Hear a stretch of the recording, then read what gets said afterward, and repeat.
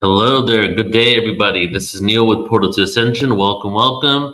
And we are going to be playing today the Ultimate Star Beings 2023 conference. This is the second day of the 5-day event that we did last year. And for those of you who don't know, we actually did a conference for the last 4 days. We went live for 4 days, Ultimate Star Beings conference. It's available on our YouTube now. You can take a look at it. Just go to our youtube.com/portal to ascension. Take a look at that there. It will be up for a few days only, and then it's on our website only. So you have to go to portaltoascension.org, upcoming events, and sign up for the replays of that. But in honor of the 4 days of amazing epicness that we just created, 39 hours, guys, 39 hours of awareness that we just did.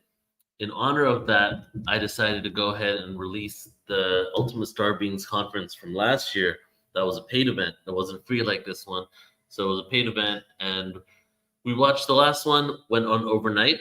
So a lot of you guys in the US and around the area didn't get to see it. But this one is during the day. So hopefully you can tune into this. So I'm just going to go ahead and play it. Quick announcement. I showed a couple of trailers in the beginning. If you'd like to support Portal to Ascension, there's a PayPal at the bottom there. If you'd like to donate and help us continue this mission, these events and work. And this weekend, coming up on January 20th, we have Mary Rodwell, Past Life Contact with Non-Human Intelligences webinar, portaltoascension.org. I'll go ahead and throw this in the chat as well, so you guys can see it there in the comments section.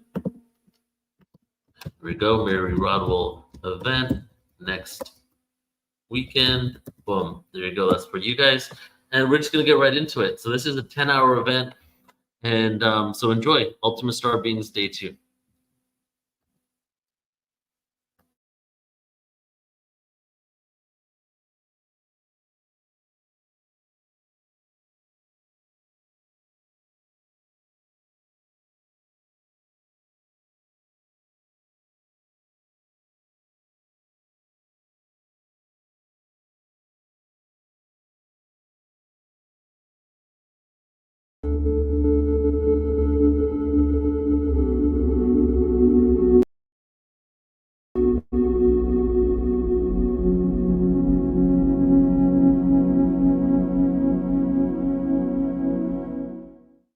You know, Glastonbury and Sedona, there is an energetic connection between these two really metaphysical towns and communities.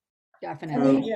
There's some kind of, synchronistic portal connection between these places. Yes, definitely. And those are growing stronger now, and that's why we're all really converging and going to Glastonbury together, going to Egypt together, coming to Sedona together, because this is part of that energetic convergence happening with the ascension. It's so, I'm getting chills just talking about it. Yes, ascension, that's why I love talking to Sandra Walter yesterday. Did you hear that interview with Tangela? No, unfortunately, I missed that one. I want to watch the replay, though. How was it? She is just magical. She's really doing the heavy lifting, the work. I mean, transmitting. I really got this overwhelming, energetic, download from her, I guess you can call it. Powerful. Yeah. And she really emanates a frequency. After we're done yesterday, Joan and I stepped outside, and I was like, Sandra Walter, like, she emanates an ascended master frequency. Like, when you just look at her, she just like grabs your attention just because of her presence. Yes. There's a few people like that. Deborah Giusti does that too. Yes. Oh, it's Joan, I'm seeing power. Joan, you work with, I was just looking at the chat. You work with Merlin. Merlin's I love it. Yes, Merlin. I didn't come from a magical family, but the one magic in my life was this couple of books about King Arthur and Merlin that I started reading from an early age. Go ahead. No, saying we can go to the Cave of Merlin, which is out on the coast. I've been there. Yes, I have been there. That magical town with King Arthur's castle. That is just beyond. We don't have sites like that here in the U.S. that really. We have Sedona. I got this rock there from King Arthur's. No, the Merlin Cave. Oh, look, see how it disappears as I put it up there? It's a magical stone. So Okay. Merlin's Cave, so St. Nectan's Glen is the forest that's right next to Merlin's Cave. And from the forest, if you go up high on the hills there, you can see Merlin's Cave. And when you go through St. Nectan's Glen, basically you got to hike like by a creek to get to this waterfall. And the waterfall is supposedly where King Arthur came to meet the Lady of the Lake.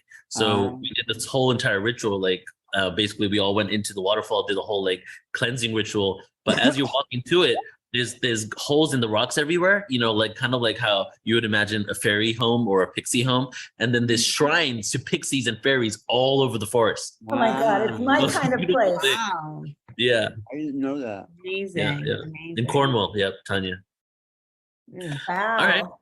I guess we have begun. Well, yeah, what's happening today? What's the theme? I mean, what do we want to focus on?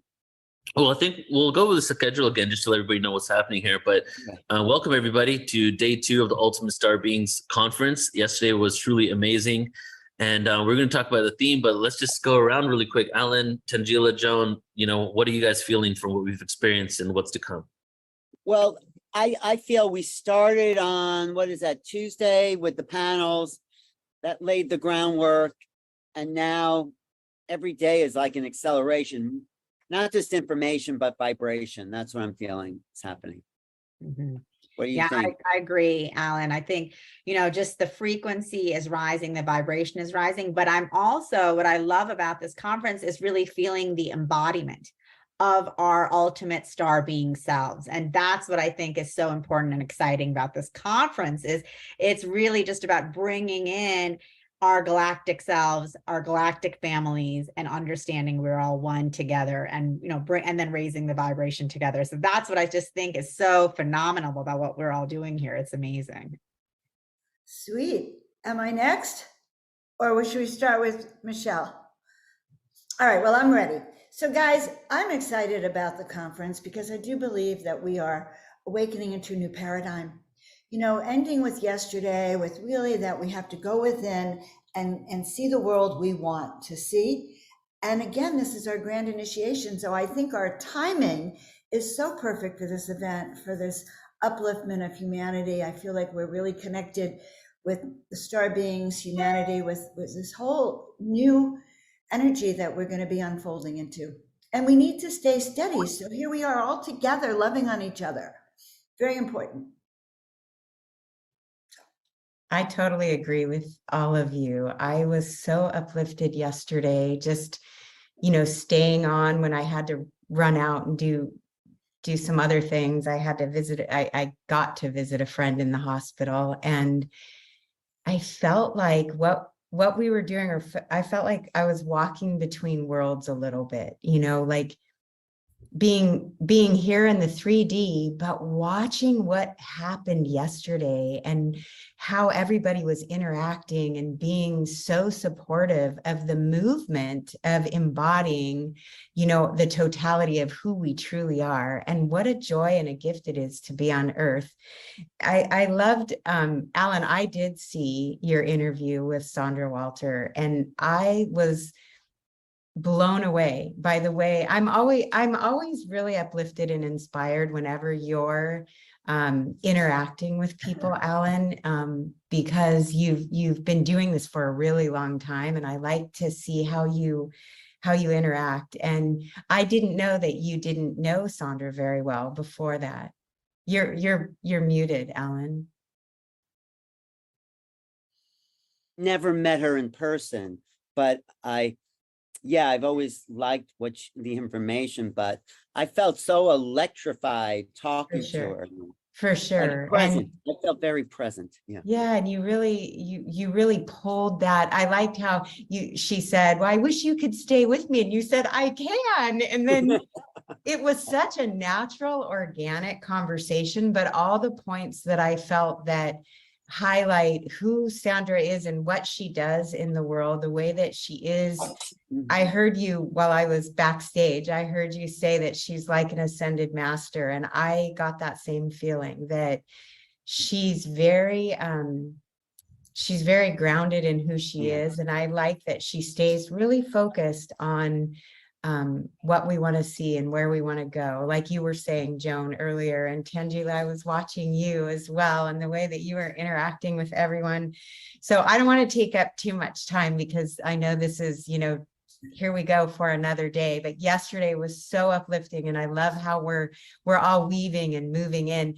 And I really appreciate, Brendan, that you brought your son, right, on yesterday, because it's like a wink from the universe that more children are coming in, and that we still, our work is not done here on Earth, and our species will survive.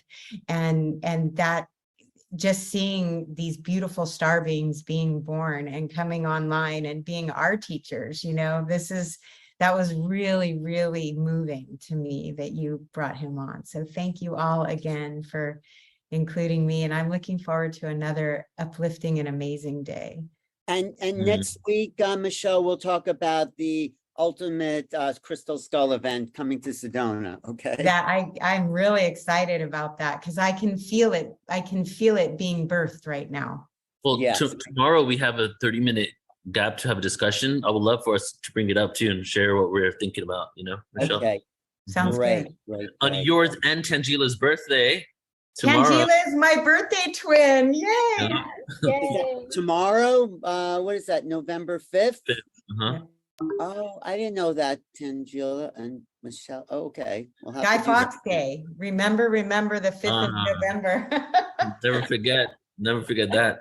How about you, Brandon? How you feeling, brother?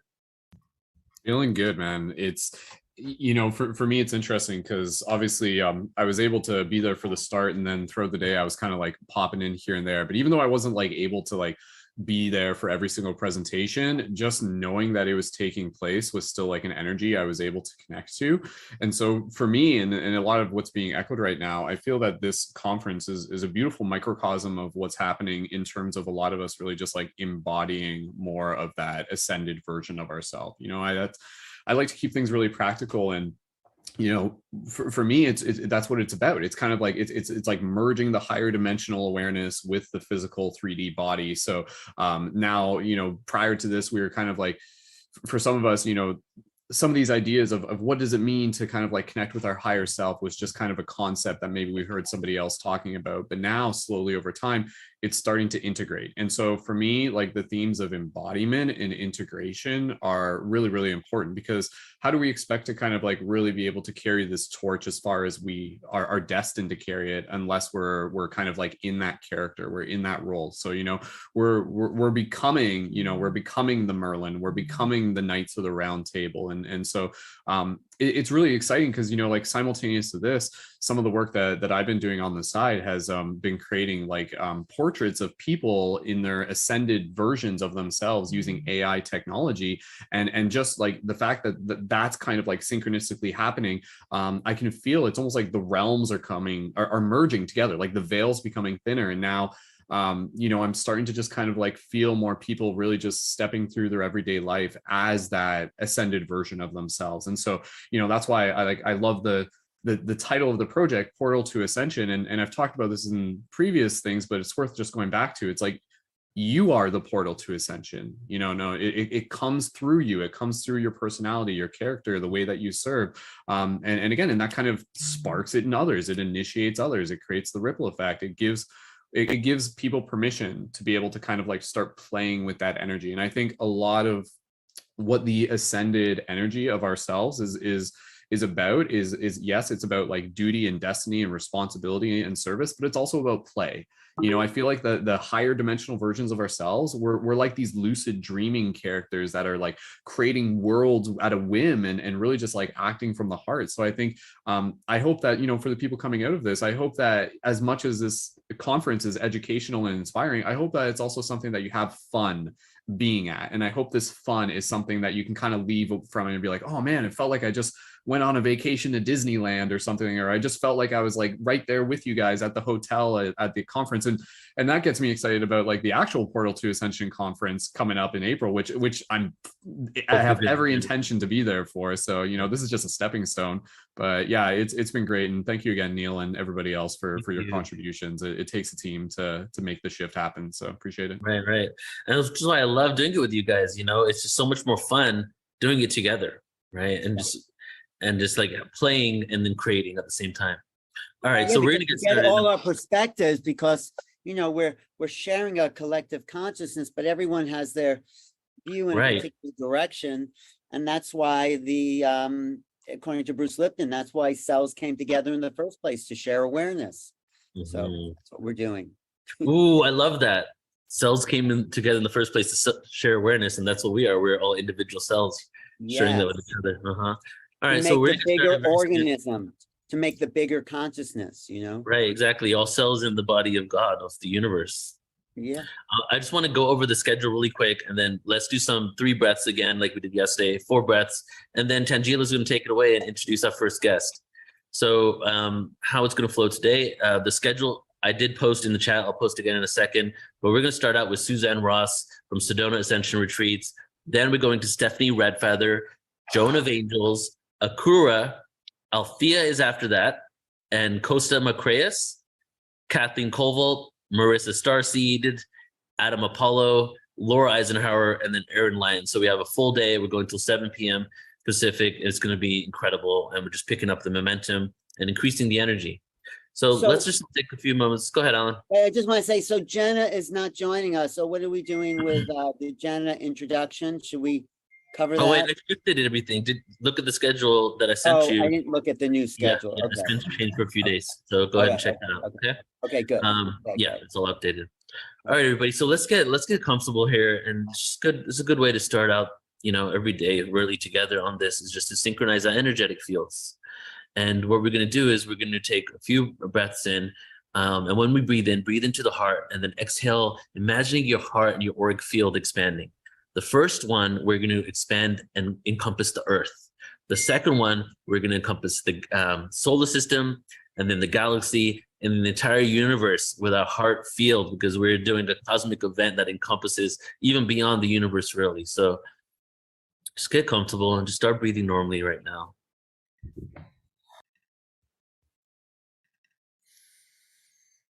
Just breathe normally. And on the next exhale, take a deep inhale and expand it out through the heart around the planet Earth.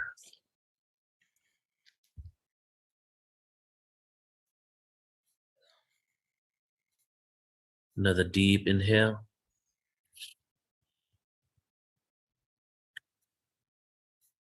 Release it around the whole solar system, all the planets and the sun. Inhale. Expand your heart around the galaxy.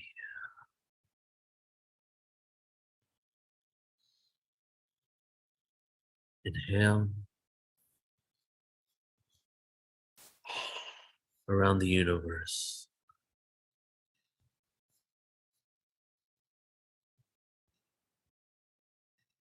Infinite gratitude to have the opportunity to be the conduits for this awareness today. As we send the frequency off into the cosmos, the lighthouse of Earth is ready. The upliftment and the evolution of humanity is here now. And we're ready for it. We're ready to create real change on Earth so that we can all live in peace and harmony. One more deep breath in. Exhale. All right, everybody. Day 2 begins. Thank Angela. you, Neil. Thank you, Neil. That was beautiful. And I just feel so connected to everyone here. Thanks for joining in. And I'm just really excited to be introducing our first speaker for today, Suzanne Ross. Suzanne has an amazing story because she was actually in corporate America and then had an awakening and has since then dedicated her whole life to the awakening and ascension of humanity through her books, services, TV network, radio shows, and many, many events. She's the author of the Up trilogy, Wake Up, Rise Up, and Lighten Up. She's the executive producer of sci-fi.tv, and she hosts the annual Sedona Ascension Conference, which is a huge event happening in Sedona in March, and we invite all of you to join us. There's going to be incredible people, everyone from Paul Selig, James Von Prague, George Norrie attending. Portal to Ascension is the main sponsor, and everyone you see here hosting, we're all going to be there together. So it's going to be an amazing event. And Suzanne also guides celebrity tours and spiritual journeys into the Red Rocks Vortex sites of Sedona. And she's such an incredible healer, teacher, and guide. And I just have to say, last night, I actually had a dream where someone cut off my hair. And I look like a boy. And I was running around screaming at this woman. I was like, you cut off my hair, you cut off my hair. And I was so upset. And suddenly Suzanne Ross appeared and she was like, don't worry. She's like, I can help you. I can help fix your hair. And then Suzanne fixed my hair. And I was just so happy and overjoyed. And, for me, that dream just shows that, we're all working at so many different levels on so many dimensional realities. And Suzanne is there supporting us and supporting me. So thank you, Suzanne, for all of your support in the ascension of humanity. We really appreciate you. And thank you for saving my hair last night. Oh, that is so funny. Oh my goodness. And I'm like, hair is like antennas, right? And there's cultures that specifically don't cut their hair for that reason. Right. So exactly. You can't cut your antennas short. So you're supporting me. You're like, don't worry, I've got you. So thank you for that. I love it. Wonderful. Well, thank you all so much for inviting me to be part of this extraordinary conference, Portal to Ascension. I feel very called to be one of those heralding humanity through the portal of ascension.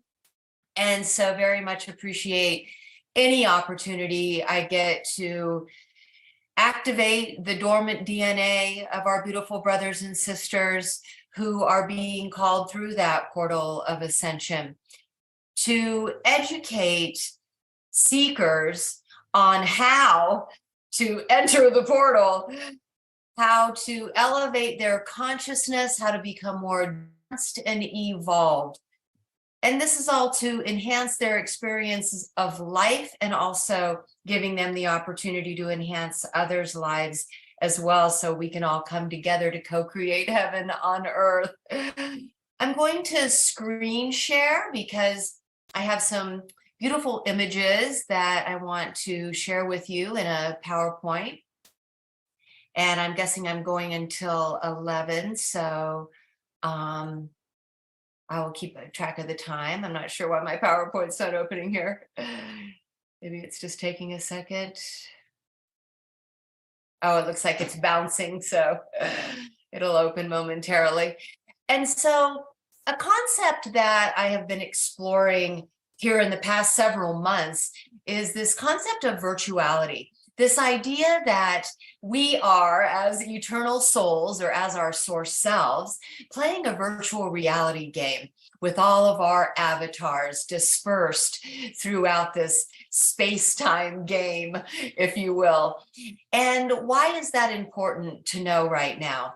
I feel it's important because it allows us the opportunity to communicate with our source self, who is projecting all of these avatars of our multidimensional fractals into all these different timelines and dimensions. That is important for us to be able to communicate with our source self, who is projecting us and is creating the realities that we are being presented with the ability to communicate directly with our source self or our eternal soul, if you will. Then we can co-create the outcomes that we most wish to experience. So let me try to create a slideshow here. I'm clicking on view. And with a view, I should be able to create a slideshow. Slide master. Sorry about that. That's not it. Let me go back to home. Sometimes it's interesting how you go to use a particular PowerPoint and it's not quite working, and it always makes me wonder, like, am I meant to be using this, or let's just use it this way for now. So the idea is that we have the opportunity to co-create the reality that we desire by communicating directly with our source self. Now, the point of my presentation today is that the entire universe is intelligent, and we are intelligent beings within it. And as such, we can communicate with the intelligence of the universe. In doing so, we can be an active part of creating not just our reality, but the collective reality by projecting our intentions into it and communicating directly with the intelligence of the architects of the universe. In the beginning, there was an infinite sea of pure consciousness. And within that infinite sea, the one great self awoke. And when this one great self awoke, it reflected upon itself and created a mirror image. And in a moment of self-recognition, the Holy Spirit was created and the divine Trinity came into being. And they rested in a perfect state of divine bliss in infinity, but then were stirred to create. And they knew they couldn't create within the fetters of infinity. And so, knowing this process of reflection and projection, they reflected upon themselves and created an inverse pyramid. This created the first shape of the Platonic solids, which is the octahedron or air. And so, from infinity, creating a portal into eternity, they could create the first perfect realm, the central universe at the core of creation. From this central universe, the divine Trinity was able to express itself as 12. 3 in each of 4 directions, which became the first 12 archetypes, or the 12 personalities of the zodiac, and all of the eternal souls who were created in this perfect realm, settled in the eternal now moment, also projected themselves as 12 personalities. And this is an existential reality. The central universe where everything is created in its perfect divine blueprint. These beings had a stir to create in a different way, to know thyself in a different way, beyond existing and being and into doing and experiencing. And as such, projected a mental construct called space-time, into which they could project 12 aspects of themselves into each of 12 dimensions for 144 soul extensions. In this way, they could experience thyself and also experience love by reflecting upon themselves. Suzanne, excuse me, are you trying to change your slides? No. Not at the moment. All right, good. I was trying to create a slideshow, but that really wasn't happening. So I'm just going to have to go through the slides by clicking on them. Thank you, dear. And so as such, we are one of these fractals that exist in this particular timeline. But because we have the ability to communicate with our other soul aspects, because we have the ability to communicate with the source soul, source self projecting us, then we have the ability to co-create our reality to create the most positive outcomes that we wish. And so what is the dimensional ascent as an ascending avatar? And that's what we are, because we have awoken. So we descended into this third dimensional reality and have had the opportunity to experience it from a third dimensional perspective within the third dimensional matrix. But those of us participating in this conference today have awoken out of that entrapment and enslavement within the 3D cube. We've blown the lid off that 3D cube and now are seeking a higher way of living and being beyond it. So in the moment that we awaken and we start seeking the light, seeking a higher dimensional way of perceiving the reality, we become an ascending avatar. Our source self, who's playing this virtual reality game with us, rejoices because its avatar is leveling up. And that's the point of the virtual reality game, is to level up. And so we would call that evolution. And so those of us who have awakened are not now on a path of evolving consciously and intentionally. We are on an accelerated evolution plan and are moving through that transitionary fourth dimension, the realm of choice. And here in this realm of choice, we are making a choice, a conscious choice to serve the light selflessly.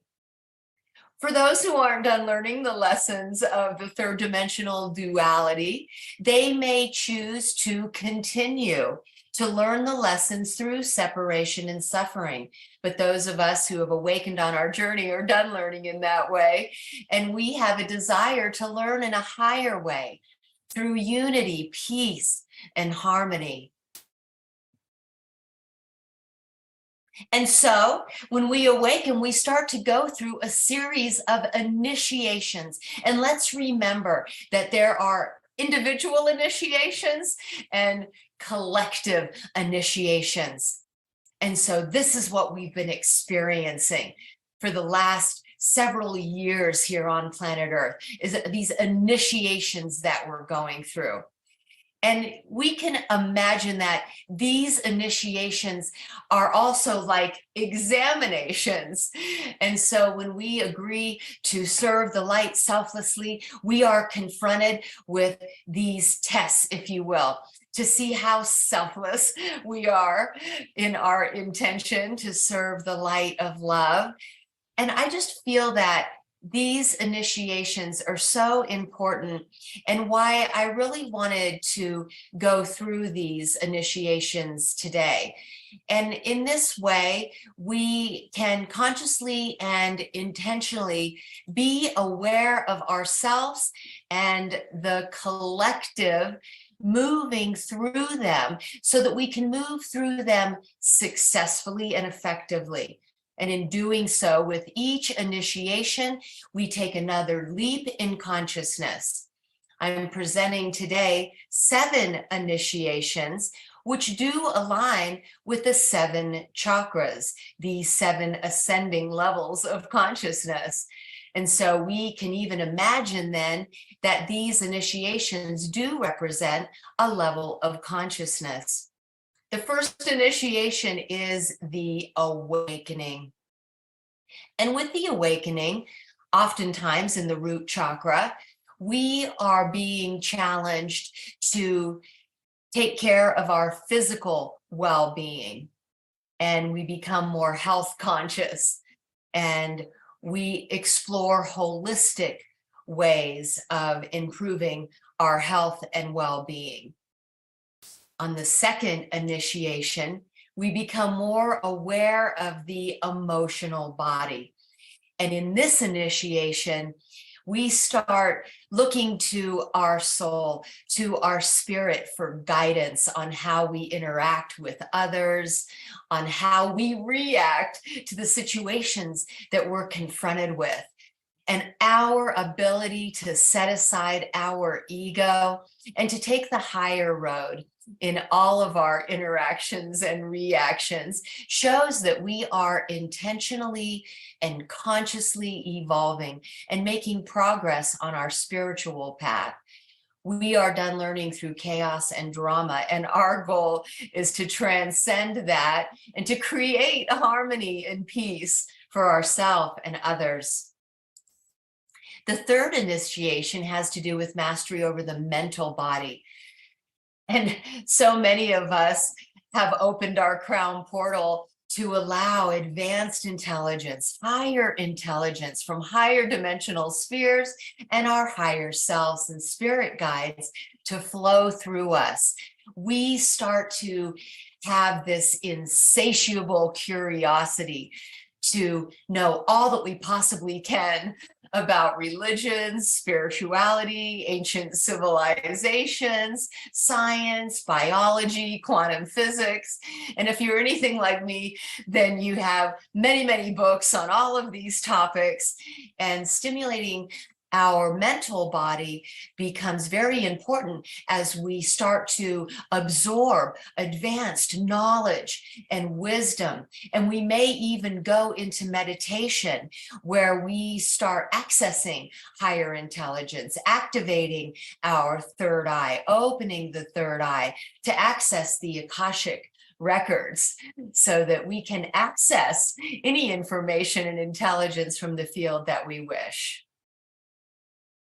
The fourth initiation has to do with the etheric body and a soul merge, whereby all thoughts, ideas, intuitions, and inspirations come directly from the soul. The ego has been crucified on the cross of matter, and the initiate is totally dedicated to the spiritual life and to the spiritualization of the collective soul. They may feel compelled to raise the vibration of the collective consciousness. And so this is where many of us are at today. We feel called to raise the vibration of the collective consciousness. We are dedicated to the spiritualization of the collective soul. And so we are doing our individual work on our evolutionary path, making progress on our spiritual path. But when we awaken and we start to experience the higher vibrations of love, when we start to experience the inner peace and ecstatic bliss of the spiritual path, we feel compelled through the love in our heart for all of our brothers and sisters to awaken them so that they too can experience that love vibration, the divine light, the inner peace, and the ecstatic bliss. And as we do, it becomes more intense for ourselves and others. And this is the fourth initiation. The fifth initiation has to do with the monadic merger, merging one's consciousness with the whole soul, as a reunification with the soul's fragmented aspects takes place multi-dimensionally. And so many of us feel called to reunite with our multi-dimensional selves in other timelines and in other dimensions. And this is work that I am very much focused on and facilitate many multi-dimensional soul reunions with my clients, because I think this is really a key to the fifth initiation and 5D. Especially in the third dimensional timelines where we have many fragmented souls experiencing different timelines, because you see, we are karmically entangled with all of these other soul aspects. And if we want to ascend out of the third dimension and into the next higher incarnational dimension, the fifth dimension, it's important for us to resolve the karmic entanglements that we may have with other 3D soul aspects and other 3D timelines. So we always begin with past life regressions that allow us to release those karmic attachments with other 3D soul aspects so that we can return to wholeness and ascend as a whole being. Also, I have realized through these multidimensional soul reunions that when I merge myself or a client with their higher dimensional aspects, that it ignites dormant DNA. because these higher aspects are more evolved and advanced and have more of their DNA online. And so this is a powerful way to activate dormant DNA and also to bring more of our brain online. The sixth initiation does have to do with ascension and becoming an ascended master with our light body fully activated. It is the attainment of Christ consciousness and the return of Christ on earth. And so many times we've talked about the return of Christ or the second coming.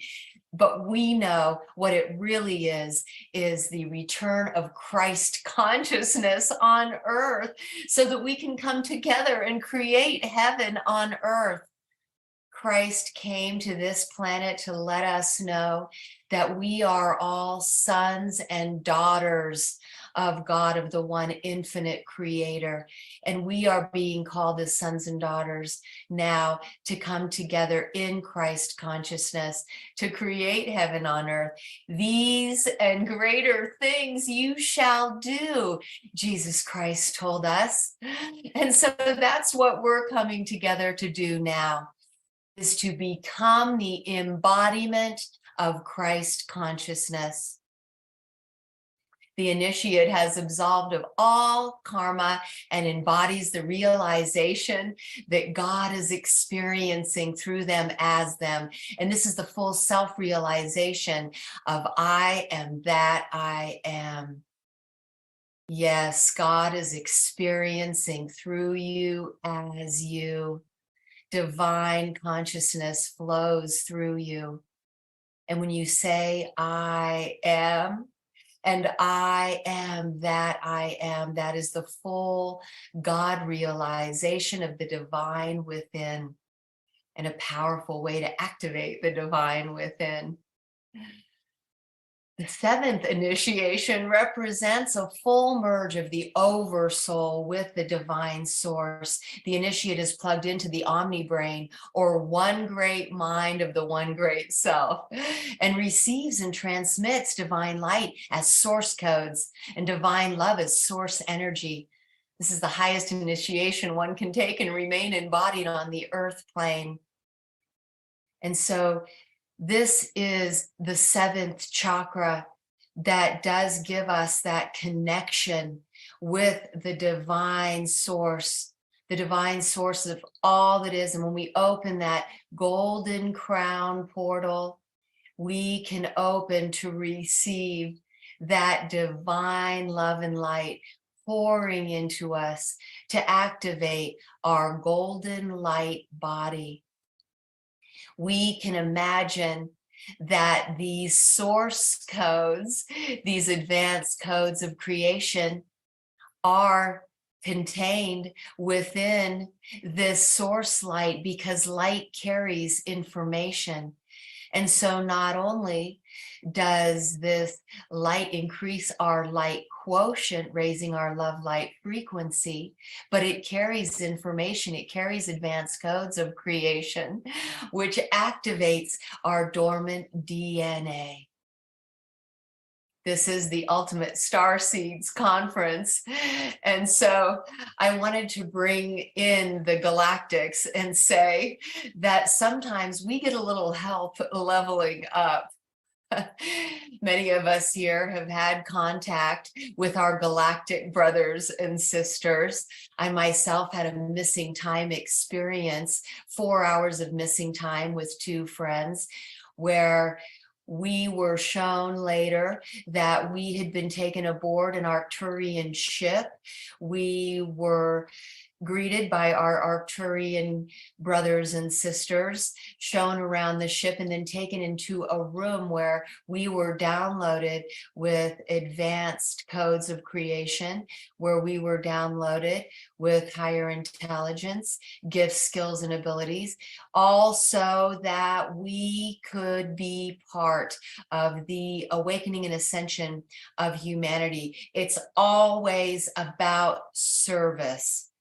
And so when we returned, I discovered that I had been given the gift to see interdimensionally And I realized that this ability to see into these interdimensional realms, to see who I was being on these other dimensions, where I was, how I was serving, I then also realized that I could do this for others, and that it became an important part of activating dormant DNA and also initiating people for the ascension through these different levels of initiation, allowing them to then level up. And so our galactic brothers and sisters are here to help advance us and evolve us in order so that we can be of greater service to humanity.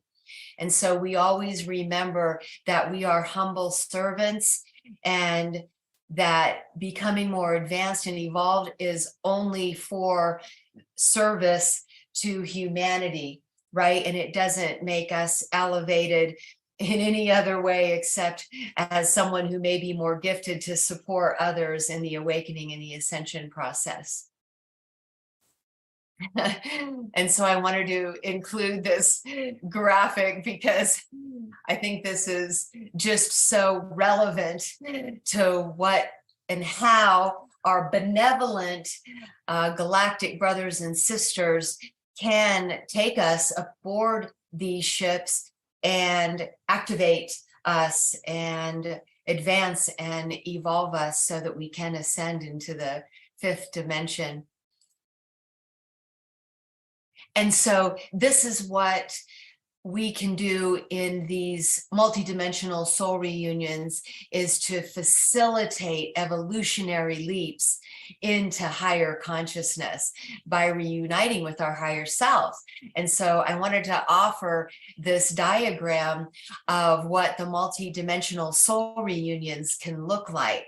When I take a client through these, I am able to see who they are being on these different star systems, and even the roles that they may be serving there. This was all downloaded to me after my missing time experience. And this is what I was shown about some of the different dimensions and some of the different star races that reside on these different dimensional planes.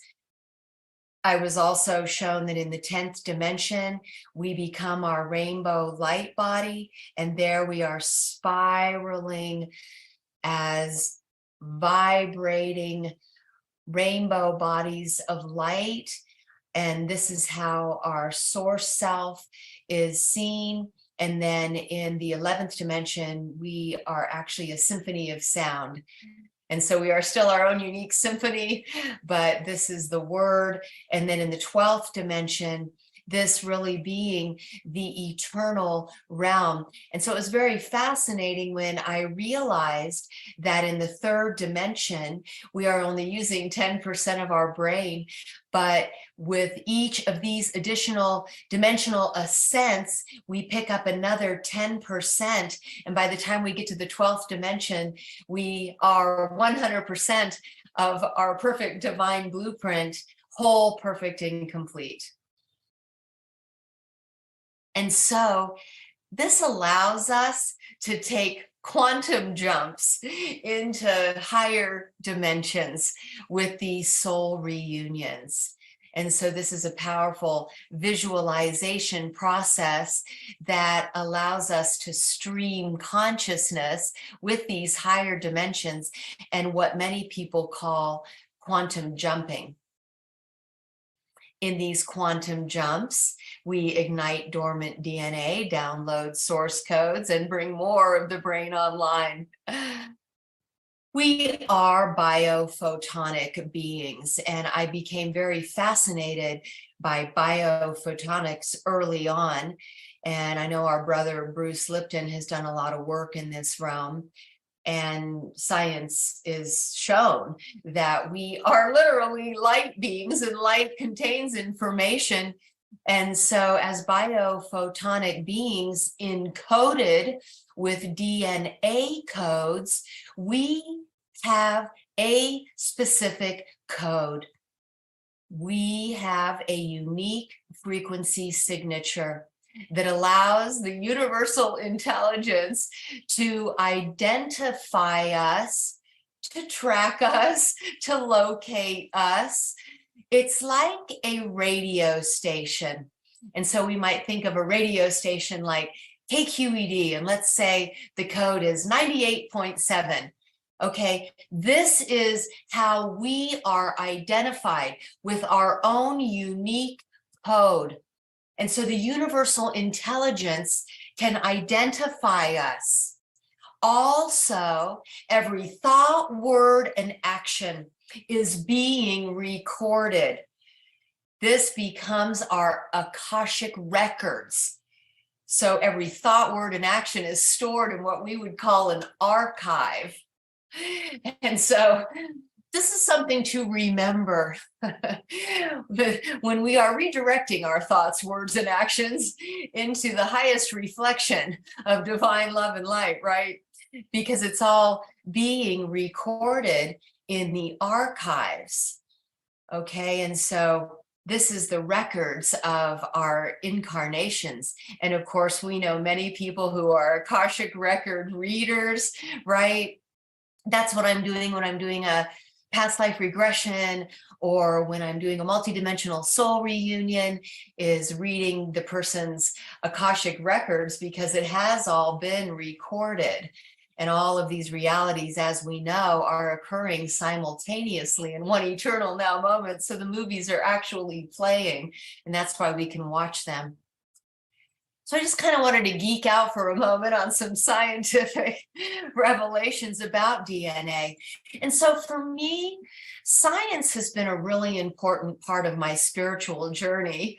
And I actually created a television network called SciSpy.tv, and it's merging science and spirituality to give us answers to the greatest mysteries of creation.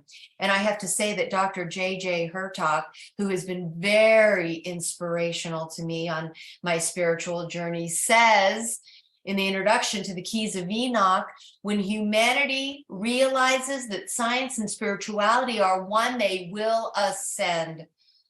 And so that's why I feel it's so important when we start to throw around words like DNA and activating dormant DNA and DNA codes, that we have some understanding actually of the scientific explanation of DNA.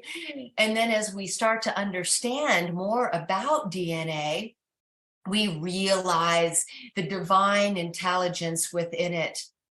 We realize through triplets, or what is called codons, that triplets is the divine trinity expressing itself. We talk about nucleotide bases, and this is the divine trinity expressing itself as 4. We talk about the 12 archetypes and how the divine trinity as 3 is expressing itself in all 4 directions to give us 12. But here with DNA codes, we can see how the divine trinity as triplets or codons is expressing itself as 4, and 4 to the power of 3 gives us 64. This is divine intelligence in action.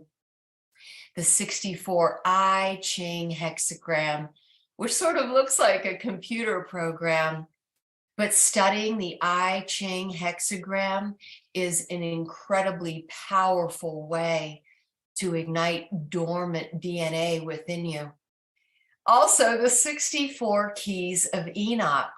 And when J.J. Hurtak was ascended by Enoch and taken into the presence of Metatron, he was downloaded with burning scrolls containing fire letters and key codes. 64 keys. In the 60 keys of Enoch, he reveals 54 keys.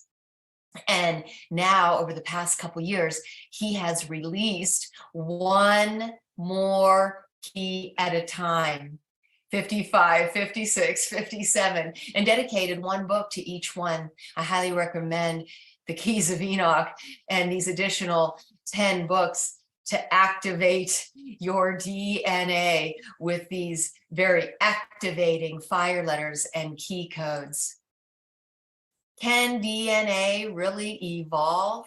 Well, I have discovered that even the scientific community, within the scientific community, the concept of the evolution of the genetic code is widely accepted. And they have been doing many experiments in a lab environment where they are working with the DNA to experiment with its ability to evolve, and have confirmed that yes, DNA can evolve by activating these dormant DNA codes. And I thought this was interesting, as J.J. Hertalk writes a book about the 54 keys and then only releases the other 10 as humanity's evolutionary status is ready for them. They were able to determine the sequences of 54 out of 64 codons in their experiences, in their experiments, excuse me. And I also thought this was interesting, this messenger RNA displayed in the level of 7 codons, and we know the significance of the number 7. So yes, DNA strands can be reignited by streaming consciousness with higher intelligence. The universe is intelligent, and you are an intelligent being communicating with the universe every moment of every day. What if our communication is intentional and directed? If you want to be part of co-creating heaven on earth, let the higher intelligences of the universe co-creating with us know your intentions, and the universe will co-create with you. Project with intention those outcomes you wish to see, not just in your own life, but for the collective consciousness, always serving the highest good for all, and it shall manifest in the reality. Light is energy, energy is information, and information is consciousness. I see that I am running out of time.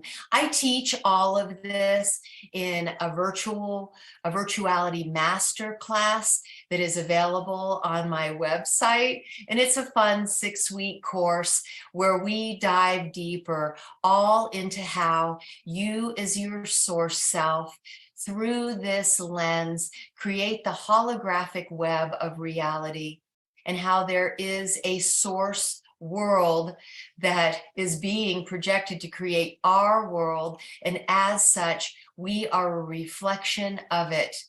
I go deeper into how this world is being projected from an 8th-dimensional reality, and how our own selves are being projected from the 9th dimension. And then I go into these upper chakras, which I feel are really important for your soul's ascension. These higher chakras giving you a greater ability to plug into the neural network of the galactic mind, right? The ability to access the one great mind of the one great self. So I would like to end today by sharing this prayer called the Ascension by Shannara. And so if you like, you can close your eyes while I read this beautiful ascension prayer. I feel my God flame touch my brow, of love eternal now. I raise my eyes, and lo, I see my own great God self over me. A dazzling cloud envelops all. I hear my own God presence call. I feel a surge of love's great might. I enter deep, its breath, its light. I see within this pulsing flame. I listen and hear my secret name. I feel the glow, the great flame breath. I am the victor over death. I stand forth, free ascended now. To my heart's light, all things do bow. I am a being of cause alone, and that cause love, the sacred tone. I pour out life, I lift, I raise. My heart overflows and sings its praise. My power strengthens and inspires. My great light rays are God's own fires. I am a sun, my love its light. All else grows dim, earth lost to sight. I know I am God, the one, the source, the great, great central sun.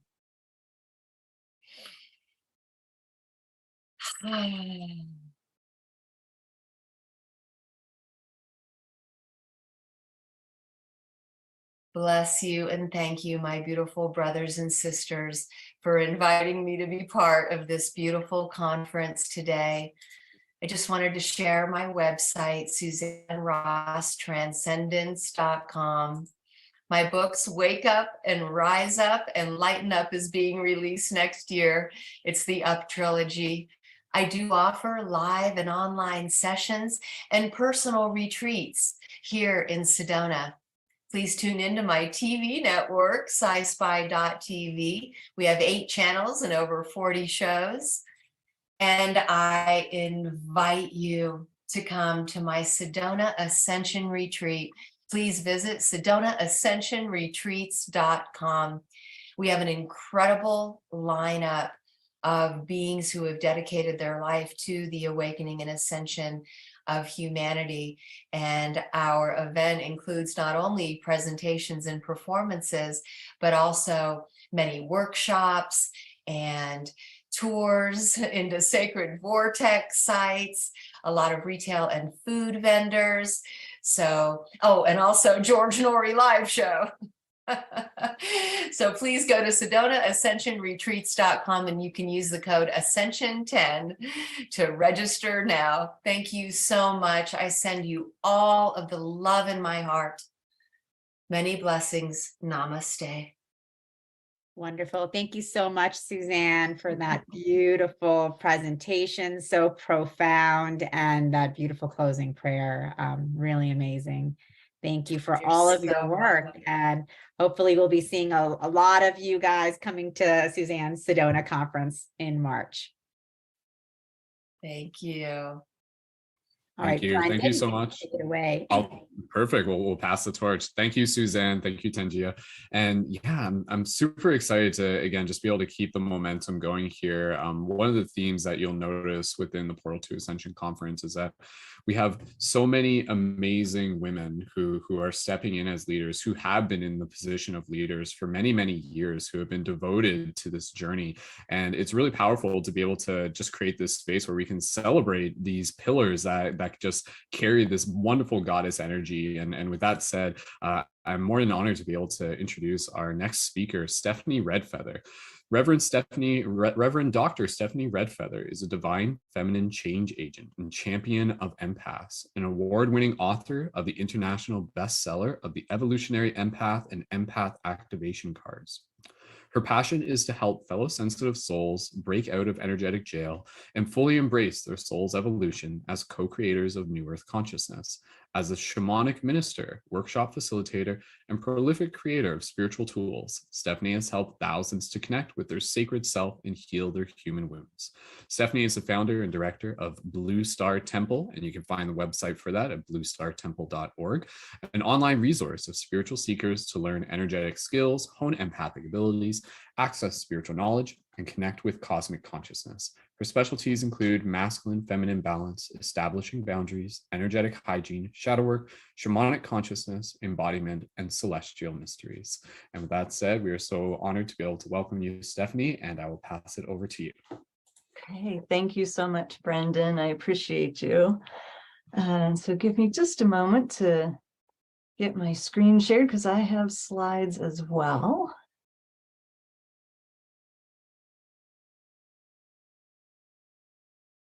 Okay. And are you able to see the slides at this point? Just want to double check. Yes, we're able to see them, Stephanie. Okay, fantastic. All right. So I find it fascinating that that we both have the same background for our PowerPoint presentation. I had to laugh at that. I'm like, hey, I recognize those. So I love the synchronicity of that. So my focus is on the star Sirius. I began my journey with Sirius a number of years ago. I study and practice in a Peruvian tradition of shamanism called the Pachacuti Mesa tradition. And just like so many indigenous traditions, they have a strong relationship with their star ancestors. Their creation myths often include the star relatives. And so during my apprenticeship, the presence of our star relatives and the connection between sacred mountains and various stars and all the mythology really lit something up inside of me. And it became very clear very quickly that Sirius is my home planet. And there are other stars and constellations that I also connect to, but Sirius is my strongest lineage, I would say. And so I want to start, I'm going to share about different, some of the more esoteric knowledge and mythology of how Sirius shows up in a couple of different ancient and indigenous traditions. But I find it can help just to anchor ourselves in the physical. And so while this may be a little didactic, I do want to share a little bit about Sirius A, B, and C, just to orient us to what the star is and some of its qualities. And so Sirius is part of the Canis Major constellation. And the easiest way to find it in the sky is to locate Orion, which is pretty easy to locate. And then you just trace Orion's belt from right to left, and it essentially just points straight down to the star Sirius. And so Sirius is the brightest star in the night sky, 23 times brighter than our sun. It is almost 2.5 times our sun's mass, and about 1.8 times our sun's diameter. It is, in terms of the vast distances in the galaxy, it's only 8.7 light years from Earth. And so other than Alpha Centauri, it is the closest star that we can see with the naked eye. And the word Sirius itself comes from the Greek term that means searing or scorching. And that'll become more significant when we talk about the dog days and how that's related to Sirius. So when you view Sirius, it's a very brilliant white light with a little tinge of blue. Now, if you're wondering where is Sirius in the sky right now, it is visible, but it's the best viewing, if you will. So you just walk outside at night and there's Sirius in the sky, is roughly from December to February in the northern hemisphere. And I'll talk a little bit more about the cycle of Sirius, when it's visible and when it's not. Sirius B is not visible to the naked eye. And so between 1834 and 1844, there's an astronomer named F. Bessel, and he found that Sirius had this kind of wavy irregularity in its motion through space, and came to the conclusion that there was an invisible companion revolving around Sirius A in the period of about 50 years. Every 50 years, it would make an orbit. And so that is Sirius B. Sirius B is a white dwarf, which means it is extremely dense. And just to give you an idea of how dense, the surface of Sirius B is 300 times harder than a diamond, and its interior has the density 3,000 times that of a diamond. It also spins very quickly on its axis, about 23 times a minute. So this generates a huge magnetic field around Sirius B. Its mass is nearly equal to that of our sun, but its diameter is only 19,000 miles wide, and that's 40 to 50 times smaller than our sun. So it's an incredible density, 90 times more than that of our sun, while it's being 40 to 50 times smaller than our sun. And a cubic inch of Sirius B's material, cubic inch, just, little bitty, barely more than a sugar cube, weighs about 2.5 tons. And so in their relationship, Sirius A and B form what is known as a binary star system because they orbit around each other. And they have an eccentric orbit that has a period of 49.98 years, so just shy of 50 years. And although Sirius B is totally invisible to our naked eye, we can see and measure, if you will, the effects of its incredible electromagnetic field because it affects the Milky Way, the solar system, planets, the Earth. And so due to these magnetic properties and the incredible density of Sirius B, in its orbit, when it gets close to Sirius A, there's this huge magnetic storm that is created, and it causes the stars to exchange large amounts of highly charged particles. And these particles get injected into the galactic magnetic field of the Milky Way. Now, our Earth lies in this stream of energy from Sirius. So if you're familiar with the solar winds, right, in the galaxy, there are certain directions that electromagnetic fields run, the solar winds. And so we are downstream from these energies from Sirius. And so if you're curious, when was the last time that Sirius A and B were close to each other? It was in 93-94. And this magnetic storm experience tends to increase in intensity about 5 years before they are at their closest pass of each other, and about 5 years afterwards. And so it'll be, I have to do math now, 2044 roughly, before they are at their closest approach to one another. Sirius C, this is very controversial because depending on what source you consult, some will say it exists and some will say it doesn't. Now, there is a tribe of people called the Dogon. They live in Mali, which is in West Africa. And in their mythology, Sirius plays a prominent role. And I'll talk more about them here in just a little bit. But they talked about the existence of a third star in the Sirius system. To them, there is no question, and they called it Maya. In 1995, there's 2 French astronomers that published a result of a multi-year study that there was apparently a small red dwarf star in the Sirius system, which only had the mass of about 0.05 of Sirius B. So again, it is still controversial in the scientific community whether or not Sirius C exists. So there's Sirius A, which we can see visibly in the sky. There's Sirius B that orbits around Sirius A in a 50-year orbit cycle. And then there's Sirius C. So let me share about the dog days. As I shared in the beginning, Sirius is the brightest star in the constellation of Canis Major, Canis meaning dog. So some people think, maybe you've heard the story of, well, it's the dog days of summer. It's the hottest time, and this is when the dogs go, under the porch and try to cool off. But they're called the dog days for a different reason. And then sometimes it's also called the dog star because it follows Orion into the night sky. So when Orion first rises in the east, it comes up, and then you'll see Sirius following it. The dog days were directly tied into the movements and timing of the star Sirius. And so the dog days are named for the sultriest periods of the summer in the northern hemisphere.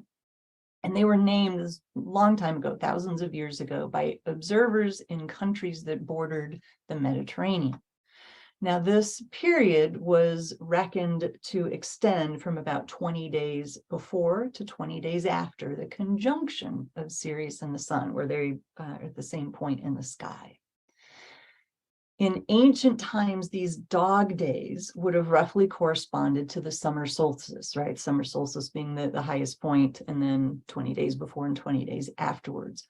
But due to a phenomenon called the precession of the equinoxes, the days have fallen later and later in the year. So they don't match up in current modern times like they did when they were originally named.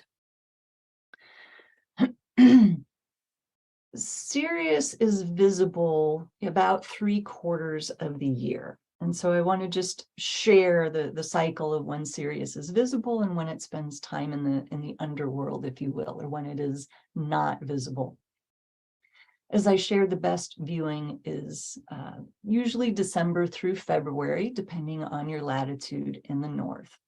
But let's just start with when Sirius appears in the sky, the beginning of its cycle. It rises as a morning star, which is another way of saying it rises at the same time as the sun in August. So depending on your latitude, it's going to be a different day. And in the next slide, I'll give you more specific information if you want to chart that, write it down for yourself so that you can do ceremony or witness that event happening next August. So from August until late May, it makes a trek through the sky, going from east to west, eventually setting in the west in late May. And then it's going to disappear from the horizon. In more esoteric terms or spiritual terms, we talk about it going into the kind of mythical underworld, where it is no longer visible in the night sky. And it spends about 70 days in the underworld, again, depending on your latitude. And that 70-day cycle is very significant to the Egyptians, which I'll talk about in a minute when I get to the Egyptian part. And so depending on where your latitude is, this is a chart for the Northern Hemisphere of when Sirius will rise. It's called a heliacal rising of Sirius. And Helios is the Greek name for the sun. So that's where the term comes from. It's heliacal, meaning with the sun. So Sirius rises with the sun as a morning star in the east in August, depending on what your latitude is. And so I'm at 39 degrees and change. And so I'm going to be able to see Sirius August 10th, August 11th. And there's just this is a screenshot from last year, 2021, of what that looks like, of just an orientation. You can see Betelgeuse and Rigel annotated there in the constellation of Orion. You can see where Sirius is. And the further north you go, the further Sirius slides to the south, and the longer you have to wait to see Sirius in the sky. And so stars rise in general about 4 minutes earlier each day and climb approximately 1 degree higher with the passing days. So let's weave in Egypt and the significance of Sirius, and especially the heliacal rising of Sirius. So the first sighting of Sirius in ancient times was associated with the rebirth of the Nile. So the Nile floods every year. And in ancient Egypt around 3000 BC, the stars return after its 70-day hiatus, 70-day period in the underworld, coincided with the flooding of the Nile. And of course, the Nile is the lifeblood of the Egyptian culture then, just like it still is now. And so this 70-day period was so significant that it became the length of their funerary rituals for the pharaohs, mimicking the 70 days that Sirius spent in the underworld, or what they called the duat. And the duat is a term that they use to describe the region through which their sun god Ra traveled. And so each night when the sun set, Ra was battling it out with Apophis, who was this embodiment of the primordial chaos. And so the sun had to defeat this primordial chaos in the underworld every night in order to rise again in the morning and bring order back to the earth. And so this symbolism and this mythology, this timing was very important to the Egyptians. So important that the heliacal rising of Sirius marked the start of the Egyptian calendar year, which is also known as the Sothic calendar. And Sothic is a term that derives from the Greek word sothis. So you might have heard of Sothis, which is the Greek name for the goddess Sirius, the star Sirius, the goddess that represents the energy of Sirius. And, you know, if you study Egyptian mythology at all, you'll notice there's a lot of Greek names that got woven into things, or current terms that we have are the Greek version versus the Egyptian version. The Egyptian name for the same goddess associated with Sirius is called Sopdet. And that's a picture of her in the slide. And she's very easy to recognize because she has the 5-pointed star on her head. So the Egyptian New Year was celebrated with a festival known as the Coming of Sopdet. And so you can see how significant this was for the Egyptian culture. And as I shared before, the current, you know, if you wanted to track this now, because of the precession of the equinoxes, which I'll talk about just a wee bit here in a minute, shifts the timing of things over hundreds and thousands of years. And so the current heliacal rising of Sirius no longer coincides with the flooding of the Nile, but the significance of it is still there in the Egyptian culture. So you can think of Sirius as our spiritual sun. Sirius is associated with higher dimensional frequencies of conscious, and it helps us to quicken and evolve our planet, right? Our consciousness as humanity, to shift our physical vibration. And as we learn more about the nature of our galaxy and its magnetic fields, I spoke of this a few minutes ago, we know that streams of energy from stars travel in specific directions, either up or down the galactic arm in which they're embedded. And so, you know, these energies travel along these paths of magnetic field lines. And so we are downstream from Sirius in the part of the galactic arm that our solar system resides in. Now, if you want to make notes of very specific times during the year to do ceremony or connect more deeply with Sirius, from late June to the September equinox, the light codes from Sirius are amplified by Sirius being in the beams of the sun. So it's the proximity of Sirius and the sun that amplifies these light codes. So this is an especially powerful time to receive downloads and insights from Sirius and connect with the star. So, you know, part of that time, it's going to be difficult to actually visibly see in the sky because it's going to be during daylight. But you can, depending on where you live on the planet, you may not see it at all, but it doesn't matter. You can still connect with the energies and the frequencies of Sirius. And if you think about it, if you kind of extrapolate, you know, in many spiritual traditions, we think of God as the bringer of life or the bringer of energy and light. Yet in its own way, our sun can take that title as well, because it brings light, right? Life on Earth would not be possible without our sun and the electromagnetic energy that we are bathed in. And we can also extend that title to Sirius as our spiritual sun, because Sirius fits this description as well, transmitting its energy, highly charged particles, beneficial particles to our entire system via these magnetic field lines. So we literally receive energy from Sirius.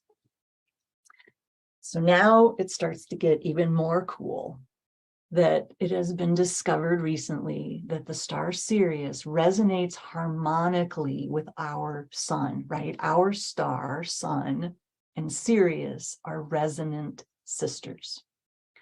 And so through studying the frequency of our sun, the frequency of Sirius, it's been determined that they are harmonic. And so just to give you an example of two objects being in harmonic resonance, think of somebody playing a violin on one side of a room, and on the other side of the room is a piano that nobody is playing. And if you watch the piano strings, when certain notes are played on the violin, those same notes, the individual strings which represent that note will start to vibrate on the piano with nobody playing it. So there's a harmonic resonance. So it is, you know, from a spiritual and energetic standpoint, it is incredible to think about the fact that Sirius and our sun are connected in this way. They are intrinsically linked. So we're starting to get now more into more of the esoteric knowledge around the magic and mysteries of Sirius. And I want to share with you about the magical seal of Sirius. Sirius is considered to be a fixed star, also called Bohemian fixed star. And the term Bohemian, it comes from, it's an Arabic term or derives from an Arabic term called Bahman or root. And so what does it mean to be a fixed star? So just a short definition. Fixed stars are, they seem to stand motionless, right? So they're not perfectly still. They don't stay in the same spot. They move because we move through space, right? But if you look at the plane of our solar system, you can just think of it as a flat plate. It's not exactly, but just for simplicity, think of a flat plate, right? So all of our planets are orbiting just in that particular kind of slice, if you will. And so because they're always moving, they're orbiting, they're close by, they seem to move a lot faster than things that are farther away, but they also only exist in a particular slice of the sky. Whereas these fixed stars can be distributed anywhere throughout the entire celestial sphere. These Bohemian fixed stars are a selection of 15 stars that are considered especially useful for magical applications. And this derives from medieval astrology of Europe and the Arab world. And so each was considered a source of astrological power. So these Bohemian stars were considered a source or a root, that's where the term comes from, of astrological power that was magnified whenever one or more of the visible planets were within 6 degrees of Sirius. And so if this is meaningful to you, if you like to track the planets, if you're an astrologer, you know, figure out where Sirius is and whenever other planets are within 6 degrees. And, you know, it's a potent time for ceremony, ritual, visualizing. If you're wondering what the funky symbol is there, every one of these fixed stars was assigned a Kabbalistic symbol. And so this is something you can actually look up online, and they're pretty cool. The symbols are very neat just to behold. Like you can feel the magic and the potency that's encoded just by looking at them. This is actually a painting in my Oracle deck called Empath Activation Cards. I brought in the energy of several stars, and Sirius was one of them. And so this is the Oracle card of Sirius from my deck. So the ancient alchemists operated from the awareness that under certain celestial influences, magic was more likely to occur, especially when worked with consciously. And so this is just, I want to place that in your consciousness so that if that symbol is meaningful to you, if tracking the movements of Sirius is meaningful to you, you can weave these things into your spiritual ceremonies, your meditations, journaling, astral traveling, and kind of amplify your experience with that.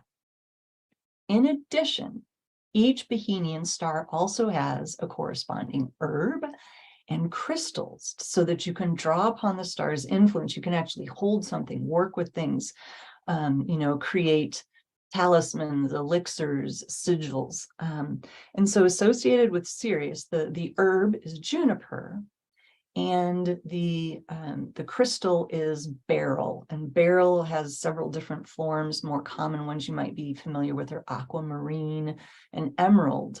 So those are the more classical associations, but more modern associations with Sirius also include Super 7, which I have a specimen of. Iridescent fluorite, which it's kind of hard to see, like you really need a good light to see the iridescence.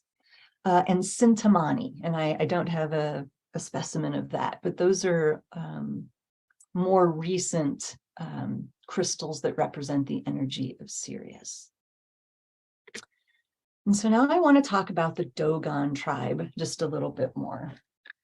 And so the Dogons, as I shared, are from Mali in Africa. There's a map so you can get a feel for where they're from. And it is said that their culture traces their roots back to ancient Egypt. And this tribe was discovered in 1935 by a couple of French anthropologists who learned the language and gained the trust of the tribal shamans and priests and began to study their mythologies and origin stories. And so Dogon mythology says that their gods, the Nomos, came from Sirius B. Now their history traces back thousands of years. So isn't it fascinating, right? I mean, people could see Sirius in the night sky, but it wasn't until the 1800s that, astronomers and scientists started mapping, right? Like knowing that that's a particular star and here's its orbit and here are some of the qualities and characteristics of it. So isn't it fascinating that this culture knew of Sirius thousands of years before, modern science did? Dogon mythology states that the creator god of the universe, Amma, sent the Nomos, who are known to be amphibious water creatures. And so the translation, they're collectively called the masters of the water. They can also be called the instructors or the monitors. And the top diagram there that looks like a fish, this is an indigenous rendering of the Nomos. Now they are said to have landed on Earth in a spinning arc, which is a depiction. The bottom there is a depiction of a Dogon drawing. So the Nomos came from Sirius B, and the Dogon name for Sirius B is Ptolo.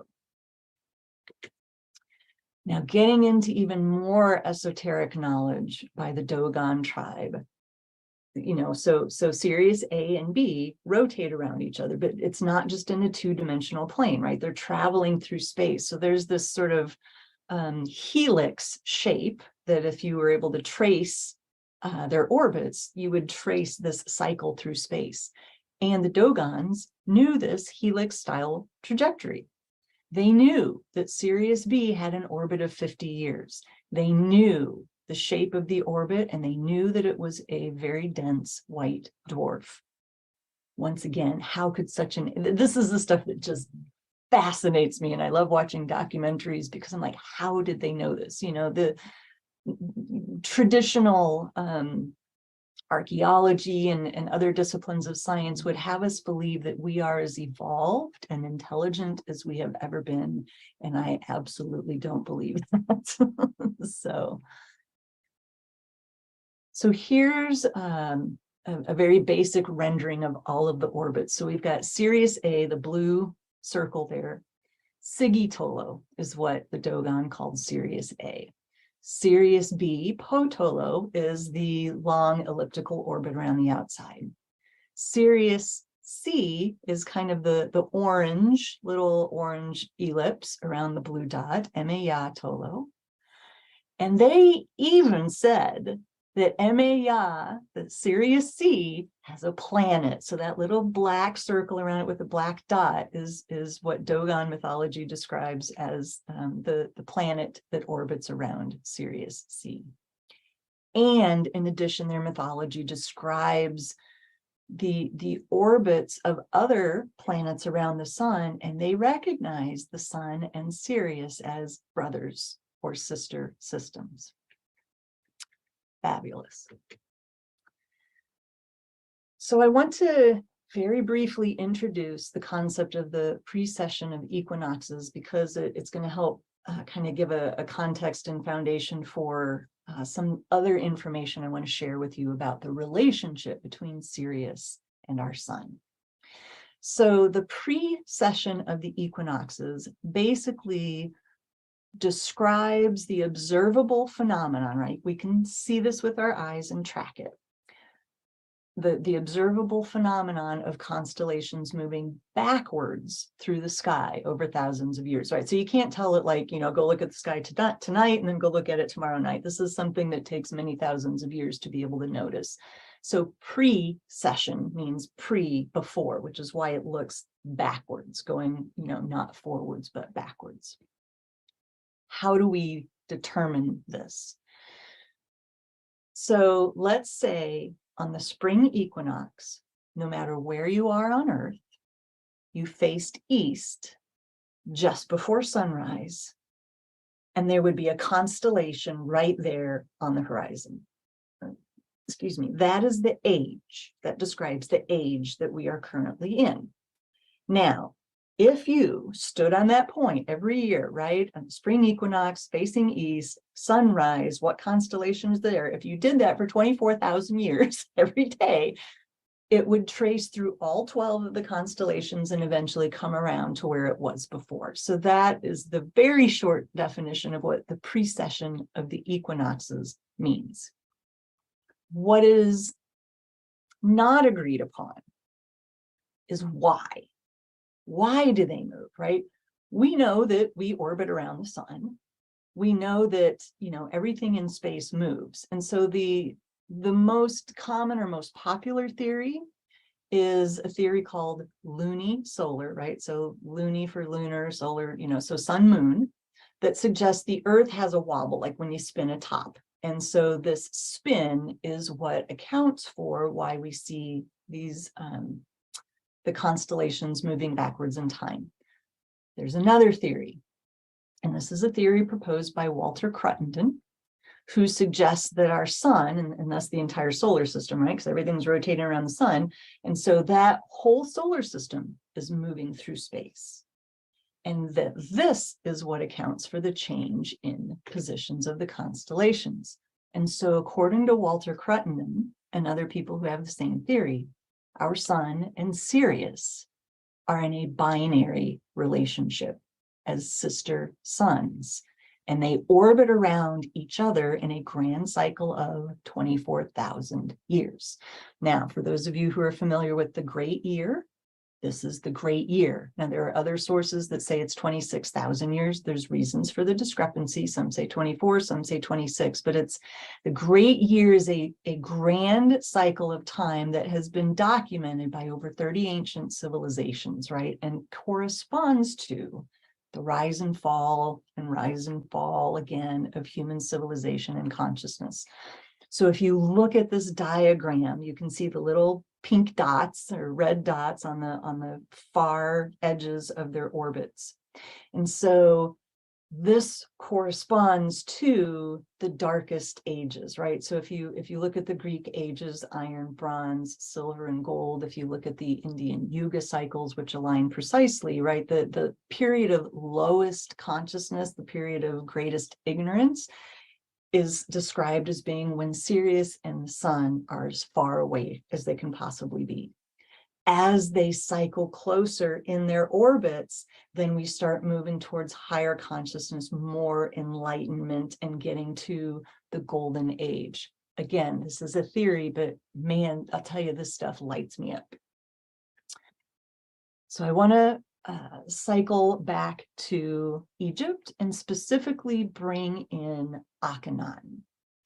Akhenaten is very meaningful to me. I have Akhenaten as well as his wife Nefertiti.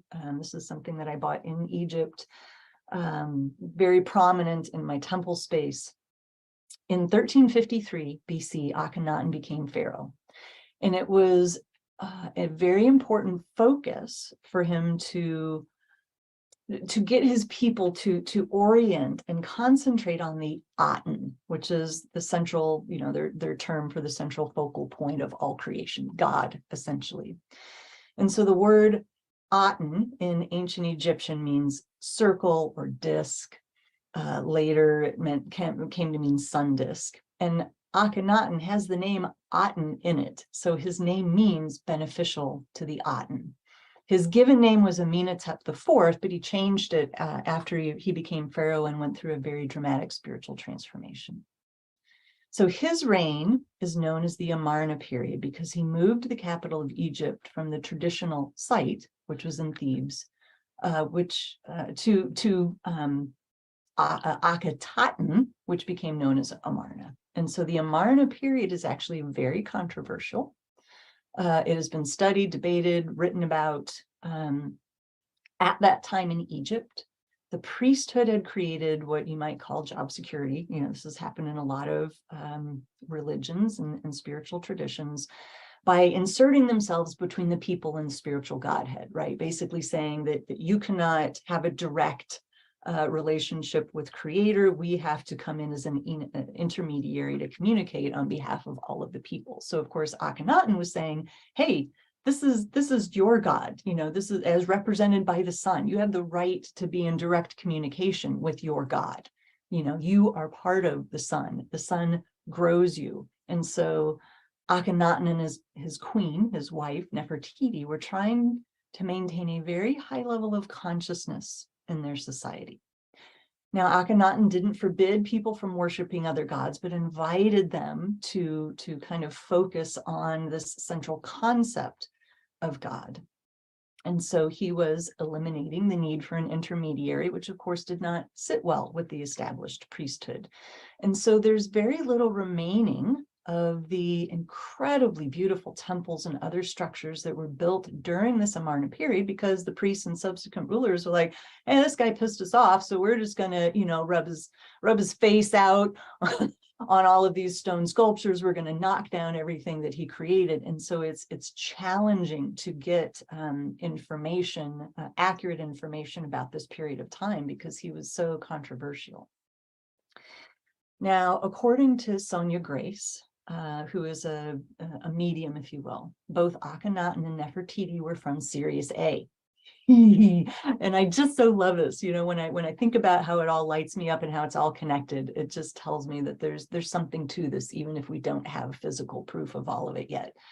So in Sonia's travel to Egypt, and her astral traveling to Egypt, she connected with Ra, and was shown that in Akhenaten's time, the queen's chamber in the Great Pyramid was a portal to Sirius, and that this was how Akhenaten and Nefertiti transported themselves to and from their home system. And so I want you to take a minute to just really look at this image. It's a common image that is often seen. That's Akhenaten on the left, Nefertiti on the right, and their children. They are always shown with these elongated hats, if you will, or crowns, however you want to describe them. Their children have elongated skulls. On the left is a photo of a statue of Akhenaten that is in the Cairo Museum in Egypt. And it is there, he is said to have been 13 feet tall, and that he, because all the pharaohs wanted to look masculine, manly, like there was a certain expectation of what the pharaohs were supposed to look like. He wanted statues of him to be accurate. And so you'll notice he has a very different body style, larger hips, very tall. I actually, when I was at the Cairo Museum, stood next to the statue, held it, touched it, put my body on it, and had such an incredible experience when that happened. So, hey, Stephanie, sorry yeah. not to interrupt, just letting you know we'll get close to wrapping up in the next little minute, and we'll be Yes. passing it over to Joan at about 50 minutes past. So. Okay, fantastic. Yeah, I was just noticing that. So I wanted to create an opportunity because I wasn't, as things were, as the timing was sort of unfolding, I wasn't sure if I would have enough time to fit everything in or would have to shorten since we started a little bit late. So I'm going to explain this to you and let you do it on your own. But the activity of star bathing, which basically means consciously getting in the presence of the stars, right? Going outside if you can, or being near a window where you can at least see them. And I invite you to connect with Sirius, bring Sirius into your meditations and into your astral traveling, into your ceremonies, and see what happens. So we're coming to the end of the presentation, and I just wanted to share with you my two books, The Evolutionary Empath, which is an award-winning international best-selling book, and Empath Activation Cards, which also won an award for a piece of art as well as the deck itself. If you want a signed copy with a personalized inscription, you can order those at my website, which is bluestartemple.org. And so I just want to leave you with a lovely little poem that just moves me every time that I say it out loud. We have calcium in our bones, iron in our veins, carbon in our souls, and nitrogen in our brains. 93% stardust with souls made of flames. We are all just stars that have people names. So thank you so much for this opportunity. It was so fantastic to share this information, and I hope that you were inspired by it. Very Stephanie, that was beautiful. Beautiful, That was yeah. beautiful. I love your cards. And you know, this morning at about 6:45, I went outside and I saw Sirius. You know, I have one of those star maps things. Yeah. I wish, and so tomorrow I'm going to follow exactly. I'm going to bathe under Sirius. Thank you. So Stephanie, if we rising on the equator at the equinox, I mean, is what age are we in according to that understanding? Right. So this is where it's tricky, because if you use the spring equinox, right, we are in the age of Aquarius. But if you use the fall equinox as your marker, we're in the age of Leo, right? So there's always these opposites to keep in mind, that, you know, if we are in the age of Aquarius, we also have to look at the influence of its opposite as well. I thought if we're in the sign of Aries, Aries is usually rising, right? Because the equinox would be, the spring equinox is Aries, 0 degrees. Wouldn't that be rising on at sunrise? It's kind of too complicated to answer. Okay, that's okay. I'm sure you know what you're talking about. We'll do a whole private course. One more thing, is our sun in a binary system with Sirius, or because it already has 2 other stars with, so it'd be a 4-star system. We had Sirius A, B, and C. Well, but everything else, I mean, it's oriented around Sirius A, right? So B and C are orbits around that. So wherever Sirius A goes, the others are going with them. And so it's more like planetary. Right, exactly, because all the planets are going around the sun. So if the sun and Sirius, everything that's orbiting around them, all, you know. So the sun and Sirius are doing like a dance, revolving around each other. Is that it? Yes, that is the theory. Okay. Okay, that's interesting. Okay, so we're definitely connected to Sirius somehow. Thank you. It was fascinating. Just listening to it, you know, for me, just being kind of like a sci-fi geek, I'm just like, this is like real life Stargate, the movie that we're talking about right here. It's like they must have kind of like connected some dots, and that's the thing, right? Like I'm fascinated by what Stephanie has brought into the conference, because it's really being able to kind of look to our history and being able to identify the idea that, you know, star beings have been here all along. And I think if you were to go much deeper into that, you would realize that they are all throughout our history. So that was really fascinating. It's got me thinking, you know, what else is there that we still haven't learned about just yet? But you know, maybe we do know about it, but we just haven't thought about it from that perspective. So yeah. Stephanie, where are you based? Where are you based out of? Which part of the world? I'm in Kansas City, Missouri. All right. Well, I'm glad there's some light going on there in Kansas City. Thank you. I appreciate it. Thank you. Thanks for that. Very Was well great. done, Wasn't Stephanie. Thank you, John. Thank you. Wasn't that amazing? That's a great like prerequisite for understanding Egypt, really. Well, that's what I was thinking as I was looking at some of those slides of yours. Yeah, maybe we should do a whole Egyptian day before we go to Egypt and talk to Stephanie. Thank you, Stephanie. Appreciate you. And yeah, I got your email about quantum timeline jumping. You are in that event, so we'll let everybody. So yeah, Stephanie's going to be at our quantum timeline jumping conference in December, and we also have a workshop that we did on portal ascension with you too. And just appreciate you so much, Stephanie. Thank you for everything that you share. Thank you, Neil. Thanks for all you do. Blessings, everyone. Thanks for being here. And for everyone here, just to conclude with Stephanie before we pass over to Joan, be sure to connect with Stephanie further at bluestartemple.org, as well as Evolutionary Empath on Facebook in one of the groups. And again, if you would like, you can also find her on her YouTube channel, and we've posted the link for that into the chats as well. So thank you again, Stephanie. And Joan, Alan, I'll pass it over to you guys. Thanks, Brandon. Good job. Brandon, so much. Okay, it's my pleasure to introduce someone who's becoming one of my favorite people. I talk to her about 5 times a day. I feel like we're living together there, Joan, and we will be. So I'm really happy to get to know you as an artist, as a MC, as a inquisitive mind who asks questions that sometimes I don't even ask, like you're asking the questions. Oh yeah, that's a good question. So it's great working with you, and I'm always interested because you are creative, where your mind is going to integrate the next level of Star Beings Ascension, this great community that we are building all together. So yeah, what are you going to be talking about today? Wow, Alan. So first of all, I have to tell you something. It's so fun to get to know you. So fun. I had no idea that we could play off of each other in such a fun, delightful way and bring healing to everyone with our kind of humor. For everyone who knows that, it turns out Alan and I are from the same neck of the woods, probably some of the same ancestral history. And we've known each other for like 10 years, but never actually had a deep dive until this year with Portal to Ascension. And so, and our television show Out of This World that we're doing. Yes, so on YouTube, you can find us Out of This World. We've had some great guests. And anyway, Alan, this is going to be a lot of fun. I am just learning who I am, guys. So what we're going to do today is talk about your star seed mission activations, how to really take this knowledge and really blast off so you feel more empowered than ever. Great. Go ahead. I'm just going to step out and we'll see you. All right. Sweet. Got the screen all to myself. So hello, everyone.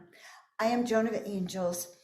And, you know, I am becoming more and more Joan of Angels, might be the way I want to phrase this, because, you know, as we start to step on our spiritual path of mastery, we go through a continual series of energetic upgrades, DNA upgrades, light code activations, sudden memories of past life, and things that come together for us. And in the last few months, that which I thought I knew about myself is like so outdated because time is speeding up, not just for me, but for all of us. And we are being called into our sacred service as of now. And I think that is what we're going to talk about today. What is it? Why are we here? What is our soul mission? What is the whole point of this? And how do we activate that which we came here to do? And I talk about it because I do a lot of readings with people. I call them soul awakening sessions, soul activation sessions, soul essence awareness, transformation, but it's all the same thing. It's all coming to terms with who you are, stepping and let's rephrase that. We never come to terms with who we are. We actually begin to touch all the aspects that we don't even know and how vast we are. So I've been referred to as the visionary's visionary. I have spent all of my life helping people align body, mind, and spirit and their sense of destiny of who we are. So we're going to look at being called as a star seed, because of course all of you are star seeds that are here with us today. And a star seed is one who knows that they have galactic roots and yet are living down here. So what is on my mind today? This is the time for which we choose. Our last speakers yesterday talked about different things in our future. And as I went to bed last night, I said, this is a time for sacred preparation. This is a time for each and every one of us to realize that we are not here just to have fun, although the rest of the world might be busy watching football and soccer or basketball. We are really here more for awakening, our own awakening and the awakening of those around us. And those of us who are activated star seeds know that not only did we volunteer here, but now we're supposed to get to work. And it's not hard work. It's doing what we naturally would do no matter what. And I love this image on the right here. This is a galactic spiritual warrior, one who is holding that light and yet also reflecting back. The one on the left is another galactic warrior, and we are somewhere in between, you know, in our avatar bodies up on the ships and who that for which we came. But this is the time to remember our divine blueprint. So when I woke up, you know, one of my first awakenings, when I was told to paint angels, and they said to me, a book showed up and fell off the bookshelf, opened just like that. It says, your call for divine assistance has been heard. I do believe many of you are here with us today because you heard that call. You heard that call to awaken. Could have been today, it could have been 20 years ago, it could have been a birth, it could have been yesterday. Like some of my clients just waking up. But when that wake up occurs, you want every bit of knowledge that you can have. And you want to know why. Why me? Why now? What is it I'm to bring in? So the first thing I want you to understand is that you came in with a blueprint. Your higher self has that blueprint. Your guides have that blueprint. And the first part of your awakening is really about waking. Actually having those moments where you have what I like to call aha moments. So guys, this divine blueprint will save your life. Absolutely, because it'll show you the way. Now, so many of people that I know, not just my clients, even my daughter, my kids, their friends, it's like, why am I here? And a feeling that we're here for something more, but we cannot access it. So my questions to you today, by the time I'm complete with our download, is if someone came along and waved their magic wand, okay, just like this, and sent you amazing healing energy, would you feel it? Would you be ready to say yes to the energies? Because what I've discovered is that we may be awakening, but we may not be ready, to activate it. We may not be ready to make those moves forwards. But when we have that deep longing, and I'm going to tell you that we are now living in that time that waking up is imperative. Every soul that has come down here as a spiritual warrior is to be woken now, because all hands on deck. We are in a spiritual battle, dark versus light. Maybe it's two sides of us, as Neil says, maybe both sides of us are fighting, but there is an energy of asking to raise it, and fight's not the right word. Raising it, light dissolves dark, so we can actually, by raising that light frequency of ours, by embracing our visions and connecting to our soul mission, to those guides who are actually, those star beings who are actually sharing with us what we are here to do, we can get the answers. Now, when you know your mission, you will leap out of bed excited to implement. You'll be faster than a speeding bullet, you'll just know. So something happened the other day that was a new level of my own work. And I found that I was even more excited than ever. Now I'm getting up at 5:36 to put it together because I'm so passionate about it. That's how you know. So welcome to the Starseed Realms, where you live in that fifth dimension and beyond, where you have the gifts of clairsentience, clairaudience, clairvoyance, telepathy, that ability to shapeshift, that ability to go invisible. I heard people talking about it yesterday and the day before, that ability to walk through the world and no one will see you. That is also an advanced starseed quality. We can develop the gifts of telepathy. We can bend spoons with our mind. We can teleport and astral travel. These are some of the newest images that have come through since my I think complete activation, which has occurred between June and now here in Mount Shasta, where I am coming together as my 33 aspect self and actually feeling into the higher dimensional frequencies where we do reside and where the energies are pretty complete. I love these two images. That's why I put them in here. Now we're going through portals within portals. So if you think you hit one portal and that was enough, no, my darlings, there are more portals within portals within portals. There's twists and there's turns. All right, always asking to be shown the way. And these are the kinds of images that you can use in your meditations to allow your visions to stir, to let go of anything that keeps you bound here in the third dimensional frequencies, afraid, unable. So many people who tell me I can't visualize. Use these images, my loves, to really see where you're going. Now I have had requests to start to dive into the ancient Egyptian codes and the ancient light codes. So slowly but steadily creating more art, feeling into these ancient Egyptian symbols that are coming through as light code activations to remind us of who we are. And when I see a light code activation recently, it's almost as if I can see a DNA code template right here. And you know how we cut and paste with, say, Microsoft Word or something? You go in, you highlight an area, you take it out, you cut, and then you copy it from somewhere else and you put in a new piece of code or a new piece of art or a new piece of text. That's almost how I'm seeing us activating our DNA with high frequency coding that comes from these other realms. So star seeds, it's time to start awakening. Use your inner visions and your inner eyes and start to shift that consciousness. So we are those beings that have come from the stars and are actually activating in our 3D bodies that are learning how to handle us. So I like to say it this way: your mission, should you choose to accept, because believe it or not, there are people who don't accept their mission.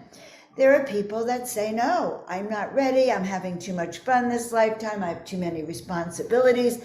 That sounds too difficult. Now, if you do not accept your mission, remember you do have free will. You could be like me, where like 10 years ago, this palm reader, his name is Lalo, looked at my palm and he looked in my eye and he said, oh, Joan, do you know you were supposed to be famous? And then he said the most hurtful words of all, you blew it. Then he said, he lightened it up a little bit, he sugarcoated, he says, well, it'll come around again as long as you say yes. You know, as long as you recognize it and you say yes. And then he said, it won't be as powerful as had you said yes the first time, but it'll be what it is destined to be. So guys, I am in that second time, just so you know. I have made it a point to say yes.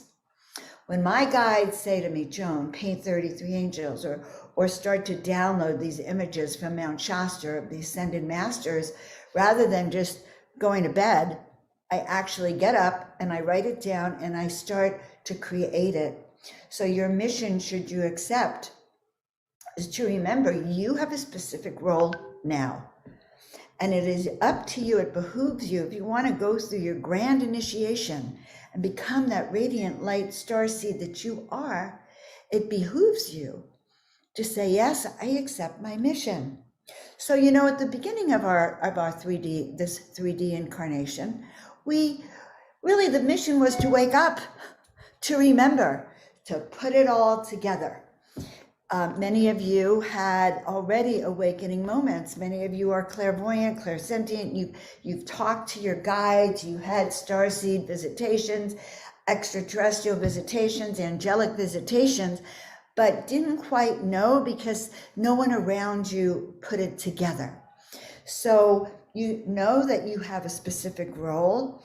This is your time to awake. And one of the things we're here to do is we're to actually help humanity, the humans that are here on the planet, that may not have this galactic origin as predominant in their selves and are waking up at a slower rate. You might think of them as brainwashed or not awake or denser, but our job is to actually help them break free, not by beating them over the head with what we know, but by raising our light frequency so light that it positively shifts their DNA. So our primary mission is almost as an undercover starseed angelic being who can help elevate and upgrade destructive timelines and remove the programming just by raising our own light. Now, when I was told that by my teacher many, many years ago, my spiritual teacher, John Roger, he said, oh no, just hold the light wherever you are, just be you. I thought they were crazy because I didn't understand that grounding and staying centered in the midst of chaos is the best thing that we can do. So it behooves us to create our own light body, to stand firm, to learn how to raise this light so that in the coming times, as we unfold into the Aquarian age, that should there be some destabilization, we can hold steady and we can start to remove any of the implants and as well as the programming of worshiping the gods, okay? Which many of us know were Lyrans or Anunnaki or any of the gods that lived in each and every city in the ancient world. So again, remember this is our home, not the physical home where we are abiding. So one of the aspects might be psycho-spiritual warfare. What is going on right now, we might find as a psycho-spiritual warfare. Okay, it's a battle between different ET races, and also humanity is going through its own ET upgrade as well, and a return of memory. So many starseeds, when we came down here, not only did we forget, but we were spiritually attacked. Many, how do I put this? If you go back and you look at your early childhood, many of us had difficult early childhoods with molestations and abductions and parents that didn't understand us, and mind control and physical abuse, not only mental abuse. And I let everyone know I ran away by the age of 3. That's how damaging it was. Here we are, starseeds. We're here to help this planet. We have codes of light that will change the frequency of the planet and open up to the Aquarian age, the new earth that is coming. And yet we come down here. The rules change. We are subject to attack within our family, outside our family, in our schools. And it is not easy at all. The rules on the earth change. And massive programming, even in our schools, that have all been designed to make you forget you came down here to wake up the planet. Why? Because if you actually came down here with full memory, imagine the good you would have accomplished by now. We wouldn't even have this discussion. We'd be discussing starseeds and the new earth once it's done. So we are also spiritual warriors. All right, we're part of these races that have intervened on planet to help heal and free soul entrapment and the imprisonment that is forced upon the earth, with many people talking about these reincarnation cycles that are repeating cycles that don't go anywhere, kind of like Groundhog's Day, that movie, where he woke up every day to the same scene. Well, some people say that reincarnation has become almost like that we're just cycled back very quickly now. I don't know, but I do know that our mission is to have direct contact, direct source, and to free our body and our mind from any soul entrapment here, so we can hold these higher frequencies. By holding them, just by dancing in that kind of form, we will raise these frequencies. So a starseed blueprint, once you know that you are a starseed, once you understand the gifts that you have, you can build your energy. One of the fastest ways, by the way, to build your energy is from the inside out, and to start to feel that energy within your hands. If you come to my Miracle Monday, by the way, which is on YouTube at 5 p.m. Pacific, 8 p.m. Eastern,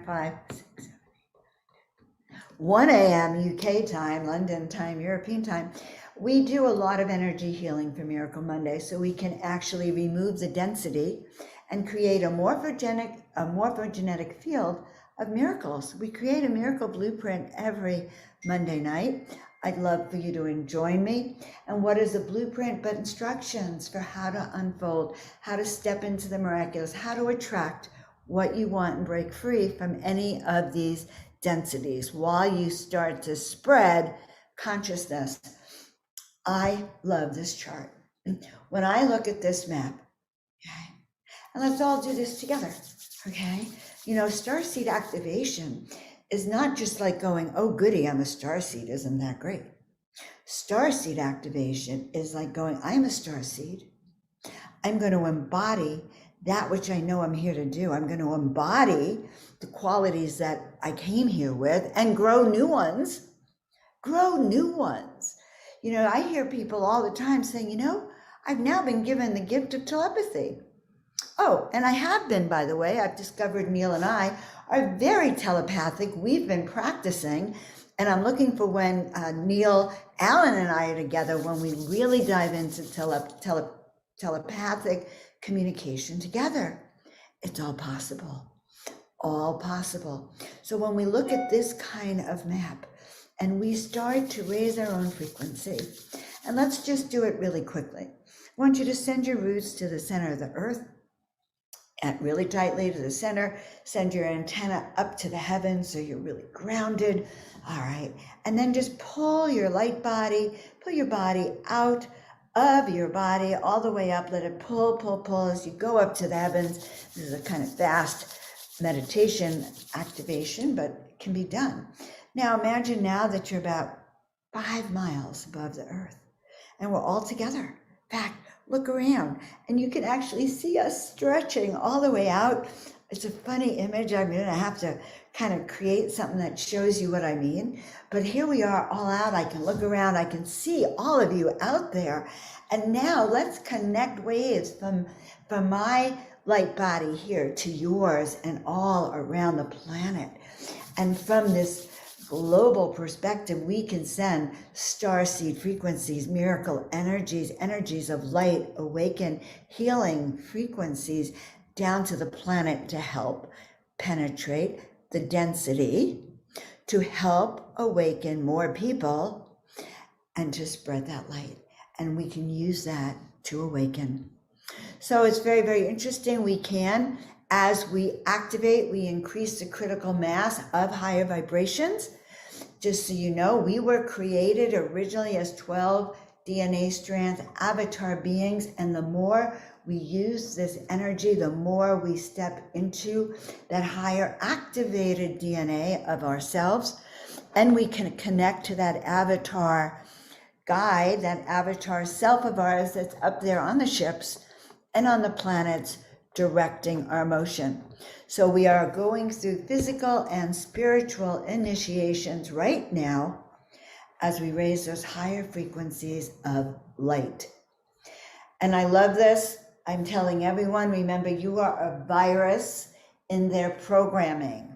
And what is a virus but, you know, growth of cells, light going viral, light going around the world, and we are interrupting their program which was to turn off your light.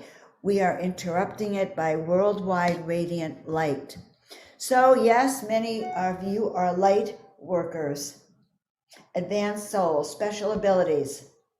So I suppose you could say this session is about turning on your gifts, okay, and reminding you not only that you're here to support the planet. So it's not just one of these things like, I'm a light worker, guys. Oh, yes. You know, it's like I'm a light worker and I am working the light. I am doing everything I can to have a healthy body, healthy lifestyle, and eating superfoods. I'm chanting, I'm meditating, I'm hanging out with higher frequency beings. I am constantly doing things that will support planetary ascension. There you have it. That is the light worker job. Now, is it an easy role? No. I had a reading once. The guy said to me, he said, well, do you want to know what your mission is, Joan? And I said, yeah, sure. Because I knew it was to raise the vibe. He said, well, you're here to wake. He says, you're here to start a movement. I think now it's a starseed movement. He says, you're here to start a movement. Yeah, it is. It's an ascension movement. He says, but I want you to know something. That mission you have is almost impossible. He said the only way you will succeed at your mission is using that higher power, higher energy. This is not an earthly mission. This is a mission assigned to you from the heavens, and it is each of you, your ability to wake up. So yeah, if you do the earthly thing with your logical mind, it won't work. But if you understand you are here to awaken people, to step into their light body, to open your heart and experience love, yes, you will. So together, guys, we can raise the frequency of the planet. We can accelerate ascension to 5D. We can have high vibrational foods. We can shift our life. The goal is to develop personal power so that no matter what comes along, giant, massive monster, you will not be afraid. You know, I shared a room with Trisha McCannon years ago at Dom and Her in Italy. And she woke up, she said, Joni, I just had a dream about you. I said, what was it? She said, well, we were in a room with the mafia. They all had these shotguns and they were holding those shotguns out at us. And she said, and you just stepped up. She said, you just like waved your arms and proceeded to talk about miracles, sent love. And she said, you would not believe it, but they put their guns down. So guys, you can protect your energetic field by using that energy. So I'm here to say, be that spiritual warrior of light you came here to be. Now, this is some of my art, the new soul essence art I'm doing, which is designed to help you hold the power of your energetics. These are the dimensional realms. Stop thinking small. Oh yeah, this is when I talk about Neil calling back his soul aspects. We have multiple personalities, guys. So I'm just going to skip down here and talk to you about you. Your eyes can light up the world. Your mission, you have a mission. It's time for you to accept it. You are a high energetic frequency of light. And I just want to tell you guys that my mission now is about helping you remember your soul mission, to help stir your memories, even to create a painting, a clay painting enhanced soul essence print for you to never, ever, ever, ever, ever forget who you are and why you're here. Because remember, the dark, the other side wants you to forget. They do everything they can to make you forget. And what is our mission? Our mission is to hold on to who we are, no matter what. So my lovely friends, my starseed friends, my angelic friends, I am so happy, honored to be able to be with you. We have a mission. You have a soul calling. Your soul calling is intertwined with my soul calling, with Neil's, with Michelle's, with Flo's, with Brendan, with each and every one of you on here. Our soul calling is all about awakening the planet at this time. Access your blueprint so you can be more effective, so you don't go into fear, so you can have that certainty. So if you want to know anything more about what I'm doing, you can do two things. You can reach me at my website. It's all things Joan of Angels. So reach me at my website, joanofangels.com. If you want to know about the soul essence work, just email me, joan@joanofangels.com for the now, as we work together. But that is your mission. That's why Neil does these events. We all do these events as awakening moments. So I'm in awe of all of you. Thank you. Exactly. And Joan, you're putting together the course. Did you mention your course? Well, yes. So one of the things that I'm doing is putting together a course. It's called it's Soul Mission Activation. It may be changed, Starseed Activation. It's a course about remembering who you are so powerfully that you will never forget. And that consists of 5 modules and an introduction. Neil's actually going to video it for me, and we will be releasing it come January. So I don't need to show it to you. 11th. What? January 11th. That's the date. January 1/1/2023. Yeah. Whoa, 1, 2. Wow, very powerful day. It's going to be a very powerful class, guys. Right. Thank you so much, Neil, for allowing this presentation. Thank you. Love you. And to check out more of Joan, joanofangels.com. She's truly amazing. She is the visionary's visionary. And I'm just so grateful that we're best friends. We're good friends. So I love it. And love I you. just want to, before I get off, join me on Miracle Monday. You guys will have a hoot. We heal and restore the planet to its highest frequencies. So all things Joan of Angels. Hi, Flo. Good to see you. Hey, brother. Hello. I love your artwork. Wow. Thank you. Thank you. Thank you. Spirit has been working hard. Mm-hmm. All right, bro. Who do we have next? Alrighty, well, grateful to be here. We got a good friend of mine who has spoken in the Octurian conference with Star Code. So our next presentator is Sandra, aka Akura. She's a German psychic medium, starseed, and spiritual teacher. Her path into mediumship and ET contact started in her childhood, as she would often have memories from other stars, planets, and wondered where these images came from.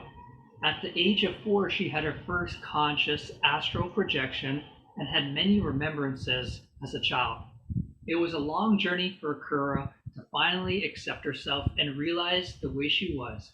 But at the age of 18, she fully started her spiritual journey and now offers activations, teachings, and psychic sessions, to name a few. And she's a bundle of joy. Ladies and gentlemen, let's welcome Akura into the house.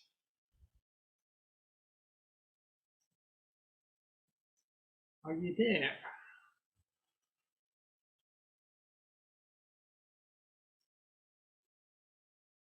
Can you turn on your camera, Akura, and mic?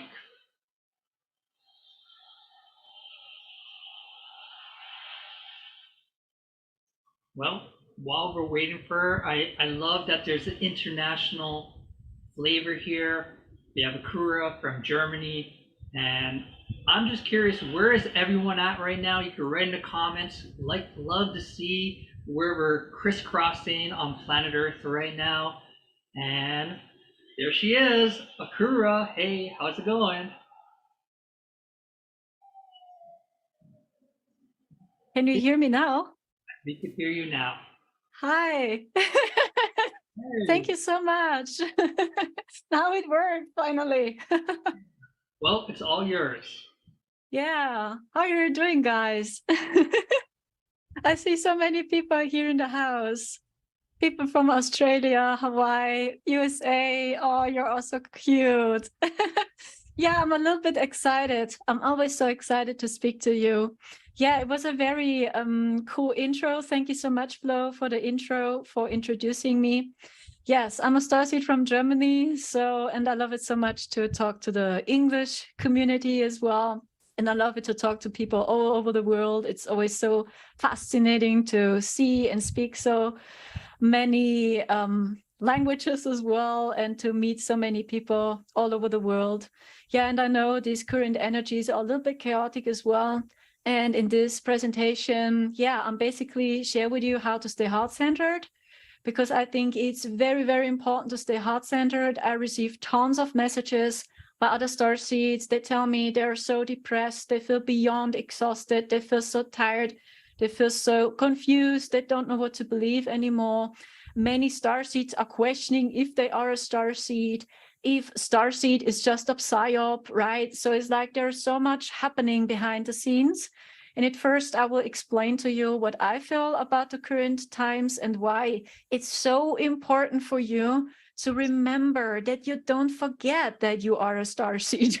Really, I receive so many messages in which people tell me they even don't know if starseed is not true, or maybe it's really from Satan, you know. This is really happening to so many people right now. And I fully understand, because there's so much happening at one hand in the astral. There's so much healing going on at the moment, and the old traumas coming up as well. The old traumas from Atlantis, Egypt, Lemuria, you know, and we all bring this into balance again. And that's why so many of you are here now, because basically the most of you are from the future. This is what you must know. The most of you are from the future, and you are prepared for this, what's happening right now. You are prepared for this. That's why you said yes to this simulation. And each of you has a little bit other mission. So it does exist so many grid workers here. So many starseeds are grid workers. And your basic work is to anchor the ancient knowledge here in this Earth matrix. So to help people to remember that they are more as they what to believe to know, or what society told them. I think that's the basic mission. And this happens just because you are here. So and many people, they feel it, they feel triggered maybe by you, and you have no clue why, because actually you're just here and you just observe. And this is a very typical work by almost every starseed. So basically, you are here to increase the vibration. You are here to anchor the ancient knowledge. And this happens because you are just here. We recognize each other, by the way, because when people got this question, hey, am I a starseed or not? There's a very easy sign to figure out if you are a starseed. We recognize each other here. We see the eyes. Most of the starseeds have very cosmic eyes, galactic eyes. It does exist also starseeds that have alien-like hands. This, for example, or feet, or even your body looks a little bit like an alien. And this is what many people also notice. So maybe people bullied at you at the kindergarten, or they told you, hey, you look like an alien, or you look like you come from Mars or something, right? And the people, they already felt it intuitive, but they had no clue how to call you differently. And then maybe they called you, hey, you are a being from Mars, or do you come from the moon, or something like this. And then these are also very typical signs. Or when you have these frog hands, maybe people told you you look like a frog as well. Okay, so these are very typical signs. So even your body looks a little bit like ET, or your eyes, basically. This is how we recognize each other. We recognize each other through our eyes, because we have this cosmic spark, this cosmic galactic eyes, and we feel each other's hearts. Yeah, the frequency is like we know each other. Maybe we already know each other from other dimension, or maybe we work together as well. And yeah, and why do I share this with you? Because I know there's a lot of confusion going on in the spiritual community as well. There's so much division happening as well, even in the spiritual community, right? And at one hand, it happens because we go through the almost exact same cycle again. It feels a little bit similar to Egypt and Atlantis. So as we fell, that's what I remember, that we were fighting. So we were in division. We tried to remember, but we didn't remember for 100% either. So, and it's the same again. It's like now we bring it all into healing. And now we go the stairway higher, backwards, if you want so. And because we bring this all into healing again, and we are all waking up from a very deep sleep now, slowly we remember our mission. And so many star seeds are waking up now, slowly. There are so many star seed souls here on Earth now, and they don't know it yet. But through the shift of the consciousness, and the Earth consciousness is also shifting, more and more star seeds will remember. I'm pretty sure about it. So they will remember, they feel they can't do what everyone does. They don't belong to the system. Or maybe everything feels so strange for them, and they are also slowly waking up. That's why this subject is booming more and more and more. And I'm so happy to see that so many young people are speaking up now, because it's really, really necessary, because so many starseeds are here now on Earth. Let's see. I see Flo. Okay. You send each other comments. What if you had hyperactivity as a child? That's a great or interesting question. So I say one thing. So basically, when you are a little bit different, when your behavior is out of the system, which is for the system not normal, basically the old system or doctors or the pharma will call you sick. So they will try to categorize you, to label you. Maybe they tell you you are autistic, then you are sick. Or you, I don't know, you are just shy, or you have other phobia or whatever. So basically, even hyperactivity, it's important to figure out why. So maybe it's because of the food, or maybe you were always high sensitive, and that's why people called you this way. So this is happening. Yeah, ADHD. Yes, of course. So many times we give children labels And actually, it's just the other behave, or just the head works a little bit different, right? So many times, you are just highly sensitive. And I mean, when you observe the old education system, I mean, for me, school was awful, honestly, and so many children, they want to stand up, they want to move their body, they don't want to just sitting there and observe a teacher, and they are even not allowed to spend time in nature, to move, to play. So they must sitting there and just to be silent. And this is what many doctors call ADHD, when you can't just sitting there the entire day, you're just sitting on the chair, and you must observe and watch the teacher, and you must be silent, and you must do what they tell you. And when you can't do this on this level, and you want to move your body, because that's totally normal, a child wants to move, wants to play, wants to discover life, wants to experience life, to feel life. So then many times people tell you, you are sick, you are ADHD, right? You're sick, and then they give you pills that you fit in into the box. But what if the entire education system is not normal? Okay, so this is my answer to your question. Yeah, but I just can tell you one thing, guys. It's so important that you really stay heart-centered. It's really so important. Because I tell you what I personally see. When you dive deeper into this, when you observe the rabbit hole, then you know that many different beings, many different extraterrestrials, they always try to not influence us, but they wanted to work with us. And every alien group has its own interest. The thing was, after the fall of Atlantis, Earth, and even the consciousness of humanity, sinks, right? And the people, they started to forget. I think till day, there is a divine plan behind all this. So, I mean, why does it happen, right? So, and I believe, there is a divine plan behind all this, even when we don't get it, but we forget who we are. And these darker beings with destructive intents, they have taken over more and more and more. At first, what I remember, they created grids as well. Yeah, because aliens or ETs are amazing grid workers. So they work many times with codes. So, and the destructive beings, they create destructive codes. They create also destructive grids. And this is what they did, what I remember with Earth. After they arrived, they installed their destructive grids, and they did grid work as well, especially through AI and through technology they use. So, and through this, we slowly forgot, and Earth fell into darkness, back into 3D consciousness, right? 3D consciousness, in my opinion, is the narcissistic consciousness, or the consciousness of a psychopath as well.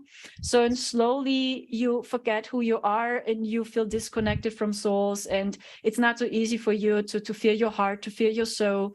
Then they did these experiments with our DNA, right? We lost many our DNA strands, and it was not so easy to reconnect, okay? So, and these beings, they still try to hold on their paradigm. And this is what so many of you feel, because they controlled Earth, or they worked with Earth many years, millions of years, and they are masters in deception. They know exactly what to do. But basically, destructive aliens, how can I explain this? They are disconnected from souls. So, and what they understand is, they understand your mind, your traumas, your blockages, and your thoughts very well. So they can translate it with their technology. And this is what they do right now. They try to confuse us. So, and so many starseeds tell me the same. They are so confused. They don't know what to believe anymore. They even don't know if starseeds are real, or light workers are real, or is it just a psyop? Maybe it's for real, just dark, or maybe it's false light, So, and this is what a specific agenda is doing, because they don't want that we ascend. Simply explained. So they don't want that we go back into unity consciousness, because when you embody unity consciousness, then you are out of this dual game. you're not in a battle any longer. And they also try to provoke us. They provoke the people, what I feel, that we at one hand believe we must choose a side and that we are in a battle. So, and this is what you also can observe in the spiritual community, this division. So that we try to expose everyone. Oh, he's evil. Oh, he's paid opposition. She's, she's a shadow player. He's dark. Don't trust her. Don't trust him. And this is a very old game. And imagine this, what's happening right now. We had the same already in Egypt once, in which the people were so confused and they didn't know who is wrong, who is right, who is a true priest, who is a false priest, and so on. And how to discern? Discern with your heart. See it more as a challenge. See it more as a game. So all these challenges are helping you to level up. At the end, it's really just a field of experience. And I truly believe there is a divine plan behind all this. And it's really just a game, if you want so. And when you stay heart-centered, when you go back into unity, at one hand, you will not choose a side. And you will observe more. You go more in this consciousness to observe. So, and you just discern with your heart and you learn to trust your intuition because this is basic. Because when we really want to ascend, basic is that you believe yourself first. No one else can give you the answer for 100% because it is you. It was always you because you keep your soul with you. Your soul is always here. So, and we must trust ourselves again. And I love it so much to motivate starseeds at the moment because I know that actually we starseeds, we have such a strong intuition. You were born with it. You were born with these memories. So you felt something strange, or maybe you had memories of other planets. Maybe you had memories of other civilizations. So, and all what you saw was true. It was not just imagination or that you are wrong or that it was just a dream. It is true. So everything what you are able to imagine, even when you dream, is true. This means everything does exist. So this means when you had an astro dream about a planet, for example, so then you can be sure it's a true planet because everything exists. It is real. So, and I love it so much to motivate starseeds right now because I know many starseeds are struggling because they are so confused because these destructive ETs, they hold on their plan, on their old paradigm, right? And they want to keep us in a cycle of fear, division, separation, war, just with the goal that we don't ascend. And first, it starts here. So we ascend from within first. And the easiest tool is learn to trust your heart. Learn to trust yourself. You know, it's even a secret when you were little. So you knew what to do. So, and even when you were little and you were hyperactive, right? And you always jumped around in the classroom because you felt it feels so strange. I can't sit just on my chair. I must move. I must dance. So this is you. And this is true because your heart told you so.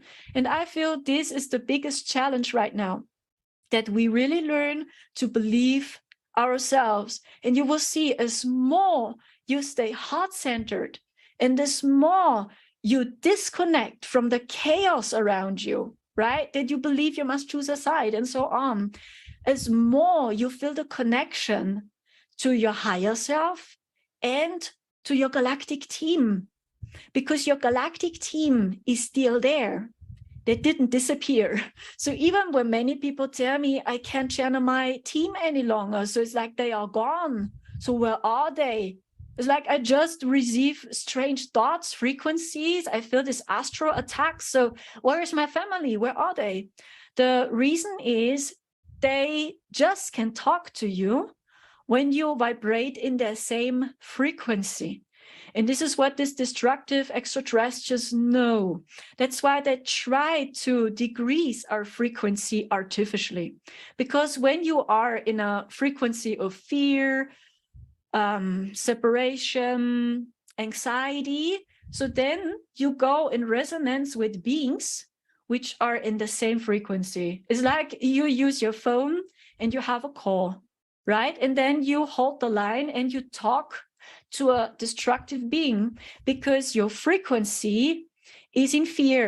Or now you are suddenly in dual consciousness because you think, oh, I must expose them or I must choose a side. So, and then you are in the same frequency as these destructive beings, and then they can work with us. And basically these beings, they never touch your soul. They never touch you deep here.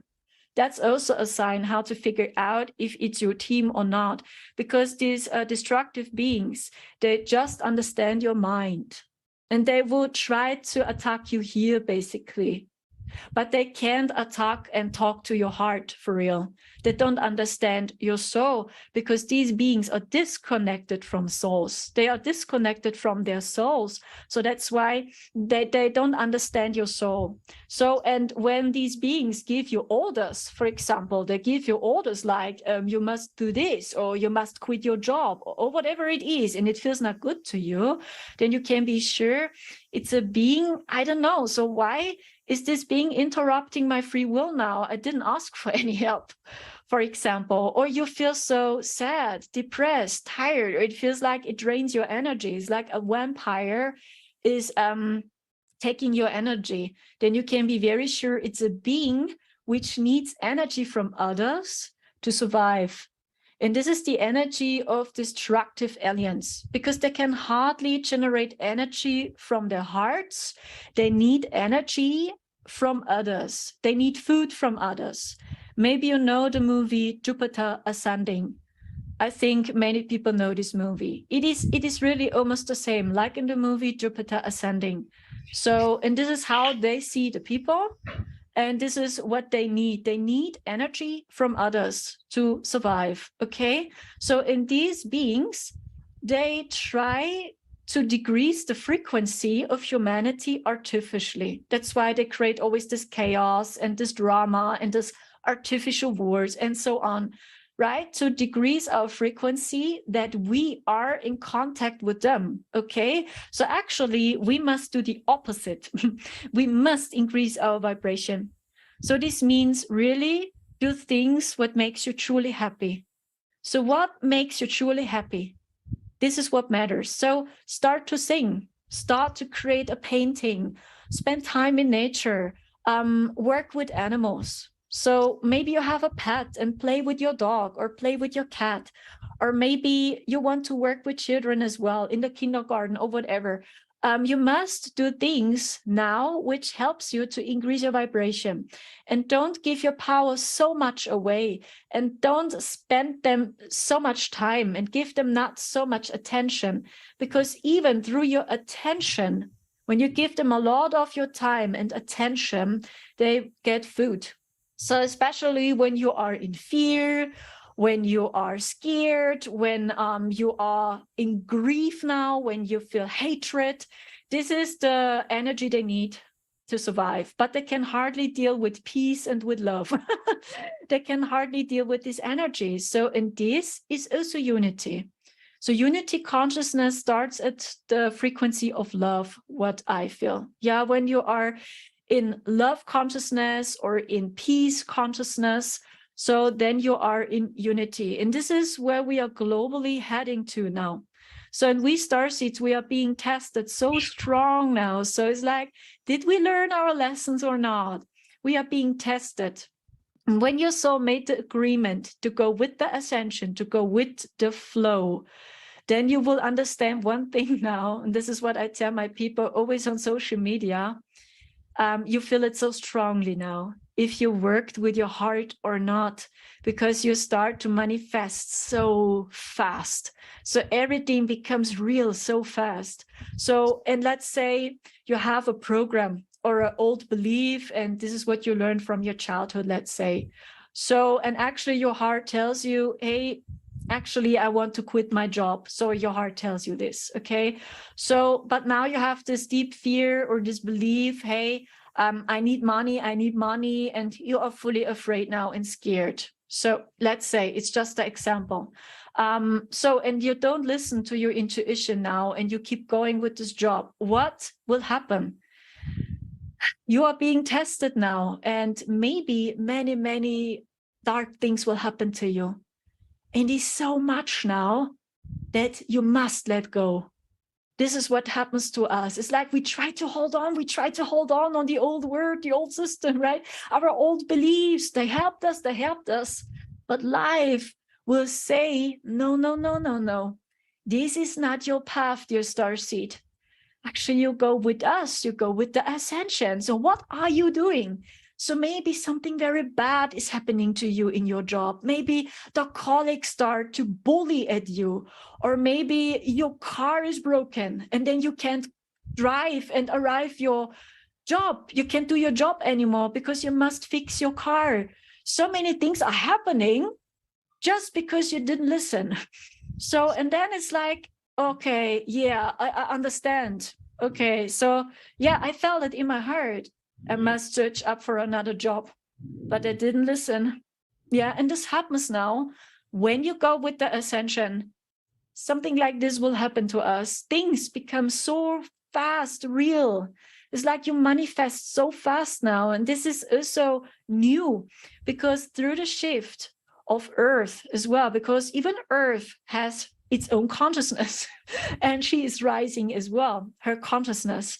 So imagine when you go with her shift with Mother Gaia, so even manifestation will be different. So, and we learned from the old system, the only way to manifest is this. Yeah, you must believe your head, you must believe your old programs. That's the only way to manifest the reality you want. And this is the old way of manifestation. And the new way of manifestation is your heart. It's your intuition. So this also means we must let go of control. And I can share this just with you because I experienced it myself. Every time when I believed, now I can move on, or when I lost all my hope, and I believed it will be not better. Every time, I tell you, really every time, light came to me. And it was like, okay, there is a helping hand now, which is totally different to all what I know. And really, I felt this energy.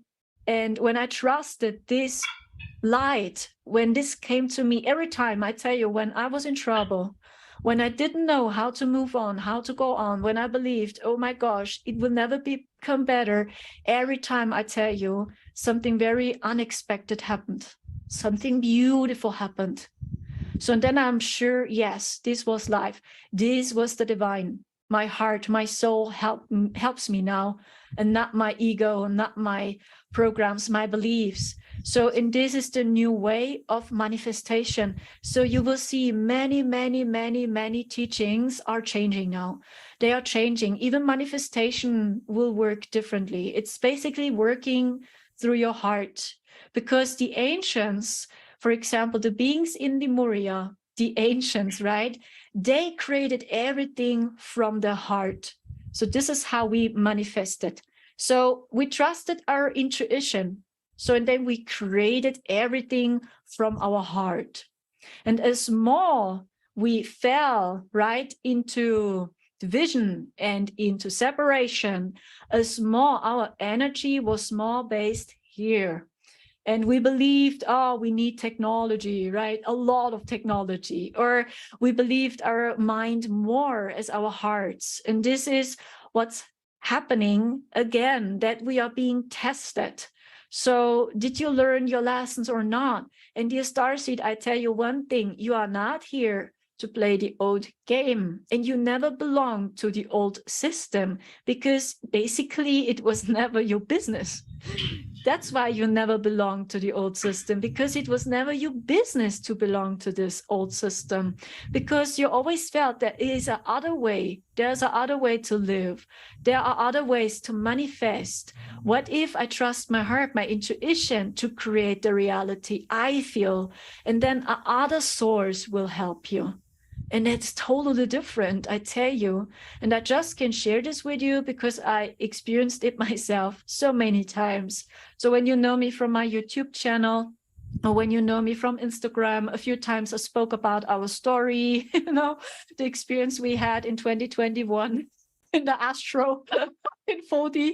So the same again. It was the same again. So, and every time when we believed, oh gosh, we will never get out of there, or when we are in trouble, or when we believed it would never end, it would never be better, I tell you, every time something very beautiful came to us. And this is the new way of manifestation. So that's why it's so important now to stay centered, that you don't forget your mission, that you don't forget that you are a starseed, because there are specific groups they want that we forget. They want that we don't remember. Even we, which are already know that we are starseeds, or maybe you had a connection to your galactic team, right? So now you question it. So many of us are questioning these connections, or maybe they are bad. So what if these are just blue beam holograms? My gosh, maybe it was just AI, So I fully understand, because we are slowly waking up from a very deep sleep. I fully understand. But as I told you, when you speak to your guides, when you talk to your family, you feel always touched. And this love goes beyond words. You can't explain it. It's the same when you listen to your favorite song. So, and the song just touches you. This is the energy of our team. So they always touch our hearts, basically. And when they speak to us, they speak to our soul. And they don't harvest our energy. No, they give you energy. They push you, they motivate you, because they believe in us.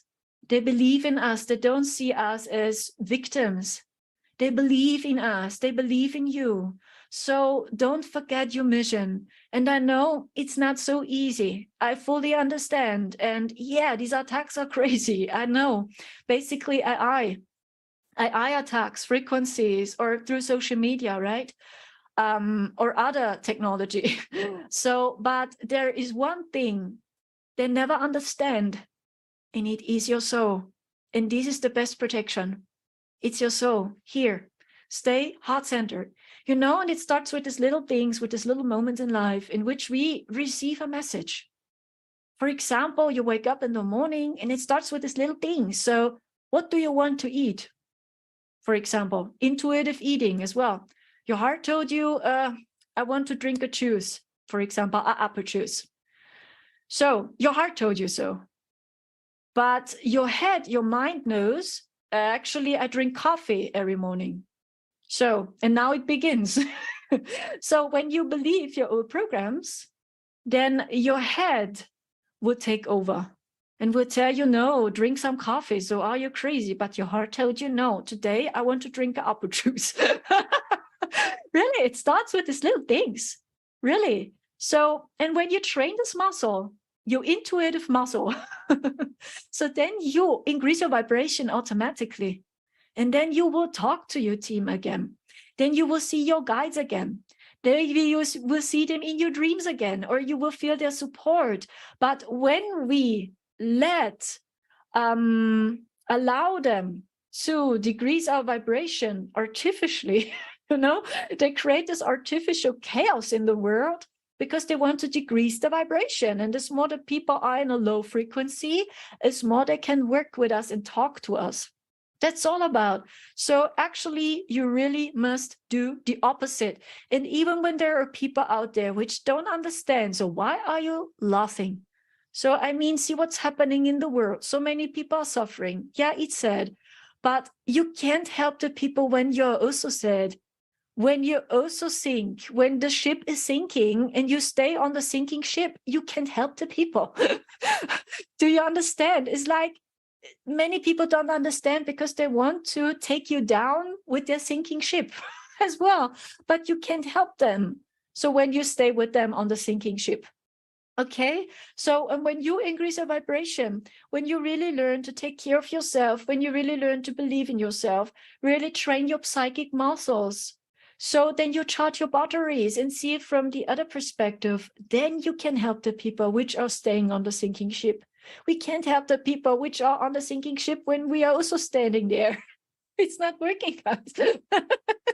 And this is what so many of us are realizing now. So maybe people feel triggered when they see you're still happy and laughing and smiling and shining. But actually, it's the opposite. We help them. We help them to remember. We help them always to remember. And this just simply happens when they see you.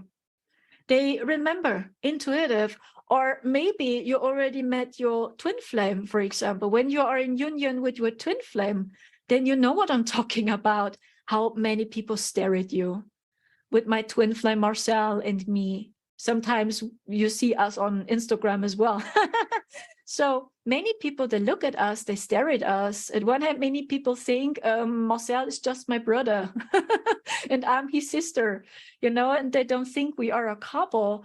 But because we are just there and we are walking through the city, when people, not everyone, but many people look at us, so they start to remember. During a few moments, they start to remember. So maybe there is more. Hey, they look like twins for real. So then they see each other kissing. It's like, hey, so they are a couple.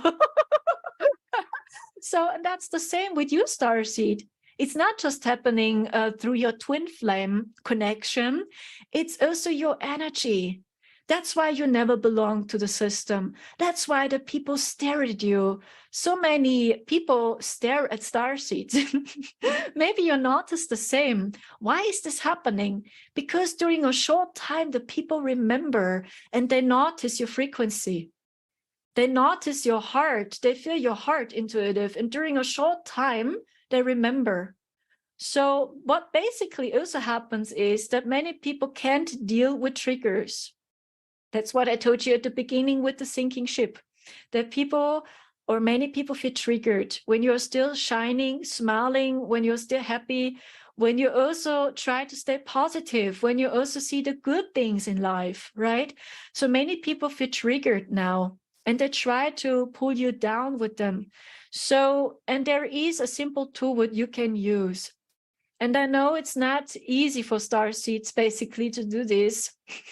I tell you one thing, you must set a boundary, really, because you will understand one thing now also during the chaos, that you can't help everyone. You can't help everyone and heal everyone just through love and light, really. So basically, many people never learned how to deal with shadows and how to deal with triggers. And many times people are just triggered by you because they remember and they see their own shadows. Yeah, their shadow self is coming up. And because many people are afraid to see their shadow self and they don't know why they feel it now, so they think it's you.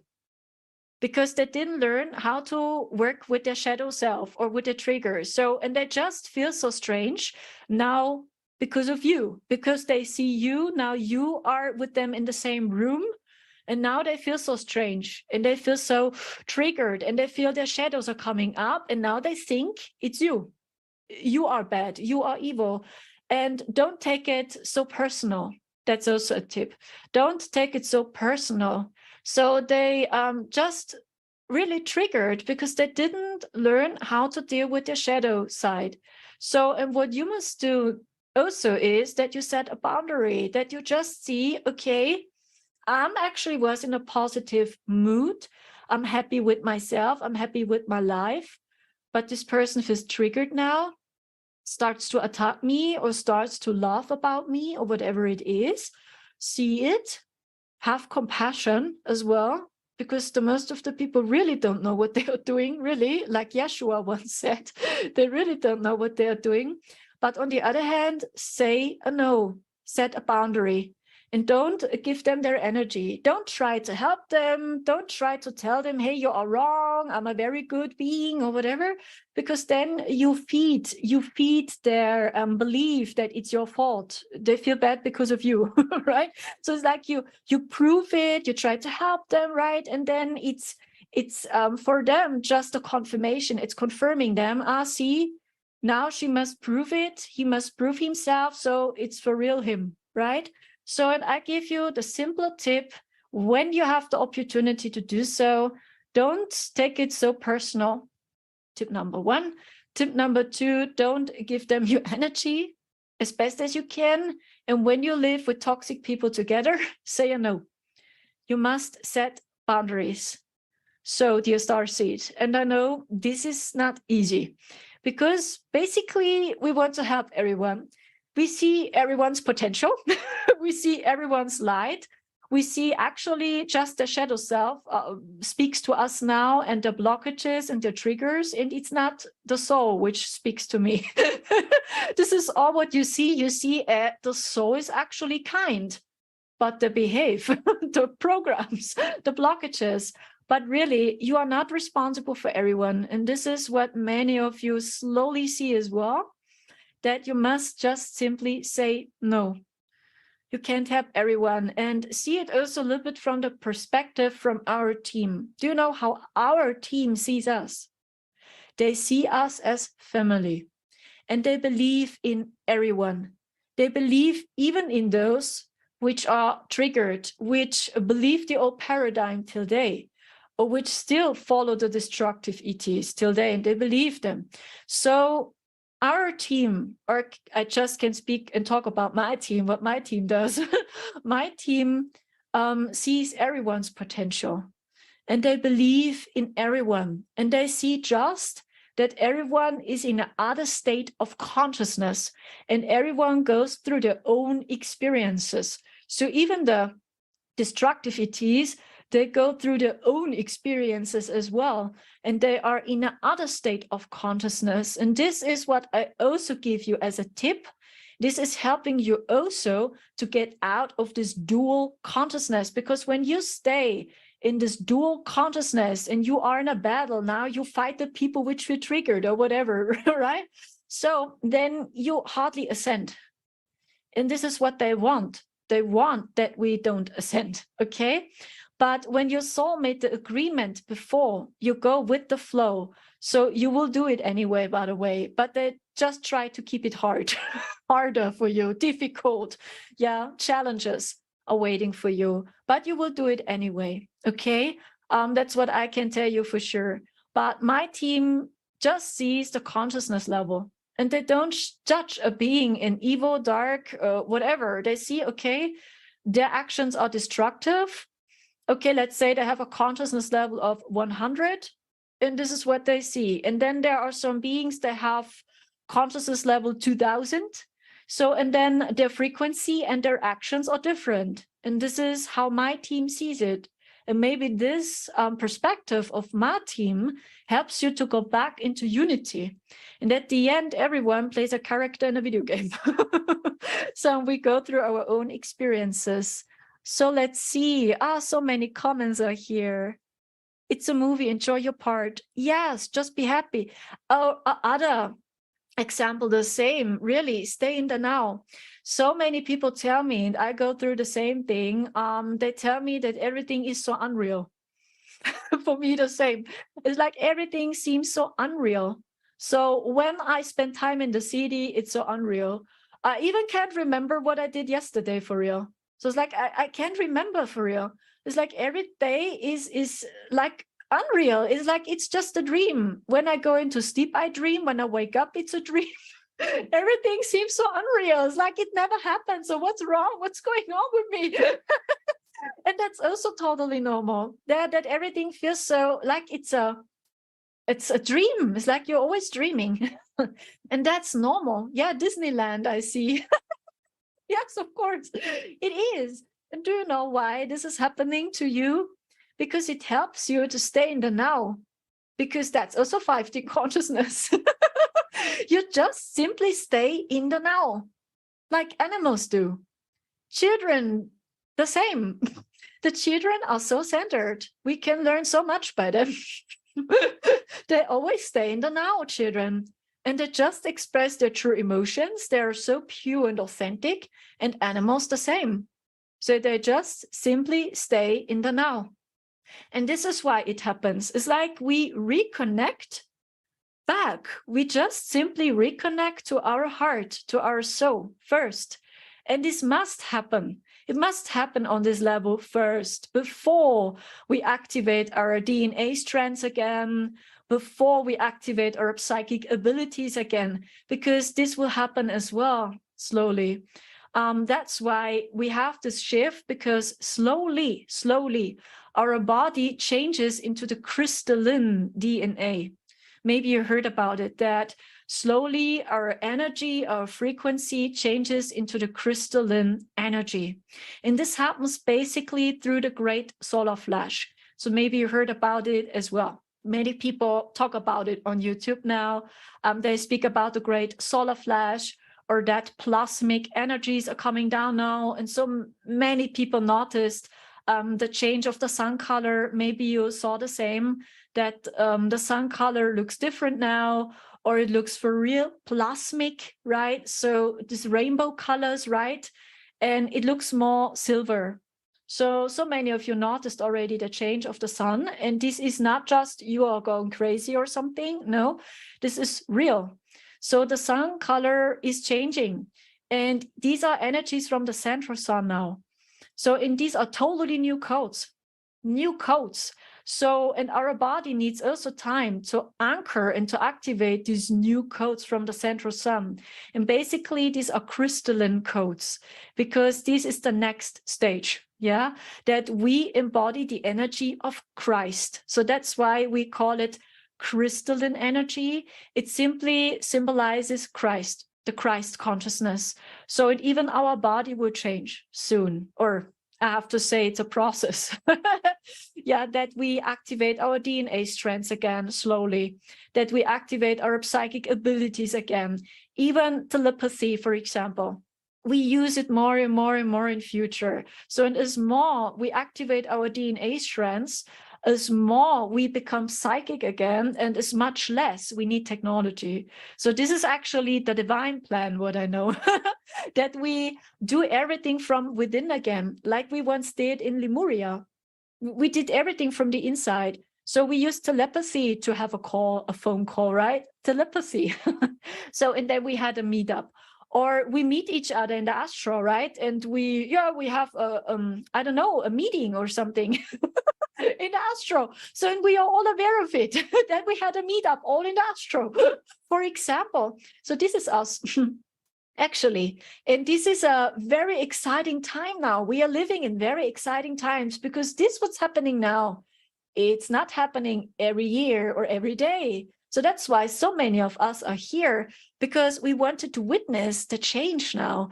Even the consciousness of humanity, even when it doesn't look like so at the moment, is changing as well. So they see through all these illusions now for the first time. So when it is, they feel something is off with the government. When they start to question if something is off with the government. So, hey, it's a lot for the people. It's so much for the people, because they see through these illusions now also.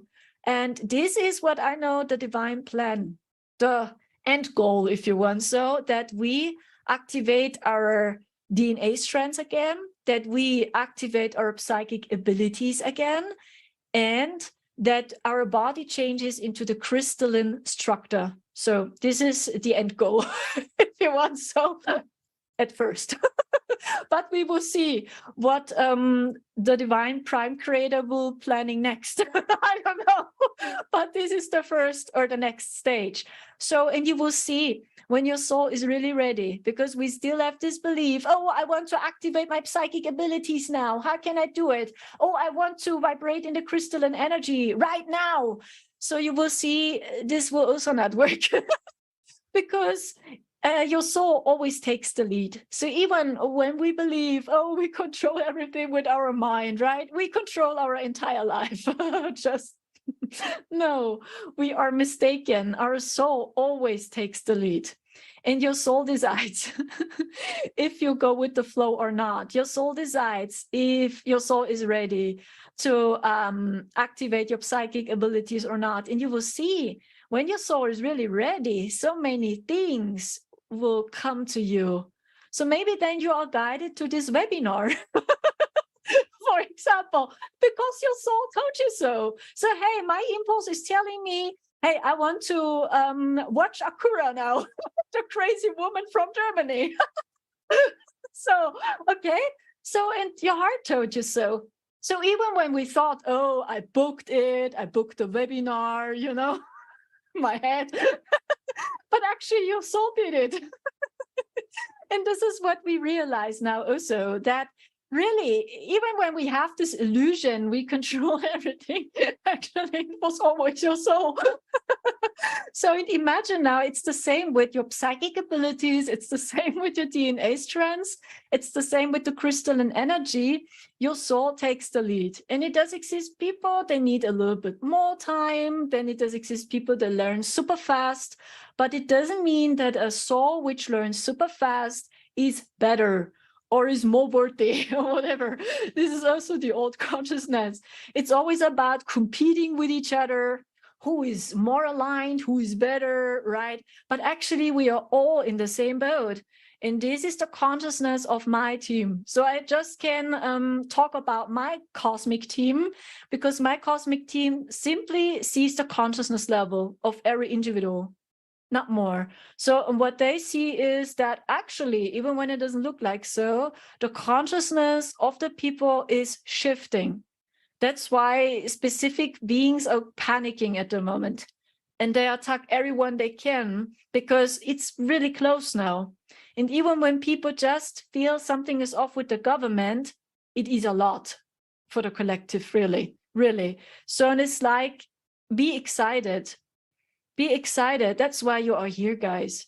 You're not here to sacrifice your life. So this is also the old prophecy, right? That we sacrifice our lives, right? That Earth will sink into chaos, right? Maybe it will be more chaotic soon globally. Okay, be prepared for this. But you know what I'm talking about is that we all wake up in a nightmare.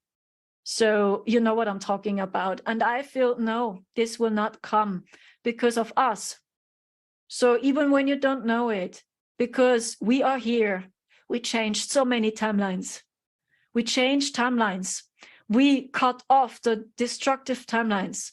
So many of you, you do over and over and over the same. You cut off the dark timelines in the astro. So many of you have very crazy astro dreams at the moment because you do so much great work. You create new timelines. That's why we are important. And even when many people don't see us yet, right? So sooner or later, people are guided to us, I'm pretty sure. And I mean, you can see it already now. So that more and more people are interested in spirituality. They want to know more about their astrology chart.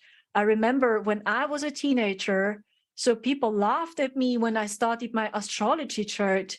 So they laughed at me. They believed I'm crazy. So what is going on with you? So you study your zodiac, you know?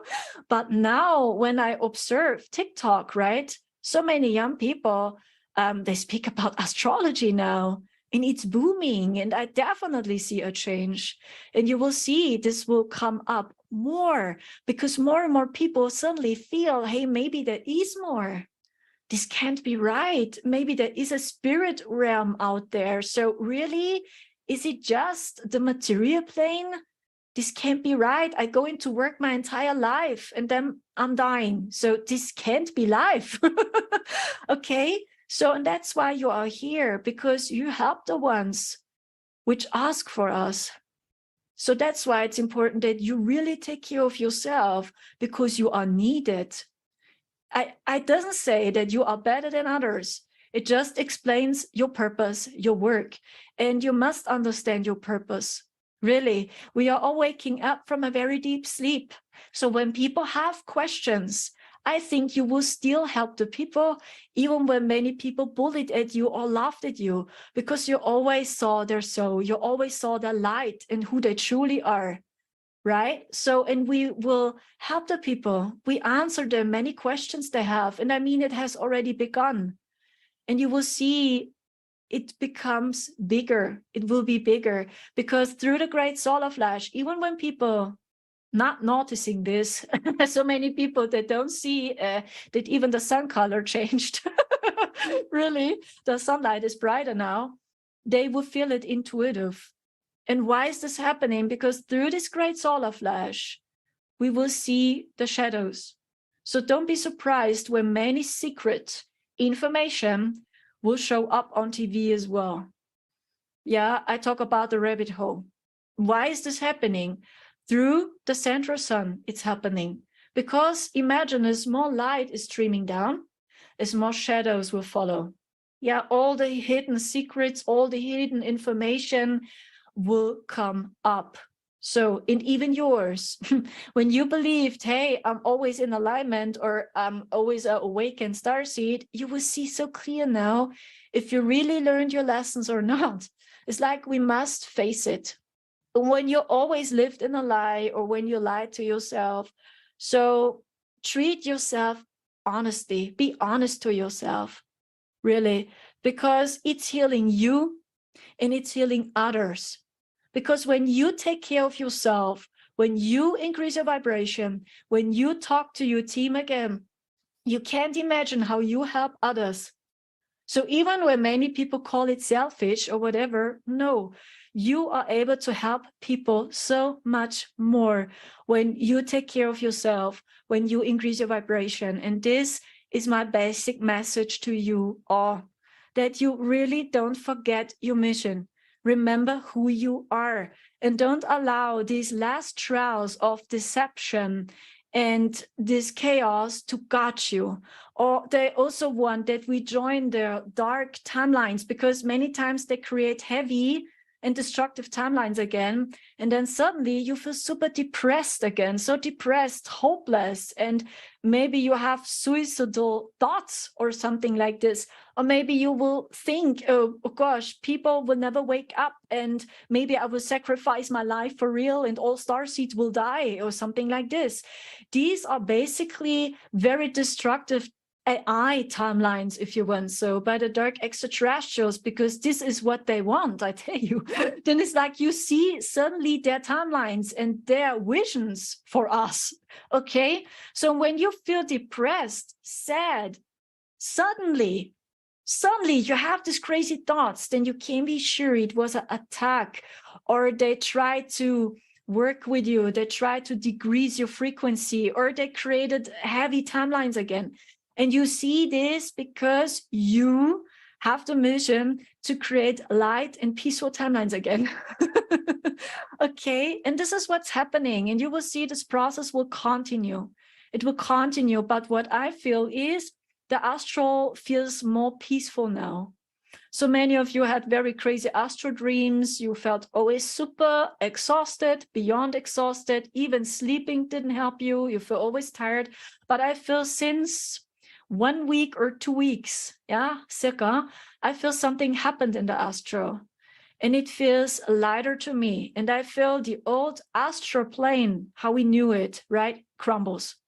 Because we did a lot of great work. And I just can share with you a vision I had.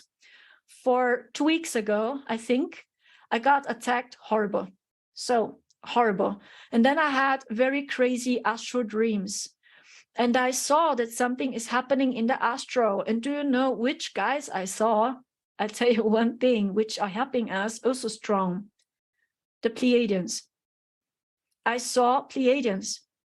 And they were staying in a ship. They had very big cosmic blue eyes, blonde hair. They were this kind of color here, like my scarf. And it was a bodysuit, or it looked a little bit like an armor, a little bit. And they smiled at me. They smiled at me, and I had this astral dream, and they made this. It's like, we got it again. You know?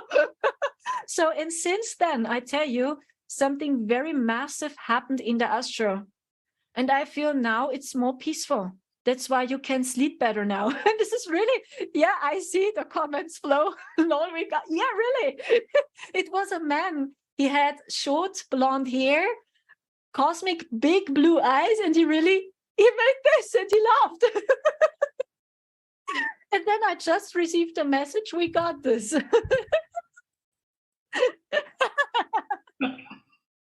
You got this. Yeah, and it's over and over the same, guys. So yeah, have faith, really. Don't follow the old paradigm any longer. Wow. I am just feeling like my vibration just went up to the next level, just receiving your words, your energy. and you have a really great pulse on reality. And it felt like you just gave us like a starseed weather report, where you gave us like the forecast of what's transpiring on planet Earth and our timeline potential. And I really want to honor you for embodying the frequency and being this transmitter for us to all receive today. I'm always just in awe in your presence and your grace. Oh, thank you so much. I can say the same. You shine so much, guys. It's so a big honor to talk to you all. Yeah, I see so many comments over here. Love it. Oh, you're so amazing, guys. You know, I'm not a native speaker. I'm still in training, and I hope you got my messages. So your message of, you know, the star mission right now to really remember who you are. Yeah, I feel like part of what we're doing here at the conference is really reminding everyone that we can't stop. You know, this is the time that more important than ever. So I love that. Of course, I feel the same. Yeah, we must stay centered. That's so important. I feel the same. And we are all here for a mission. So, and now it's so important to remember who you are, because when the earth sinks slowly into chaos, actually we are prepared for this. And when people have questions, so they can come to us. So when people have questions, even when my family has questions, maybe someday about starseeds, so then I will talk to them and I will help them as well. So because basically we starseeds, we always see the potential in everyone, and we see the light and the gifts in everyone. And we don't see so much the blockages, right? Or when the triggers are speaking to us, right? Amazing. Very good. We all needed this deep dive, right, Flo? Oh, Yeah, thank you so much. I'm so honored to be here So with you honored. guys. Why don't you go and chat in there, and we put your website there so everyone knows how to reach her. psychicmediumacora.com. Thank you so much. And have a beautiful time. Maybe I will watch my soul sister. I see she's already online. Oh, we're going to introduce her in a minute. All right. Thank you, everyone. So that was a great job, Flo. We're going to introduce our next speaker, Althea, gorgeous redhead, unbelievable light channeler. So this is Althea Lucrezia Avanzo. She's a light language channeler, a galactic contactee, Akashic and psychic healer, Reiki practitioner, Kundalini yoga teacher, and tarot and divination astrologer. She's had psychic and intuitive insights and prophetic dreaming from a very young age, and eventually she decided to pursue this as a career. Her specialty is light language channeled in all shapes and forms, written, drawn, sung, spoken, signed, and so on. And she does timeline clearing on both individual and collective levels. She channels higher dimensional frequency codes, 5D and up, and anchors them in the third, fourth dimensional matrix construct to raise the planetary frequency. Also, her imprint is a rainbow ray spectrum, works with the ninth dimensional Pleiadian being version of herself. I can't wait to hear all of this. All right, she's going to help us raise our frequency. Hello, Althea. Welcome. Hi, thank you so much for having me. I'm so honored to be here. Very, very grateful. And also a big thank you to Sandra Akura, my soul sister. We've done lots of work together and her speech was very, very beautiful. So I've got a few different things that I want to touch on today. I did leave a little bit of leeway to openness to what it is that is needed for you guys at this moment in time for the collective. But primarily, I want to speak on how to really anchor in a space of non-attachment, neutrality, 0 point neutrality, and how to really be able from that space to create your own reality, to really embody and create the 5D right here where you are now into your own reality. So how do you do that? there's a lot of different words, and there's a lot of different people who speak about the 0-point neutrality, like a space of detachment, objective observation. It's really a space where you bring your vibration down through meditation. There's a lot of different techniques that I'm going to speak about, but just for sake of understanding the concept itself, let's say you're in meditation, right? And you first you're going to get all these like thoughts and things that come up, and like, how, the worries, the past, the future. You want to be anchored in the present. So how do you do that? You get to a space where you are everything and nothing. A space where there is complete and absolute stillness, okay? The goal is to portray this in your daily life. So to be in that space of compassionate detachment, because you still want to be in empathy, you still want to be in compassion, you still want to be in love, you still want to be in the heart center, but at the same time, you want to be neutral. Why? Because if you're neutral, you're going to be able to objectively observe all the different timelines and all the different options that you have to live your life in the highest alignment, and then be able to make the choice that will bring you there. So basically, staying in a space of objective observation when you get triggered, when there are people that trigger you, or when you go into spaces and, you feel like you're going to react and whatnot. Triggers are okay. They are our biggest teachers, especially when they come from family and from partners and from people very close to us. Just like Sandra was saying before me, if you are in a divine union, whether it's your twin flame or a soulmate or, not too much karmic relationship, you will have experienced this, but you will also have experienced this with your family.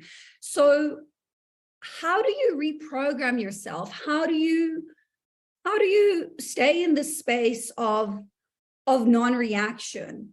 So the first time you'll react to the trigger, the second time, probably again. And then maybe by the third time, you'll be like, okay, let me breathe.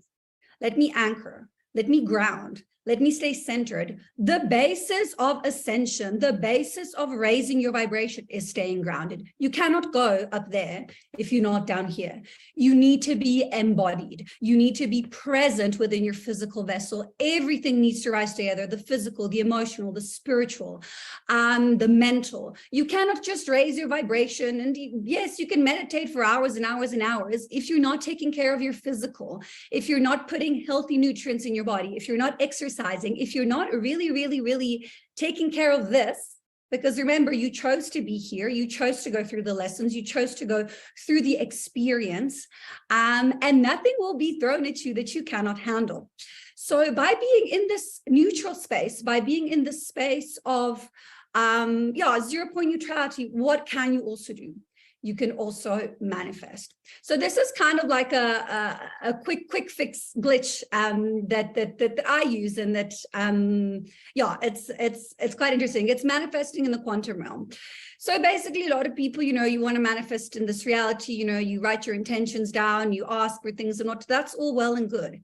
However, if you learn to anchor in 0-point neutrality, and then from that space become the emotion of what it is that you want to attract, you're literally going to quantum leap into the life that you want. So I'll give you a practical example. I have a very practical approach to spirituality. Those of you who follow me, who know my YouTube or my Instagram or my channels or my lives, or who have worked with me, know that I have a very practical approach. I believe, obviously, in meditation, I don't believe that you need to be a master meditator to reach a high vibration. Meditation is a tool like everything else, like food. You can use it to your advantage.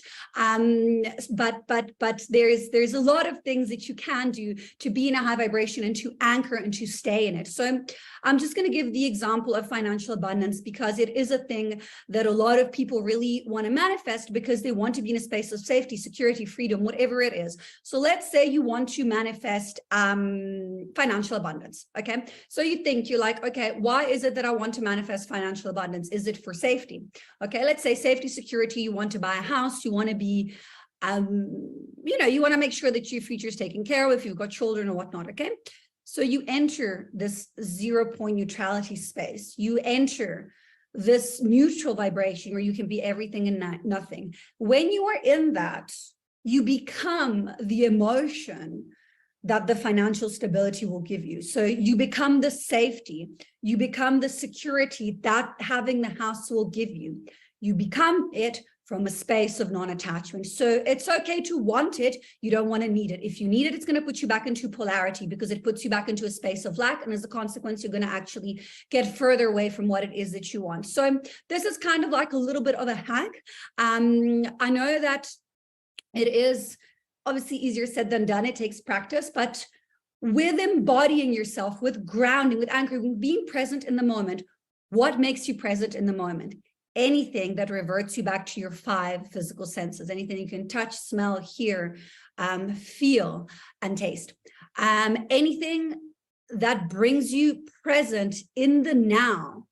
Anything that helps you stay grounded. When my channel first opened, and I will be doing a transmission, I will pull through some code towards the end. So I will be doing a full system clearing for those of you who are present here. I wasn't sure. And then I came on and they were like, no, do a little bit. So I was like, okay. When I first opened and started receiving, I was all over the place. I was quite scattered. And at the time, this was back in 2017 when I started opening up to light language, and it wasn't really a thing. People didn't really know what it was. I was very fortunate to have a colleague of mine who assisted me in my journey, and she really helped me out a lot. But anyway, I spent about a year just consistently grounding and anchoring my energy field, because if I didn't, yes, I would receive messages and I would kind of understand. But what happens is I find that on all the people that I work on, generally the root and the crown go hand in hand. If the root is scattered, so is the crown. So what happens? If some of you are struggling to understand or to receive information, it's not because your psychic intuition is blocked. Like 95% of the people that come to me who are like, oh, my third eye is blocked, I have implants. No, most of them actually have blockages lower down or are not anchoring properly. If you're not grounded, it means things are scattered and they're not coming in, and they're just kind of like laying around here. So you're sort of picking up random bits of information. You want it to be like this. The toroidal field flows like this. So if there's problems lower down, you're going to struggle with accessing higher up.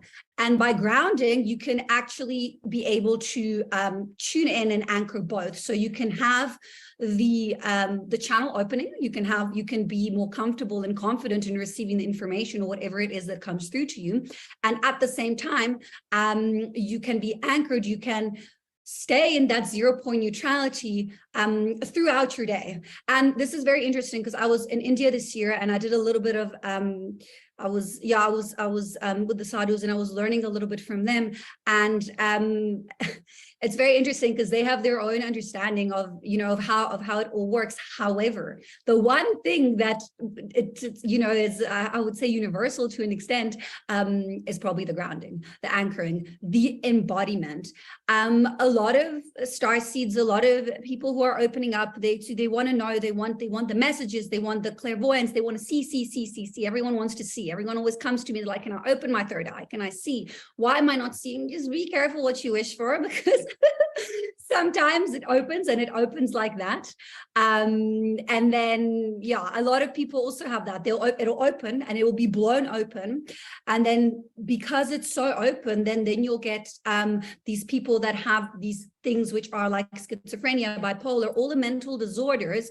From what I understand and from what I've seen energetically, I'm not a medical person. I don't have any medical background. So this is just from my own personal experience working with people who have had these issues. It's actually people who are very, very, very open energetically. It's people who are, to an extent, also not shielding. This is something else that I want to also, I cannot express enough the importance of shielding your field out of love, obviously not out of fear. So we are living in third dimensional density. Obviously with our consciousness, we can elevate, but our physical body's here. It's here. Okay. So to need to get to 5D crystalline structure and up to 6D collective consciousness, wherever it is that you want to go, you still need to go through 4D. So you need to, and you still need to live here, your day to day with your people, with your, also your people who maybe are not in the same vibration and whatnot. And because we don't get taught in school how to deal with energy, we don't get taught that, you know, to an extent, extreme emotions can cause tears in an auric field, drugs or substances, things like that.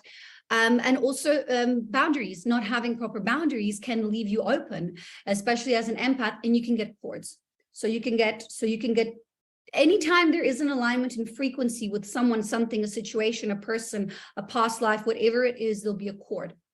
So if you're open and you don't necessarily have to be energy worker, but just if you're open, you're starseed, you're living your life, you know, you have these galactic experiences and seeing these things here and there, but you're not aware that there's cording that can come through to you, whether it's, you know, sexual cords or past life cords or just your friends that's draining you, and you're not doing something to clear your field or shielding it, you're going to get exhausted. You're going to burn out. So it's really, really important to have some kind of, to an extent, grid and structure. Obviously, you want to be heart-centered. So all of this needs to come from a space of love and not from a space of fear. But because we are navigating polarity, and it's like undeniable, you cannot, doesn't matter how much you try, you're not going to be able to constantly live in 5D. I mean, maybe if you are, you know, a Tibetan monk, all he does is meditate the whole day. You need to be embodied here. You chose to be here and you chose to raise the vibration on a collective level. How do you do that? You make sure that your system is solid, grounded, supported, and aligned. You can't really do that if your cup is half empty. You cannot pour and give to others unless you are structured, embodied, anchored. You're obviously going to go through healing always. It never ends, guys. I mean, this, from what I've channeled, I've seen that because of soul fragmentation, most of us have it because we've had past lives. Some of us came here with clear karma. There's not many, but some of us in my generation, I mean, the new ones are coming through with clear karma, but most of us have experienced soul fragmentation to an extent. And this I learned also in my own experience. Everything that I teach and I speak about and that comes through me is what I have been through as well, and from what I've seen. So when you have very traumatic past lifetimes on planet, off planet, wherever you have them, sometimes, you know, your soul fragments a little piece. Doesn't mean that you're not whole, guys. You're all very, very whole. So always like be aware of that. But the more you heal, so this is how I see that it works. Obviously, time is fluid, but just for the sake of this conversation, we're gonna explain it for it to be linear. First, you start with the trauma and the healing in this embodiment in this lifetime. Then you go back to past lifetimes on Earth. Then you go back to galactic past lifetimes on Earth. Then you go back to galactic past lifetime off planet, and so and whatnot. Some of us come here, we do cycles. So I'll come here for maybe like 1,000 years, then I'll go off, and then I'll have maybe like 2,000 years in Pleiades, and then I'll come back here and stay for another 1,000 years. So most of us have played this game before. So what happens as you start remembering, as you start healing, as you start re-embodying part of yourself, you call these fragments back in. And with these fragments coming back in, you actually start to open up more of your psychic abilities, more of your psychic intuition. You start reading more of your blueprint. You start being able to hold more of the codes. Something that's happening and that's going through a lot of us is an upgrade through the memory construct. So a lot of you are probably like, oh my God, I think Sandra mentioned this briefly before. I can't remember what I had for dinner. I'm struggling, you know, like I can't focus, I can't concentrate.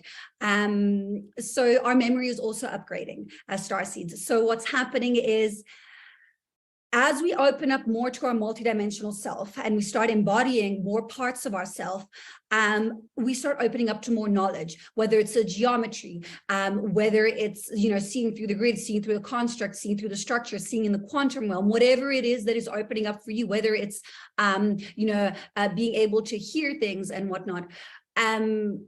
We start to upgrade our memory, and our human physical body, its capacity in the brain cannot withhold the amount of information, guys. Imagine now you're getting codes of universal knowledge that are coming through. There's stuff that's coming in from eons ago. You're clearing whole like planetary timelines. You're clearing your multidimensional karmic timelines across space and time. It's not possibly going to be able to fit just, in your human brain. So what's happening is our kind of like memory construct, I like to call it like the cloud, it's actually being stored to an extent outside of us.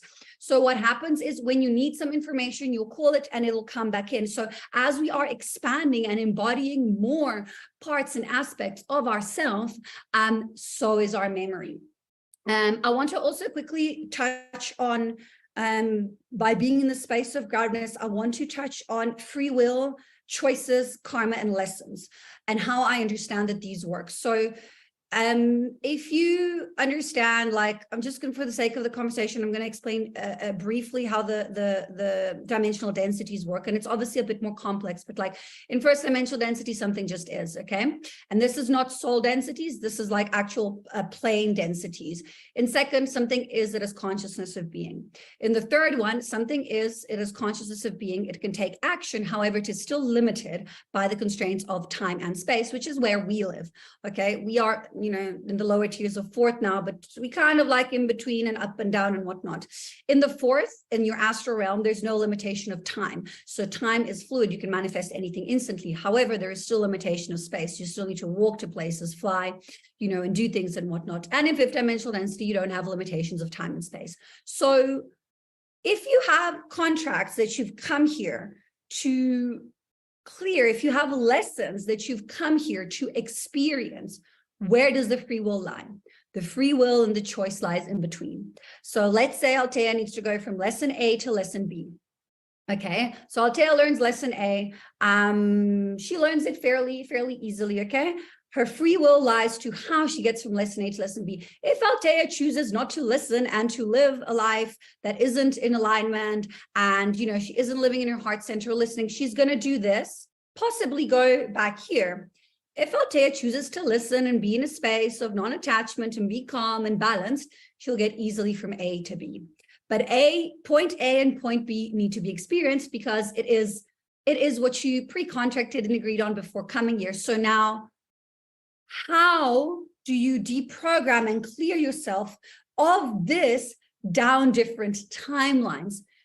When you go into the experience and you react differently when the trigger comes to you, or I don't know, your friend says something and it triggers you and you get upset and you react differently to it, you are automatically reprogramming your system to react in that way. You are taking conscious action of your decision. You are co-creating your reality and your highest alignment. This is what I always say, and I like to explain. You don't even have to do much. You just have to listen. If you learn to listen, they will tell you, they will help you, your guides, your higher self, they will assist you. And just to quickly also touch on this, like Sandra mentioned, understanding that your guides will never ever go against your free will. They will never tell you what to do. They will never put themselves above you. They will always empower you. Understanding that our guides, our higher selves, they are also souls and beings that are going through their own lessons as well. That they chose to, and part of it is to help us and to assist us, and to really guide us, So it's really important to, again, stay in the heart and see what it is that really feels in alignment for you. And it will be a lot easier if you're grounding your system, if you're anchored, if you're embodied, if you're physically present. A lot of I get a lot of clients who come to me and they're like, oh, but I do so much yoga and I'm not, yoga's not very grounding. Unless you're doing like an hour of hatha on the floor, it doesn't really ground you. And oh, I'm walking in nature. Yes, but are you walking in nature and are you looking at the trees, feeling your feet, or are you walking in nature and thinking about what you're going to have for dinner and your work? Because if that's what you're doing, you're not grounding yourself. So there's a very big, to an extent, misconception on how to actually ground. anything that brings you within yourself can be grounding. Doing a puzzle, painting, journaling, any hobby, any passion, anything creative. I had this vision in meditation a few months ago, which has been coming up a lot for me to express. So I was in meditation, and all of a sudden I became a cell, like a human cell. That's what I think it was, a human cell. It was a cell. And sorry. And I started, I was multiplying myself with the speed of a cell. Like I was so deep into this thing that I actually forgot that I was human. I don't know if you guys have ever experienced that kind of deep trance space, you'll know what I mean. And I was the cell, and I was multiplying myself. And then I asked telepathically, source consciousness, I was like, you know, what is this? Why are you showing me this? And what I got back is like, this is it. This is what it is. The creation, you know, the creation of the being, you know. And how do you do that? By being creative, following your passion, following your heart, staying centered, staying grounded, staying balanced. So that was a very, very powerful message that came through to me, that I wanted to share with you guys. Yeah, I still have a little bit of time. I want to touch on one or two things. I will speak a little bit about light language as well.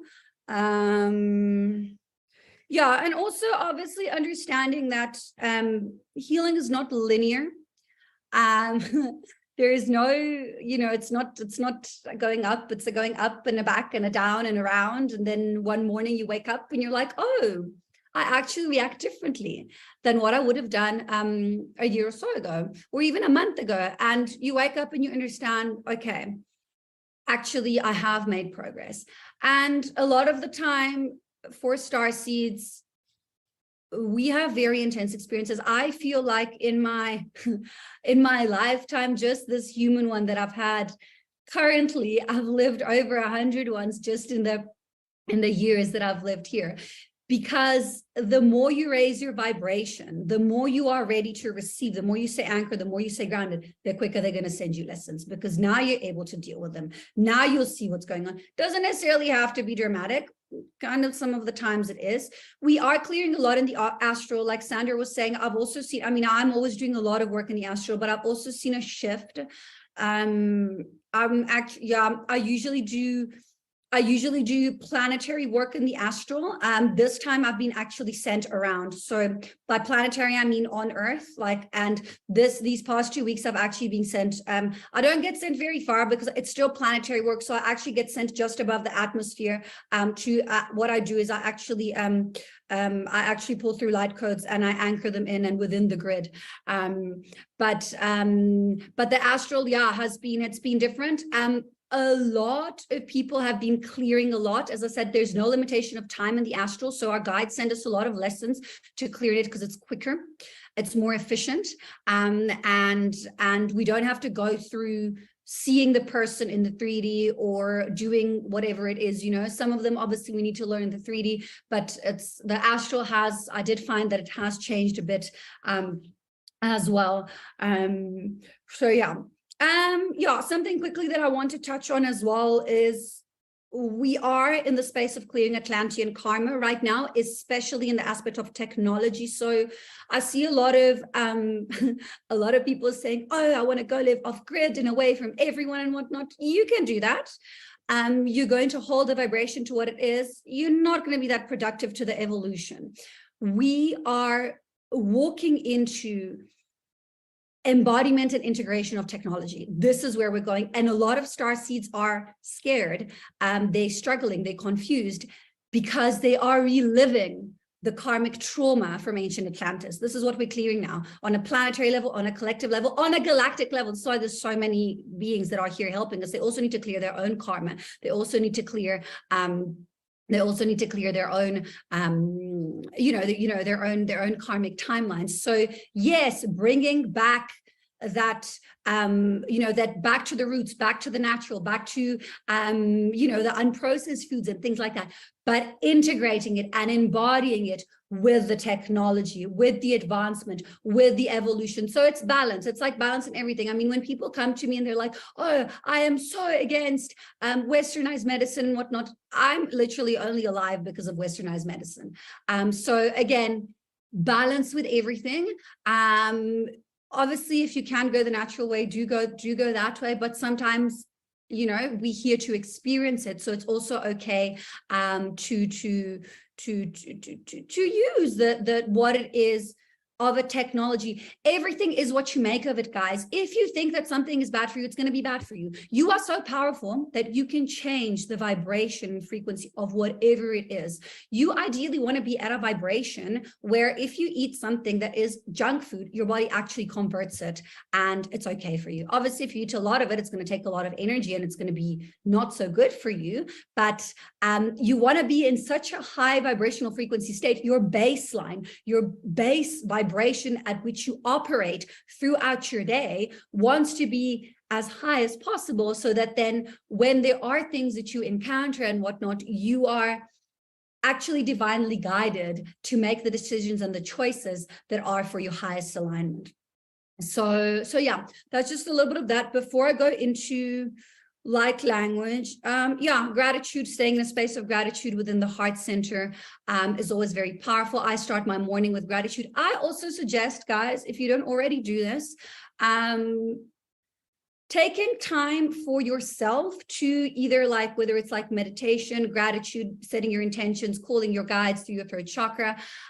Remember, as much as you put out into your spirituality, you are putting into yourself, you're gonna get it back. It's like a wheel. This is how I understand it. It's like a wheel. You put out into your spirituality, into yourself, you put devotion, love, understanding, to your higher self. You don't want to be in a space of disempowerment. So obviously staying within your own empowerment.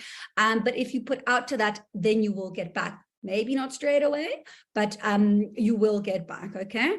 And with also the moving away from attachment, I think it's important to understand that because of societal constructs and the fact that we are brought to believe that we need, this to be happy and that to be happy, and we're not going to be happy unless we have the car or the job or whatnot, that automatically programs us to be in a space of lack and to be in a space of out of abundance. But our natural state is of abundance. We are all born abundant. So it's about unlearning everything that we have been taught by the societal construct and relearning your own individual or your universal truth, or what it is that you feel within your heart is your truth, without all the labels, without all the attachment to people, expectations, situations. How do you do that? How do you get to that? You stay in your truth. You speak your truth. Doesn't matter if you think it's going to upset someone. If you're speaking your truth, it's coming from the heart. It's coming from a space of love and compassion, and they're getting upset. That's not your problem. You're not in control of other people's emotions and reaction. You're only in control of your own. So just really, really, really, really, really understand that empathy without boundaries is self-destruction. You need to have your boundaries up. Boundaries are one of the highest forms of self-love. If you're out there trying to help everyone, but at home, your situation is terrible, you're not going to really be able to help anyone. You're just going to end up being drained. So by being in your truth, if you're not in your truth, what also happens is you're not only doing a disservice to yourself, creating a blockage in your solar plexus, because the emotion is going to get stuck because you're not going to express it. You might be taking a lesson away from someone else. So it's not only about you. When you're not in your truth, you're doing a disservice to the people around you as well, per extent. When you're in your truth, you're leading by example. You're empowered, you're embodied. And it's not easy, guys. It's not going to be easy, especially when it comes to family members, partners. You know what I mean? We get programmed to please people. We are, especially women. I mean, we've been, obstructed and put down for so many years, and we get into these spaces of people pleasing, and then so many Star seeds perhaps end up in these relationships that are toxic for them.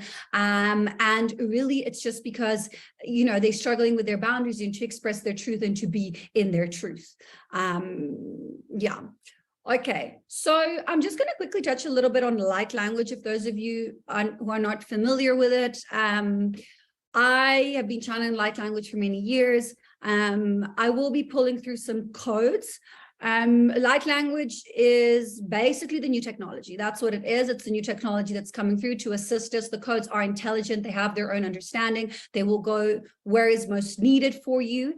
Some of you will feel this. Some of you will clear. Some of you will channel with me.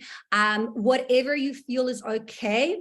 Be in a space of openness to receive the codes. Some of you might not feel them as much. You might feel them later on. Some of you might start coughing, gagging, burping. It's all very, very normal. The light language bypasses the conscious mind and works directly on your DNA structure. It really, really, really can assist with anything. It is the most versatile energetic healing tool that I have worked with. So yeah, I guess if you guys have had any experiences, know that it is a pure soul expression, and it can be expressed in many different ways. Just for you to understand how I work, what I do is I will speak and I will bring through frequency through my throat. The codes will go within your system. My actual hands will bring in codes as well, and I will be physically clearing you guys too, okay? So you can start by closing your eyes. Finding a comfortable breathing rhythm. With every inhale, you breathe in light. With every exhale, you release all that no longer serves you. As you call in your higher selves, your spirit guides, anyone else who wishes to be present, there's a lot of guides around. Taya te rokukuku ai mahishina taka trieta krekakoro iete kaimare ukake ara ishera ta kriena ratrieta reate ukake mariashe. Tiana tak raktro triatic anoro trie maya shirataka tietora trienara opening structures. I'm opening the heart centers now. Tiaro toku aishina taka krieta reo toku aishira isira. Naima eo toku kiera triate sietok umara trieta kiera ta kriena reato reare re.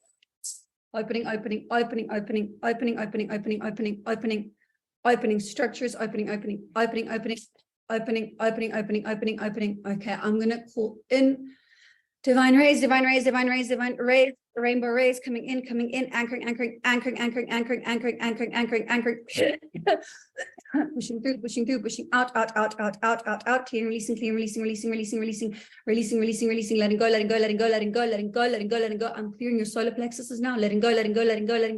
Opening, letting go, calling in more light, more rays, coming in, anchoring, pushing out, all that no longer serves you. You let go, let go now, trust, feel the heart, open into higher understanding, into higher knowledge, open, codes of knowledge coming in, anchoring into higher structures, opening, activating blueprint, activating synapses, nervous system, clearing, releasing. Some of you are very overworked and dehydrated. Clearing, releasing. I'm clearing your spinal cords now.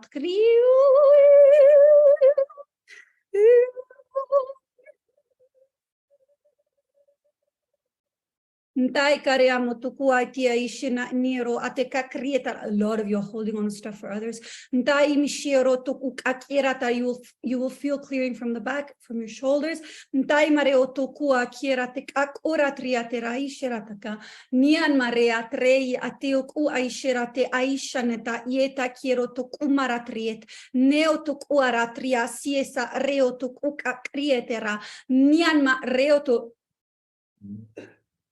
Ntaik ura meatik ariet nayetik ura tria ishera sira ya calling in more codes.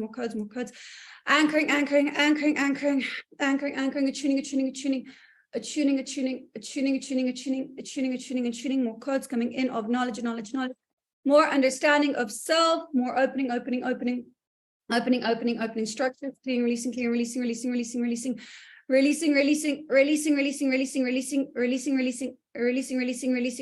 letting go, anchoring, more light, more divine rays coming in, rainbow structures, activating,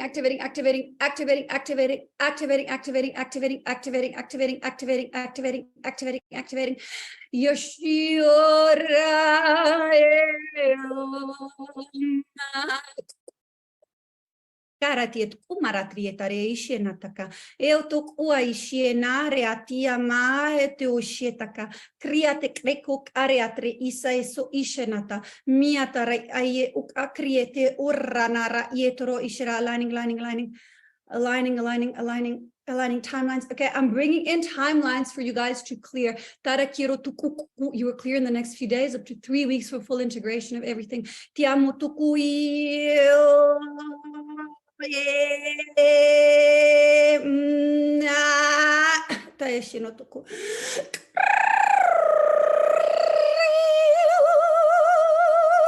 Da quiero kumaratrie sasiero to kumaratrie tria nai ero araishe ta kiera tek ato to koroishe nataka. Okay, I'm also lifting veils, clearing, releasing illusions. Some of you are actually going to activate into psychic vision after this. By psychic vision, I mean seeing through the construct with your third dimensional density eyes, not your third eye. Most of you have that quite well tuned in already. So I'm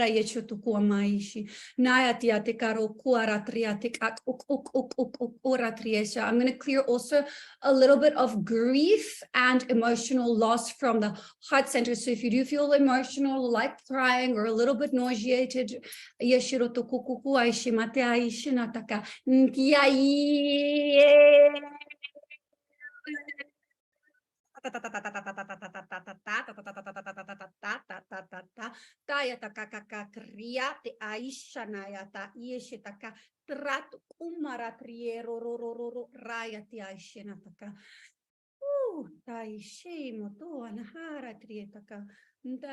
remember to stay in a space of love, compassion, understanding, patience towards the self, patience,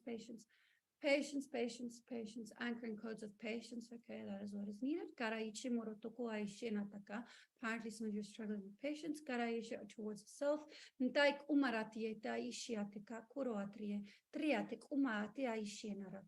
Tiaratre ateo koka ishe naratrie takaimara nteoro tokoa ishe takria tre naratu kuma ishi naya tera ishe rataka krie to kumaratrie.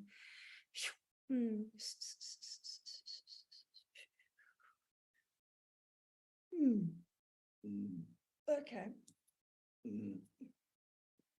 Okay. Sorry, guys. I clear energetically by either coughing, burping, gagging. It's just a release. So when I transmute, sometimes it comes up. Those of you who follow me know and are aware.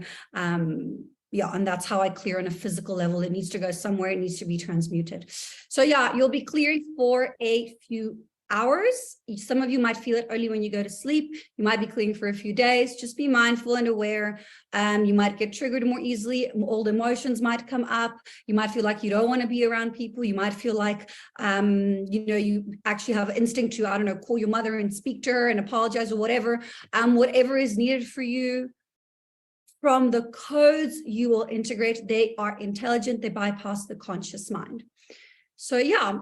Thank you, everyone, for listening. I have been so honored and grateful and so happy, that I've been invited to this and to speak. And yeah, I hope you guys understood and can take away some of my experience. And thank you for listening, and thank you for your light. It's felt, it's heard, it's appreciated from up there, from down here. I feel each and every one of you and all your lights. So thank you for being here. Thank you.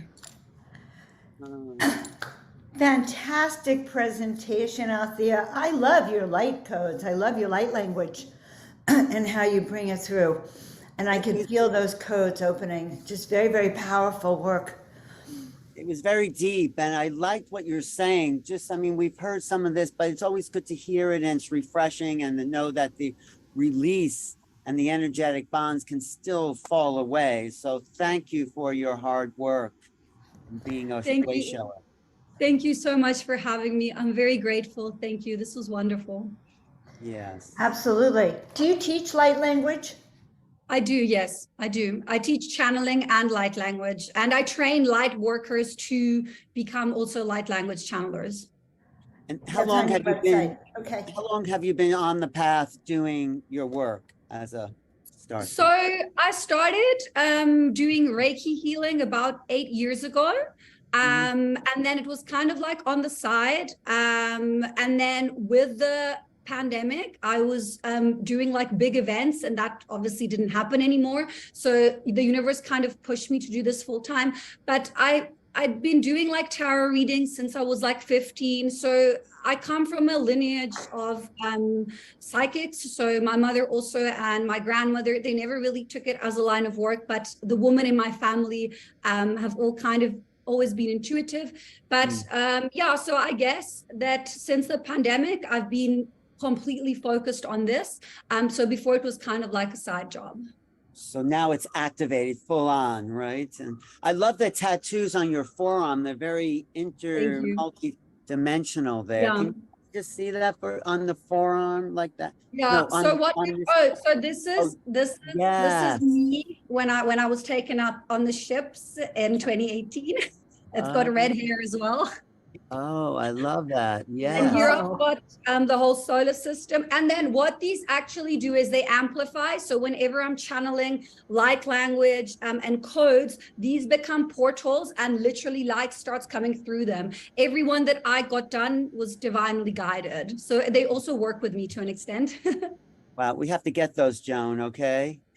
I think so. Yeah, sure. Anything is possible, Alan. Absolutely. Althea, your work is great. I'm so happy that Neil brought you in and introduced us. I see you on your Instagram now, activating people and light workers and starseeds. It's an interesting day that I've noticed almost all of us today were focused on how to help starseeds and light workers come into their personal power. Yeah. Every presentation is the next level. That's our evolution. That's our moment where we're awakening to the starseed, crisis that has to be broken through so we can all become those lights, so it's that we're at a turning point in starseed evolution, I feel. I do believe. Does that make sense, Althea? Yes, definitely. Yes, definitely. And it's very interesting because I feel like each one of us can bring, even if it's similar concepts, we all bring our own different perspective and understanding to it. And with the amount of information that there is out there, it's important that we share ours so that people can then go into their own truth and their own discernment as well. Right. Yeah, great. Exactly. Great. Thank you so much, Althea. Thank you so much for having me. I've been singing your praises. Like, honestly, whenever I tune into your light language, it just I feel it through my entire body. And I just appreciate just your presence and everything you're doing for humanity. Thank you so much. Thank you, Neil, so much for having me. I'm so grateful. My heart is bursting right now. So thank you, guys. And yeah, I look forward to listening to the next speaker. Yeah, let's do a starseed panel one day, like a major starseed, just starseed, that higher consciousness where they don't even have to speak English. They get to speak to each other in light language. Yes, let's do all the light language. That would be so phenomenal to have an event with the light language. Althea, you would definitely be on it. I can feel the ancientness. So perfect. Yeah, you've been talking about doing a light language panel for a while, Alan. So maybe we can put it all the way in Mexico. I think Althea, Cora, Marina, these people are awakening the rest of the population. So are you ready, Neil? A little change in the schedule. And we can both introduce our good friend, Neil Joan. Well, I don't know if he's ready for this. I'm ready. Definitely ready. All right. Well, you've known him longer. No, I have. When did you meet him? Yeah, you know me longer, Joan. Okay. All right. So Neil is a shining light, guys. I'm just going to tell you that in a way, he's a trickster for the light. He's a trickster, like one who follows his own insatiable curiosity.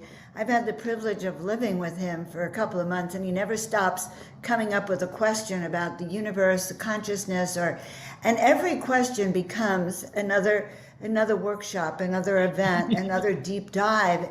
I had no idea there's so many deep dives one could take in these subjects. But I say that because he came here with a mission to bring enlightenment, to bring these teachings out. It's no accident he has an ancient Hindu background. Honestly, he has a great-grandfather who was a leader, and he's just got this gene in him that wants to bring the truth out around the world. And that's, I think, really what I want you all to know about it. There's not one moment he's not authentically that. You know, what you see is what you have with Neil, this person who so cares. And he loves the speakers so much that he has events just so he could showcase and make sure all the people he loves as speakers can earn a living as a speaker on the planet and gets heard, which is really unheard of. You know, all right, I'll stop for a minute. We would not be here if it wasn't for Neil and his vision and his big vision. He's not just doing like a little conference and a little Zoom. No, he's getting all the major players he knows to one place to spread the message of light. And his every year, every month, every day, maybe his vision gets bigger and bigger about what's possible. And that's the kind of energy we need to awaken the planet. So Neil is on 100% all the time. This is his life. There's no separation for all of us probably between our life and our work and our passion and what we're doing every day. So Neil lives this, he breathes it, and you know, he's on mission. He is on mission doing what he sees as the highest form of his truth and the truth to lead other people to the light. So thank you, Neil, for following your passion and awakening more and more people as the portal opens wider and wider to ascension. So I'm really happy we know each other and brought all these people together. Yeah. Please. Thank you so much. We're done for temporary. It's a temporary break. Oh man. Okay. Thank you guys. I really honestly, it's just, I feel really blessed to have every part of my life. Like if somebody asks me how much I work, it's literally 24/7 because every conversation, every meal, every interaction is all about this. And it's so amazing how I get to have fun with this. It's not like a separate job. This is existence. This is life. So we get to live it. And you know, this, which is why I love working with people who are so dedicated, and you two are two of the most dedicated people I know. And I'm just so happy to be here with some of my best friends, you know, just putting this out and just living this truth. So thank you so much, guys. I love you. Heather's in the chat says, thank you for all you do, Neil, and to every speaker and everyone here. So amazing and so much love. So, thanks, Heather. All right. So I'm going to go ahead and do a presentation.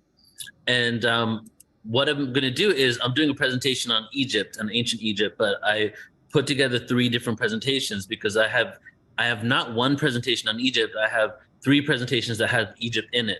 So the first one is on the sound and frequency of ancient Egypt.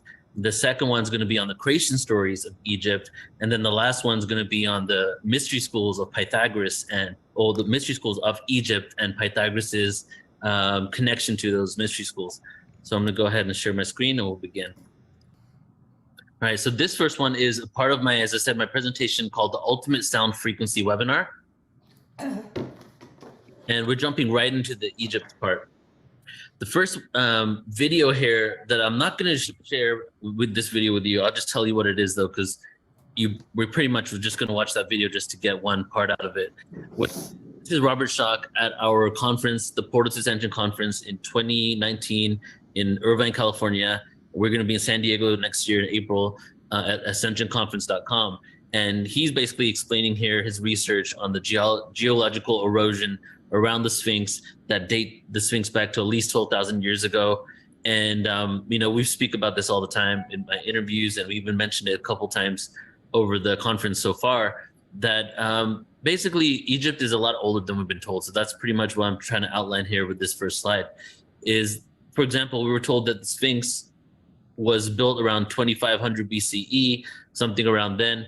However, what Schock and other researchers have discovered is that actually that those hieroglyphs that we're talking about, the creation at that time, wasn't building the Sphinx, they were rebuilding the Sphinx, reconstructing it. So now through multiple pieces of evidence, they're discovering that Egypt is much older than we've been told. So I want to mention this right here. There is a documentary on Netflix, and I'm rewatching it with Joan in the last few days, called The Pyramid Code. And if you really want to go deep into ancient Egypt and the use of harmonics, the connection to the stars, the alignment with Sirius, and connection to Orion, really just watch that, and it will take you on this huge journey to really rediscover ancient Egypt. So within this documentary, they talk about, let's see if I have it here. Yeah.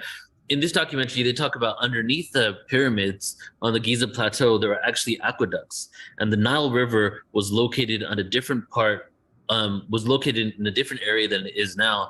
Through geological studies, we noticed that the Nile River has moved positions. So the position it used to be in is on the other side of the pyramid, and then when they would overflow, the water from the Nile River would go into the aqueducts below the pyramid and then create most likely harmonics and frequencies or currents that were naturally occurring energy and electricity through the aqueducts, through the water in the aqueducts, that will then be harnessed and utilized by the pyramids. And that goes into the whole understanding or belief that the pyramids are actually power generating devices, but multiple things besides that. I think that's your phone, Alan. But beyond that too, it was not only just a power generating device, but also had really advanced harmonics and frequency in mind. In certain areas, certain frequencies were resonating that make people believe that these were sound healing chambers in order to help people maybe heal from certain types of illnesses or create some alignment, or even have communication with different star beings and celestial beings. And we'll show that in a video upcoming here. So it's not a question of whether ancient Egyptians use sound or not. We definitely see the evidence of harmonics and frequencies in mind all over. But the question is, what were the use of sound for? How did they actually utilize their awareness of sound and vibration? So we did find in ancient Egypt, there has been found a 2600 BCE papyrus that states the Great Pyramid of Giza was created in 20 years. The pyramid contains 2.3 million individual blocks of stone, meaning one block would have to be laid every 5 minutes of every hour, 24 hours a day for 20 years. But the issue with that is each block weighs at least 2 tons. So that would have been 1,764,000 pounds of stone being laid every day if we go based on this piece of papyrus telling us how it was laid down. So the question is, if that is even legit, that's how they did it, how did that occur? Did they have maybe some sort of advanced technology? And this is where one of the possibilities that people put out there is that levitation, or maybe it wasn't even built in 2600 in the time that they're saying, and built at an even older time with some more advanced technologies that we aren't able to actually find right now through archaeological digs. Another case is the Egyptian language was created in a way to emphasize certain frequencies, consonants actually. So the original Egyptian language, vowel sounds was not actually introduced much later, and the vowel sounds were introduced around the same time as we start seeing written language. So the Egyptian language was created in a very in a way that's very similar to ancient Sanskrit in the way that the sounds are communicated. So at number 3 here, sound frequencies generated by aqueducts. That's the one we just talked about, that there seems to be, these aqueducts seem to be creating some sort of resonant electrical frequency that when put into the pyramid could actually be shifting and changing into a harmonic, an actual sound frequency. So electricity converted into sound. There were experiments conducted by Tom Danley in the King's Chamber of the Great Pyramid. And in the chambers above the King's Chamber, it suggests that the pyramid was constructed with a sonic purpose. Danley identifies 4 resonant frequencies or notes that are enhanced by the structure of the pyramid and by the materials used in its construction. The notes start from an F-sharp chord, which according to ancient Egyptian texts were the harmonic replica of Earth. Also, his test was showing that these frequencies are present in the king's chamber even when no sounds are being produced. Okay, they are there in frequencies that range from 16 hertz down to half a hertz, well below the range of human hearing. So according to Danley, these vibrations are caused by the wind blowing across the ends of the so-called shafts, in the same way sounds are created when one blows across the top of a bottle. So this part is extremely important. So I have presentations on ancient Malta, the caves there, the County Meath, Ireland, which is another cave there, and then a full one on the Mayan structures. And it seems that these ancient cultures that had an extreme knowledge of vibration and frequencies and harmonics, they created the structures in a way that even the wind blowing through it makes the frequency emanate, even if you can't hear it. So the vibration of these rocks are occurring all the time. I'm not going to show this video because it got flagged for copyright last time. So if I ever want to put this out on YouTube, I won't be able to. But you can check it out, sound used to levitate stones. And basically this video is different frequencies on different devices at the bottom right there that are emanating sounds that are making these rocks levitate. And the purpose for this is to make the realization that it's not actually a far-reach thought out there in order to believe that we can actually utilize sound and frequency to levitate rocks. We're actually able to do that now. So to think back to whether they could have done it or not, well, if we can actually imitate it now, we already know that it's possible. Now this video I will play, but I'm going to make sure that sound is being shared here.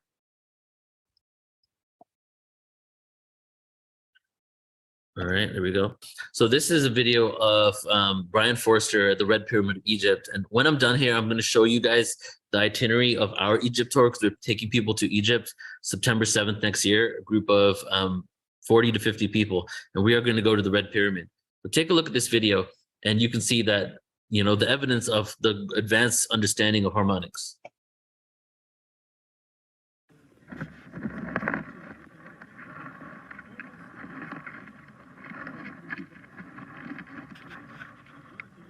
This is the entrance to the Red Pyramid. We're going down the shaft and we're going to go into these incredible rooms, which are acoustic chambers.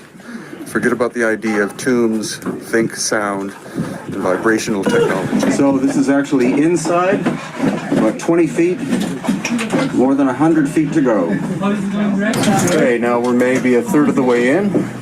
And Yusuf Alwian, the dark figure, is about to come past me. Okay, maybe halfway down now, and the heat is already starting to pick up in here, as well as the heat generated by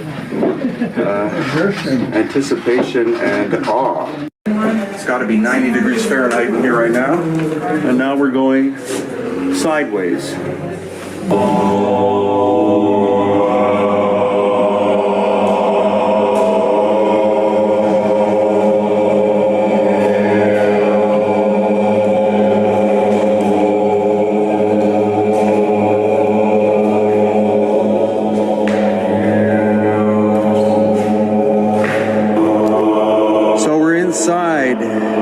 First of the main chambers of the Red Pyramid, and it is tuned to A. That seems to be the sound that it likes the best. So I've just walked through a short tunnel into the second of the chambers here, and the sides of them taper in with these almost baffle-like stones, and terrible, but you can see there is a massive crack in the solid stone, and that's part of the theory, again, that this was an energy-generating device, as were some of the others of the pyramids on the Giza Plateau. So you might have heard somebody shouting out there, 432, 432. So the frequency that they found in the pyramid was A equals 432. So, but the really interesting thing was they weren't trying to chant in A equals 432. They were just chanting. The frequency, the structure is designed in a way that it takes whatever frequencies you have and it reconstructs it in order to give you A equals 432 hertz.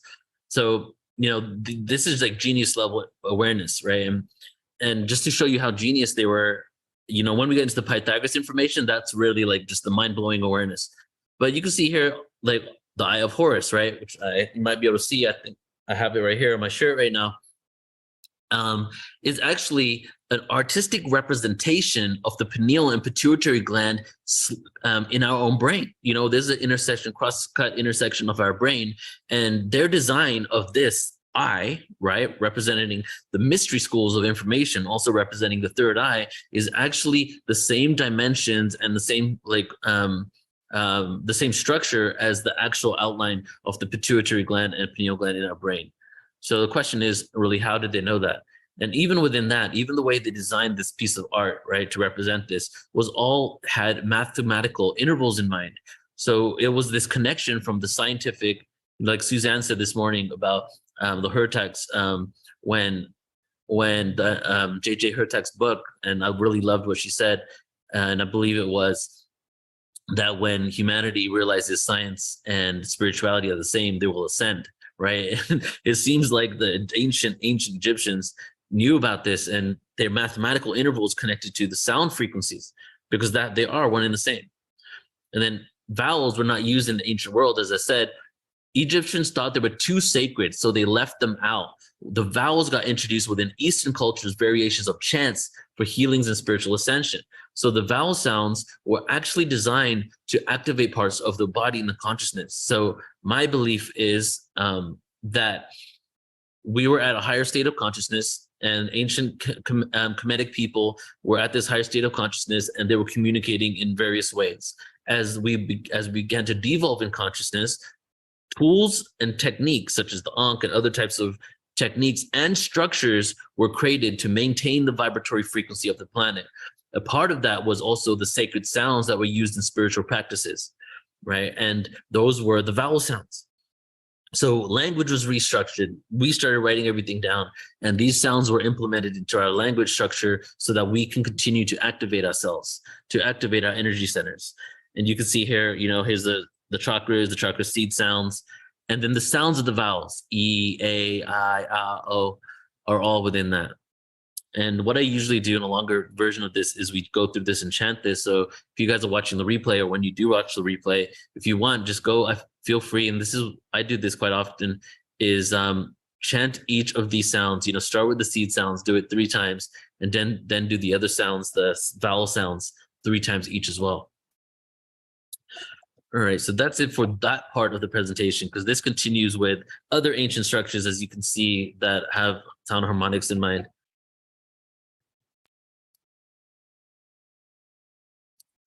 Let's close this. All right, part 2 here.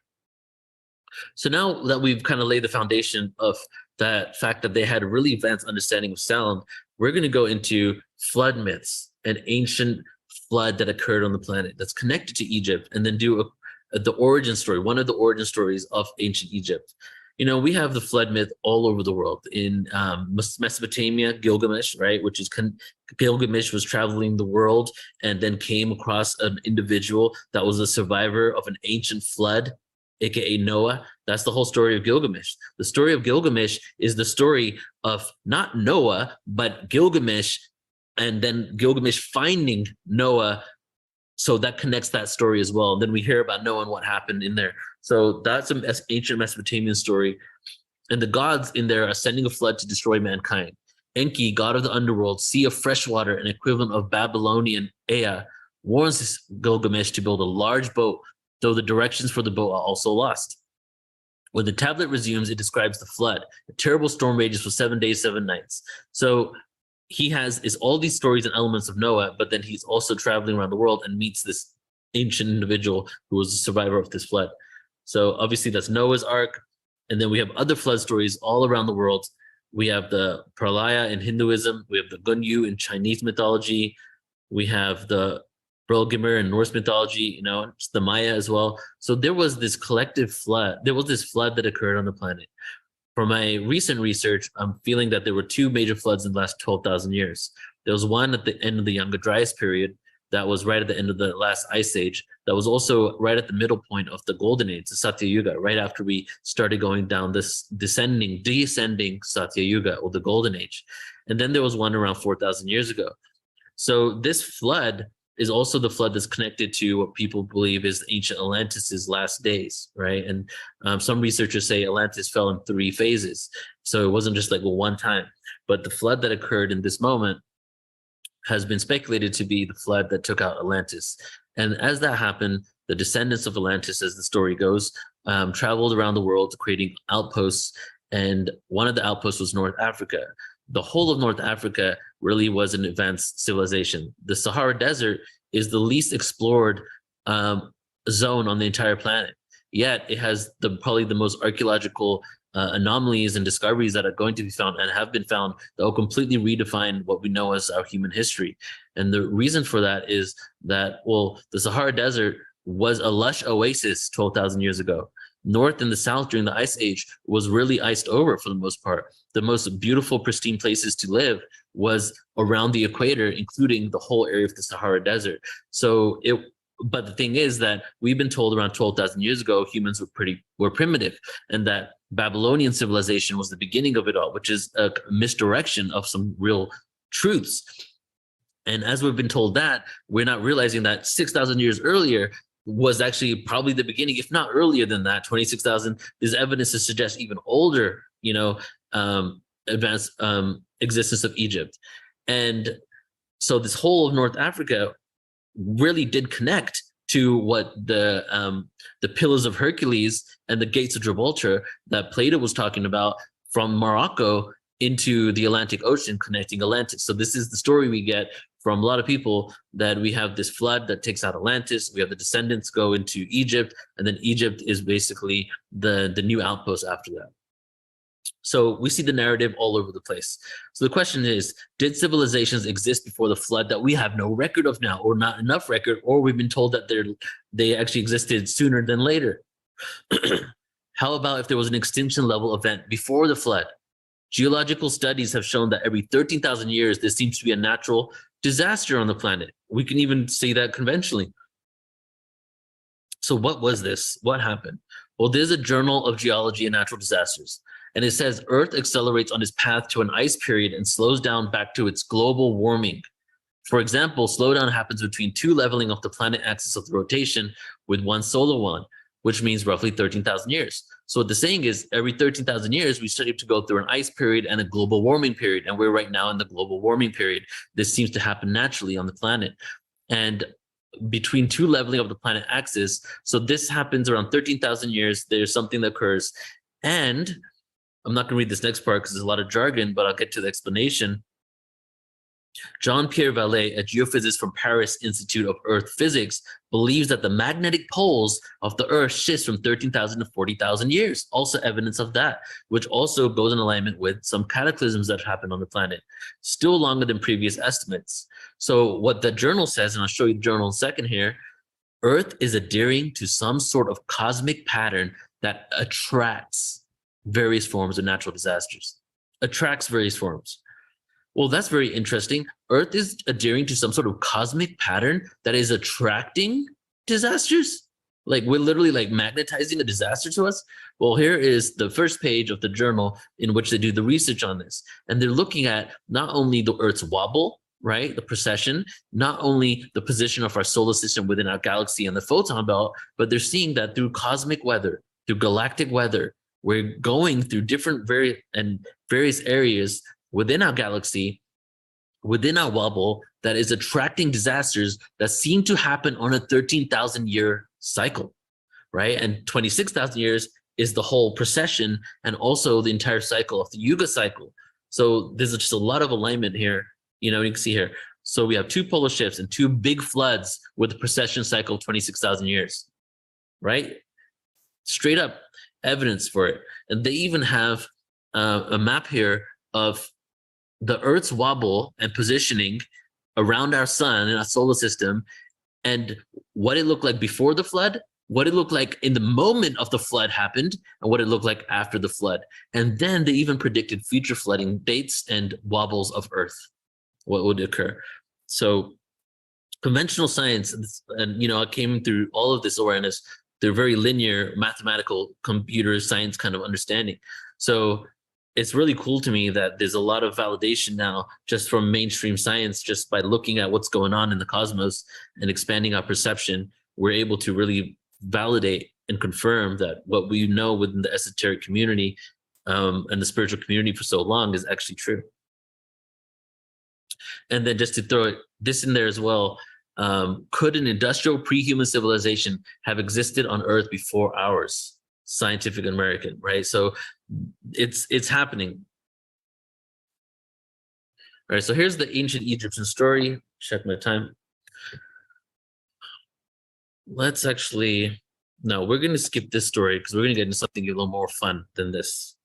Okay, something more fun than the story. But you can actually stop the story, this in the replay, and read that story yourself if you want. Here we go. My man, Pythagoras. Love this guy. So this entire presentation, by the way, is on portalascension.org. Is a 4-hour presentation. So if you want to go into Pythagorean information and awareness and look at Donald Duck right there, you can check it out on portalascension.org. And here we are. The Pythagorean theorem. That's where we're going to start, everybody. And the reason why we're starting here is because I have a whole mark right through it, and this connects to some ancient Egyptian mystery schools. So, when I started going deep into Pythagoras, even before that, I already knew and had heard that Pythagoras had got his awareness from elsewhere in the world, and it's not his Pythagorean theorem. So there are some people that really don't like Pythagoras, and they don't like the fact that there are things named after him when it's pretty much not even hidden in plain sight. It's right there that he did not discover a lot of this information. Well, the thing is, he never said he's the one who discovered it. People came after him, and a westernization, Romanization of Europe, which he was inherently against, this, dictatorships and everything. And you can learn that in the full presentation for this, that named it after him. It wasn't his fault, but he was an epic, genius, amazing individual in my eyes, from what he did and how he went around the world and collected so much awareness and compiled it. So the Pythagorean theorem. There is no doubt that this theorem originated from other ancient civilizations. There's an Egyptian connection to the placement of the pyramids, which we will show you. If that's the only thing I show you from now to the end, that's like the best thing right there. A tablet from ancient Babylon. You can see the tablet right behind in this background is the Plimpton tablet, which is the tablet in which the Pythagorean theorem came from. Chaldean 626 BC to 539 BC. And then also we see in the sutras in 800 BCE, we see evidence of the Pythagorean theorem. All places in which it's documented Pythagoras traveled to. The Plimpton 322 is a Babylon clay tablet, notably containing an example of Babylonian mathematics. This tablet is believed to have written around 1800 BC and has a table of 4 columns and 15 rows. In here, we have 2 or 3 numbers in which are now called the Pythagorean triplets. We have integers A, B, and C that are introduced to humanity, satisfying A squared plus B squared equals C squared. So that was one of the places, right? Here is the Plimpton, okay? And just to throw this in there for fun, this is how Pythagoras would have walked to Babylon to get that information. Well, he didn't walk. He was a little child. When Pythagoras went to Babylon, he went there as a young child, 10, 12, 13, somewhere in his pre-teens to early teen years, where he went with his dad, who was a merchant that would travel all the known world in order to do to trade with different civilizations. And as he did that, his dad was really into basically being a part of the societies that they went to. So Pythagoras, before he even went and moved back home to what became Greece later, before he even knew fully about the Greek gods, he had already been converted into Zoroastrianism, because that was the first place his dad took him. And he had already been accepted by the Babylonians and initiated into some of their ancient mathematical awareness. So here is the beautiful video. All right, I'm going to go ahead and play this here, and then we're going to talk about it. And is credited by most Western educational institutions with the development of what they call the Pythagorean theorem, the mathematic equation which expresses the relationship between the sides of a right triangle, where the square of the hypotenuse of the triangle is equal to the sum of the squares of the other two sides of the triangle. The Pythagorean theorem is also known as the 47th problem of Euclid, because Euclid, who is said to have lived several hundred years after Pythagoras, and is called the father of geometry by Western educational institutions, worked on solving the ratio 3, 4, 5 Pythagorean triple. If the first 5 numbers, 1, 2, 3, 4 and 5, are squared to yield 1, 4, 9, 16 and 25, then long been suspected that the Pythagorean theorem, and the proof of the Pythagorean theorem, existed thousands of years before Pythagoras is said to have been born. Evidence that the Babylonians had knowledge of Pythagorean triples is available on the artifact known as Plimpton 322, which contains tables inscribed with Pythagorean triples.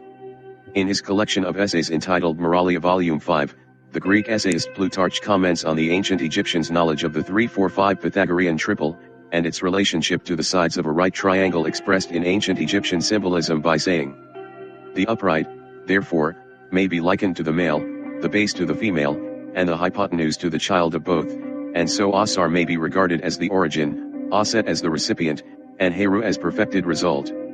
3 is the first perfect odd number, 4 is a square whose side is the even number 2, but 5 is in some ways like its father, and in some ways like its mother, being made up of 3 and 2.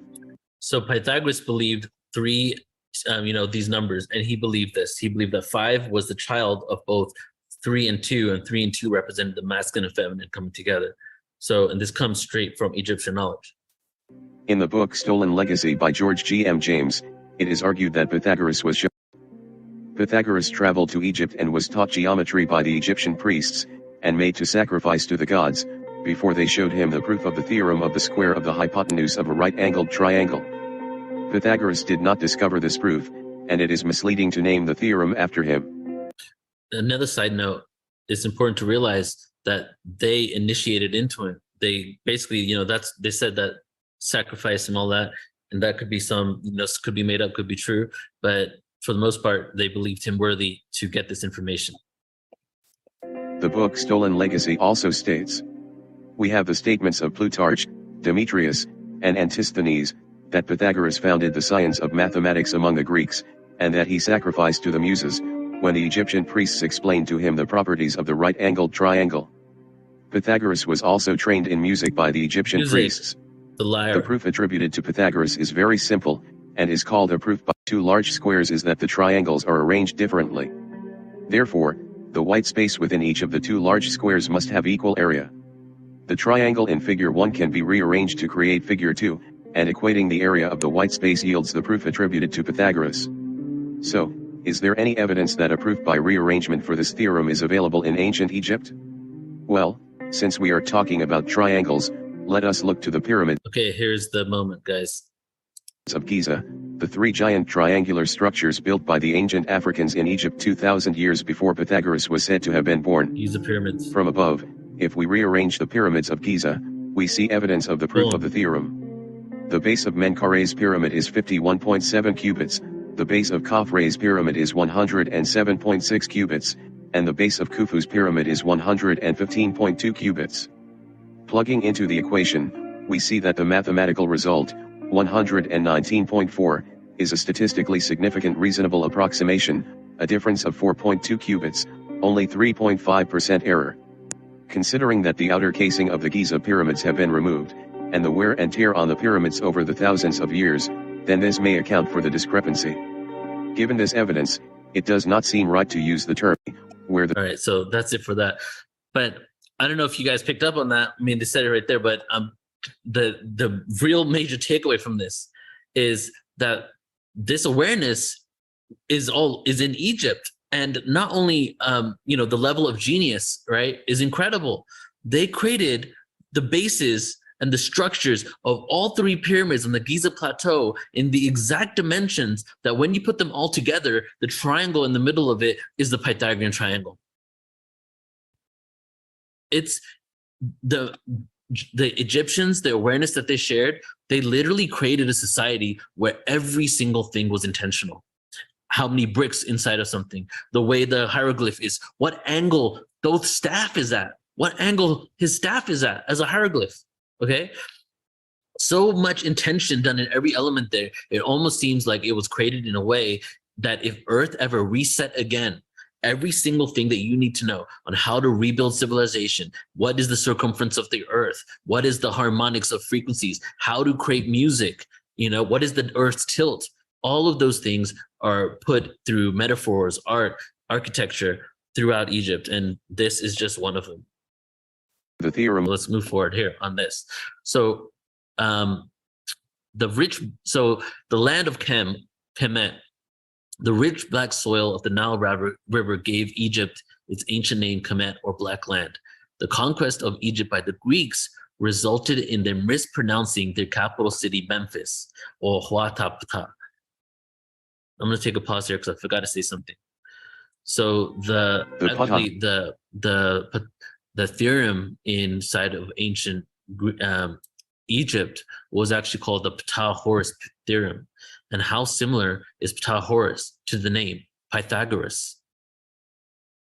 There's no evidence.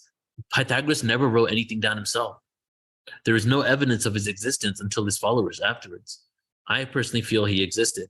However, isn't it interesting that it's called the Ptah-Horus theorem and it sounds so much like Pythagoras? Ptah-Horus, Pythagoras. So when the Greeks went, they mispronounced the capital city of Memphis. They thought they heard Egyptos. So the reason why we get the term Egyptos now is because of the mispronunciation of the Greeks, or Egypt. They call themselves Remet and Kermet, which means people of the Black Land. And to keep going with Pythagoras in Egypt, he studied in Memphis in Egypt, where a lot of Greek scholars and other scholars from around the world went to study. And Egypt welcomed him, especially due to his ideas about mathematics. He'd been traveling the world. He had acquired so much knowledge, and his ideas about sound and music and mathematics were welcomed in ancient Egypt. And it is believed that he lived in Egypt anywhere from 10 to 20 years. So he was there for quite some time. And Egypt was actually on its way out as a world power, and the Greek cities were on the rise at that moment. And many Greek minds would travel to learn from ancient schools in Egypt and were initiated into the schools of Thoth, Seshat, and Ta, which are, at least there were definitely more. Now okay, cool. We're in the final stretch. All right. So in pre-dynastic period in ancient Egypt is the time before recorded history, from the Paleolithic to the Neolithic age, to the rise of the first dynasty, and is generally recognized as around 6000 BCE to 3150 BCE. Pythagoras must have gained a lot of information through the mystery schools of Sheshet and Thoth. Sheshet is someone that you might not hear that much of. She was worshipped in the old dynasties. And then all of a sudden, it seemed like there was a drop from her worshiping, and we went to Thoth. And this went hand in hand with the shift of Yuga cycles. This went hand in hand with the shift of the matriarchy to the patriarchy. So Sheshet worship conventionally accepted to be 3150 BCE, but through now the redating of everything, we're figuring it's much older. And you can see the entrance of the Treta to the Dwapara Yuga. And Thoth worship was basically said to be like ancient, 6000 BCE, but continued to the Greek conquest. So when we hear the Emerald Tablets of Thoth, it was really because he was still pretty much worshipped or had reverence towards in Egypt. He was one of the longest standing deities that was worshipped there. Seshet is not considered as important in Kemetic history as she really was. That's the key. So Seshet and Thoth is known as the Thoth the Atlantean and the Emerald Tablets. Well, his counterpart was Seshet. She was either his wife or his sister, and they were both responsible for the following: writing, astronomy, mathematics, geometry, medicine and botany, weights and measures, architecture, knowledge, and science. All information and things that Pythagoras was very interested in. So as I said, Seshet was Thoth's female counterpart. She was actually the inventor. The reason why she's so important is the Emerald Tablets of Thoth were not actually supposedly created by Thoth, according to ancient Egyptian text. Seshet, his female counterpart, was the one that was responsible for downloading this information to the humans. Okay, now we're getting into some galactic, a little bit Atlantean star being awareness as we funnel into this right here. So she was supposed to be the one that really channeled this awareness for humanity, and then she taught it to Thoth, and then Thoth basically taught it to humanity, and that's kind of how it went down. So the old gods began to become less popular, and then Shesheth and Thoth rose. Shesheth instructed Thoth on how to teach humanity. She seemed to receive divine revelation or ancient wisdom, or be the creators of these disciplines. Thoth was the instructor. Now, here is the thing that I mentioned earlier about Thoth's shaft. Egypt, I can't wait to go, and I can't hope to see some of you guys there. And if you're interested in going and learning more, you can email us at info@portaltoascension.org, info@portaltoascension.org. We're going on September 7th next year, and we're going to be looking at a lot of this awareness, and we're going to be there with the Hertex. So as you can see here, Thoth's staff is at the same angle as the Earth's axis, right? The gap between these two shafts is 6 degrees, which is the same as the gap in the Masonic symbol. Okay, so now we get into Masonic awareness, how it connects to Pythagoras, how that Masonic awareness was then converted into Christian mystery schools, and then occulted information that also connects to the Knights Templar. But we see a lot of this foundational awareness that became the modern Western world was actually taken from Egypt. And even if you go visit the Vatican, you'll see a lot of Egyptian artifacts all over the place. And there's a video, a guy called Sacred Geometry Decoded on YouTube, and he will break down the symbolism for you very well. But you can see here, look at this symbol here, this Masonic symbol. What is this? Okay, so the gap between Thoth's shaft, right, in between here, if you can see my cursor, is 6 degrees. The exact same gap in between the Masonic symbol. But the Masonic symbol is also at the tilt of the Earth's axis. Exact same 6 degrees, exact same tilt of the Earth's axis. And then if you really still doubt that they were connected and pulling on some occulted awareness from Egypt, look at this Masonic symbol right here. What is this? These are the bases of each of the pyramids on the Giza Plateau, creating the Pythagorean triangle, which was utilized with this technology to hijack and not only to build society, but also hijack information and awareness and make it occult, because Pythagoras was open source. And then, these people that took over his information afterwards, and that's the first part of that presentation talks about this, basically took his information and utilized it to become the most powerful people in the world. And they even threw it in plain sight on the dollar bill.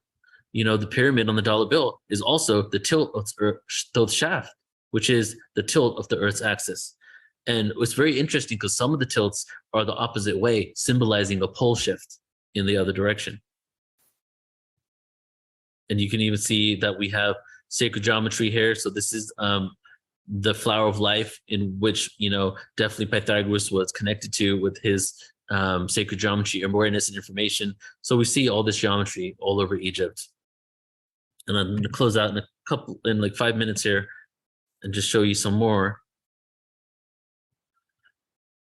We have even within the Siren in the temple of Seti the first at Abydos, we also see the Pythagorean triangle. We see the Vesica Pisces, the basis of the flower of life. So all these geometries that we hold Pythagoras as, we give him credit for, society is giving him credit for, it's just strewn all the way throughout Egypt.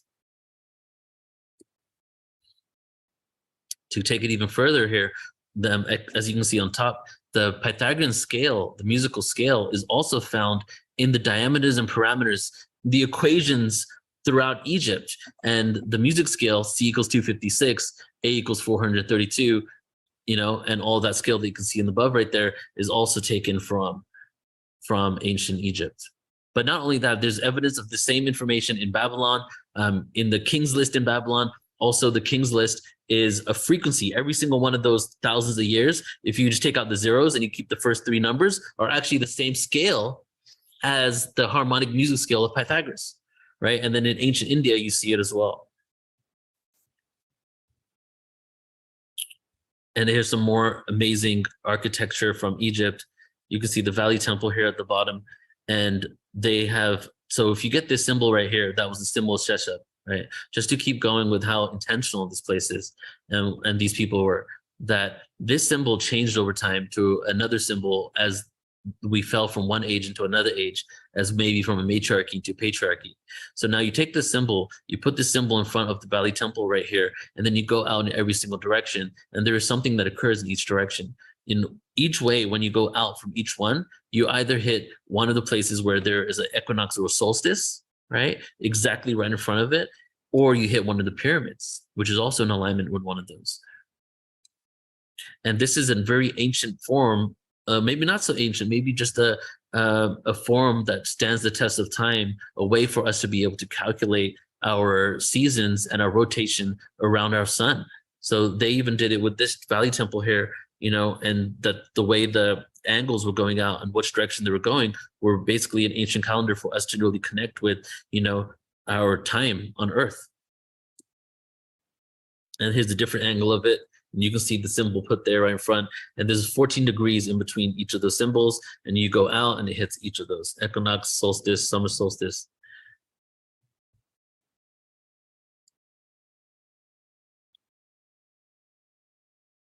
Just a little more here.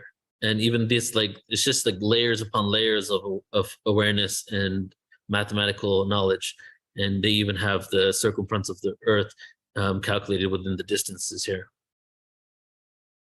Showcase with yeah.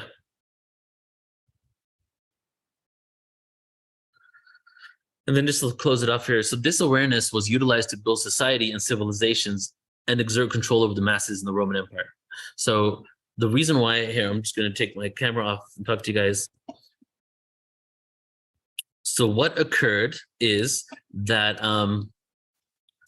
so Pythagoras, you know, Italian, went all over the world.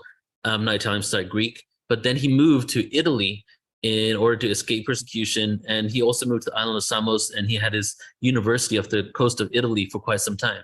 When he, you know, when he passed away, his awareness basically spread throughout Italy, and it wasn't too soon. It wasn't too much before the rise of the Roman Empire. So the rise of the Roman Empire came about, and a lot of this information and awareness was actually taken by the Roman Empire and utilized to build societies in these structures. You know, we see these advanced structures using Pythagorean awareness, bridges, and all of this information was basically taken and utilized to build society in the Roman way. As this occurred, the secret societies that also stemmed out of Pythagoras awareness, because Pythagoras had two mystery schools within Pythagorean awareness. One was the Mathematicae, and one was the aesthetic ones of the, starts with an M, I forget the name right now, it's in the presentation. And one of them was the premise and the foundation for the aesthetic lifestyle of the Vatican Church that eventually came. The other one were the ones that actually maintained all the numbers and secret information of Pythagoras. The Mathematicae, they continued, and that information got taken by the Roman elite and then passed down into their mystery schools. And the Knights Templar had this awareness, the Masonic people had this awareness, and that was a continuation of Pythagoras's scientific mathematical awareness and musical skill as well. And then on the other side, we had the people that lived the priest-like lifestyle from Pythagoras, because Pythagoras was he was a vegan. He meditated. He believed that God was a frequency that we could reach. He believed all these spiritual concepts. He was not accepted for the most part by his own people, which is why the stories of how he died seem to be that they really didn't like him in that area. And so the priesthood that came out of Pythagoras' awareness, he had two sects. He had one sect that was all science, mathematic based. The other ones that will live and preach about, you know, like eating well and meditating, things like that. That group became the premise for the Vatican Church. The other group became the premise for the Knights Templar and the Masonic Order. So his connection to what occurred on the planet and how his awareness was taken to exert control of the world is extremely interesting. And let me end it on this. So he did not want any of this awareness to be hijacked and taken by the elite. That's another thing, another belief that is thought by people, that, you know, a lot of the elite took his awareness and utilized it. Therefore, Pythagoras was also really a bad guy. He's been documented to be against dictatorships and would also send letters and have conversations with how to restructure society for the betterment of everybody. He didn't believe that there should be any one leader, that there should be a council and discussions should occur. And he also believed in living a really peaceful lifestyle. It was unfortunate that when he passed away, that his awareness was so profound that other individuals picked it up later and utilized it to exert control. But for my research, that's not what he wanted. And so you can check out the whole presentation, guys, at portal2ascension.org. That's it for that. I'm just going to take a second and show you guys the actual Egypt tour itinerary. And I think Joan's with me still. So Joan, you want to come on and comment about what you just experienced and what you heard, what you think, and then I'll put this on the screen here.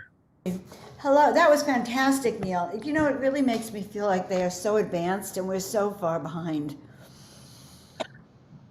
Right, exactly. So, you know, I've been into Egypt for so long, but I never wanted to go until like 2 years ago. And then the reason why I wanted to go was because of that presentation I did on Pythagoras. And I started just realizing like, whoa, Egypt is so much more like than I even could have even fathomed that it is. And I really feel like I need to be there. And as you and I and Alan have talked about a few times, that Egypt is calling its people back right now. Right. You know? Mm-hmm. We are being called. So we start, we land, we have dinner, we have a little get together. I'm so excited to dive deep with people over there. It's going to be so amazing. Yeah, you want to go? You want to say it? Go ahead. Okay, so we'll be going to the Bent Pyramid and also then the Red Pyramid. And what I love this is the mystical underground tunnel. So from the very get-go, we're starting with our adventures. Then we head off to Luxor. And we're staying at some really beautiful hotels. We get to the Luxor. Oh yeah, we get to go to the temples, the tombs, Amenhotep's colossal there, Abydos. And Abydos is where there is an inscription of the story of, as Alan was saying, of the Exodus from Atlantis, inscribed in Abydos. Wow, that's going to be something to see. And then a private visit to the Siren temples. Yep, and then we go to the Karnak complex, which we showed an image of the other day. And this is going to be so fun. We go on the Nile cruise, we cruise down the Nile River. I know, we're all together on that cruise, which is great. We have our own section of the boat, of the ship, right, to have an event every night, a talk. Yep. Yeah, so it's a full-on cruise ship that fits 100 people, but we're 50, so we're going to take up like half the cruise ship, and entire like parts of it are going to be available to us to do presentations. So it's going to be so beautiful. I didn't see this optional hot air balloon ride. Okay. Yep. An adventure, and then we're going to be sailing. We're going to go to the Ambo Temple and the Crocodile Museum. Dedicated to Horus and Sobek. Right, dedicated to Horus and Sobek.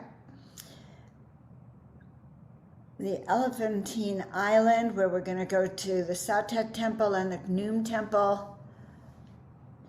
We go back to the Marriott, the Mina House, and then a private visit at the Great Pyramid. I think that's going to synthesize everything. Yes.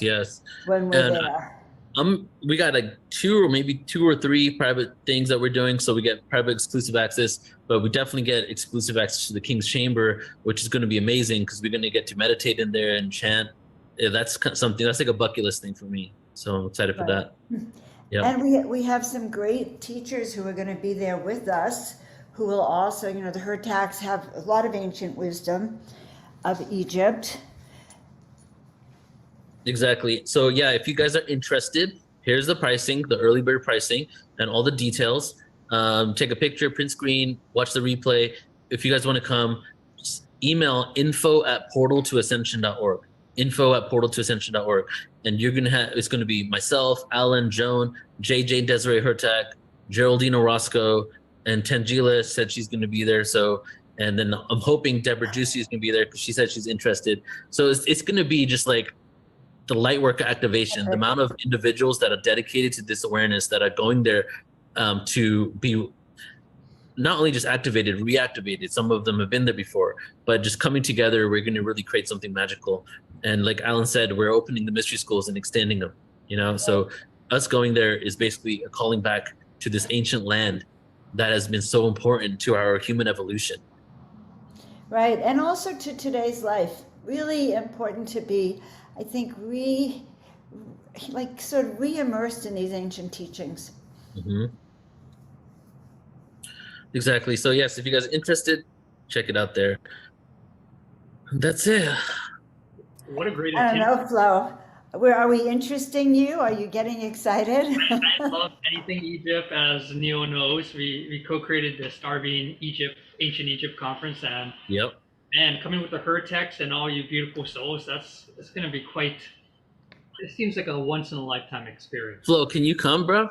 Right. I'm gonna try. I would love for you to be there, man. Because we did talk about it like a year ago about how like you really feel called to be there, you know, and I feel called to be there with you, actually. That would be like homecoming, you know.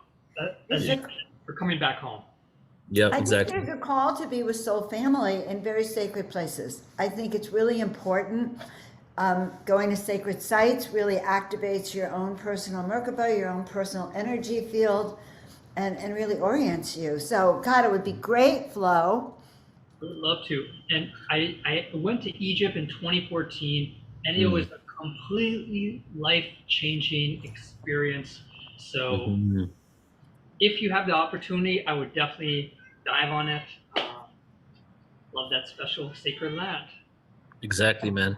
All right, brothers. So do you want to invite our next panelist on? Yes. All righty. I am excited for Kathleen. Kathleen is our next presentator. She has a doctoral degree in educational psychology with a specialization in transpersonal psychology, a master's degree in psychological counseling. Over the years, Kathleen has studied philosophy, psychology, counseling, education, intuition development, energy healing, culturally diverse spiritual paths, and the UFO UAP phenomenon. Together with her husband for 13 years, they raised sheep and chickens who taught her about the incredible intelligence of nature's creatures. I love that part of your biography, and that at the deepest level, we are all truly one consciousness. For her pure energy presentations and intuitive guidance, Kathleen synthesizes her research and creates presentations. She teaches at colleges, wellness centers, local venues, and we are blessed to have her at the Ultimate Starbeam Conference. She also offers private intuitive guidance sessions with her Holy Well Oracle card readings.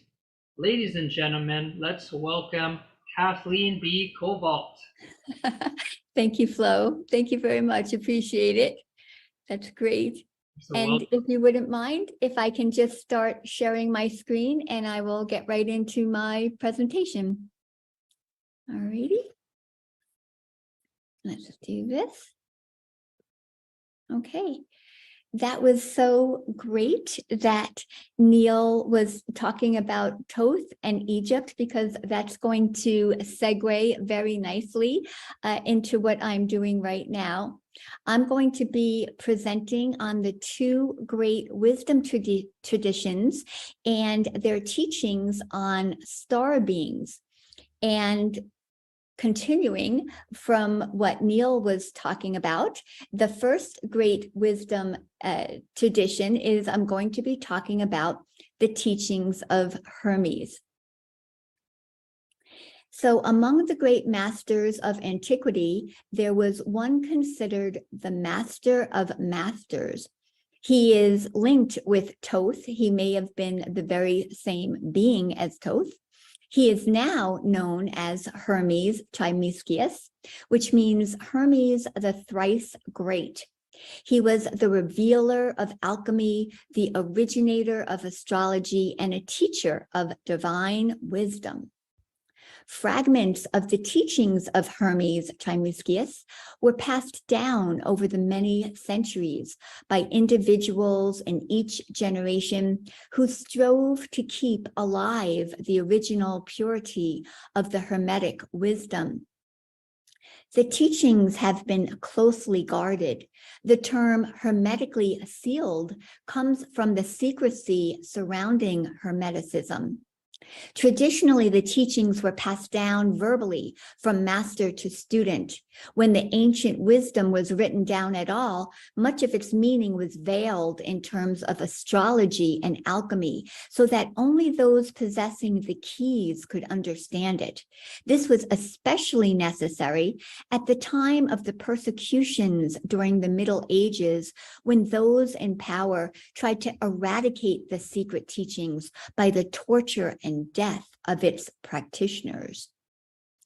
Over the centuries and across many lands, a collection of Hermetic principles in the form of maxims, axioms, and precepts, which are essentially short sayings of truth and wisdom, known as the Kabbalion, were passed down verbally from teacher to student. The exact meaning of the term Kabbalion has been lost in history. In 1908, a book entitled The Kabbalion was published by the Yogi Publication Society in Chicago, Illinois.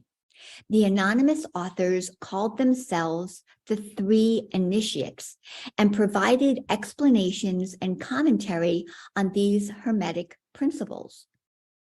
And these are the 7 Hermetic principles as listed in the Kabbalion. 1, the principle of mentalism.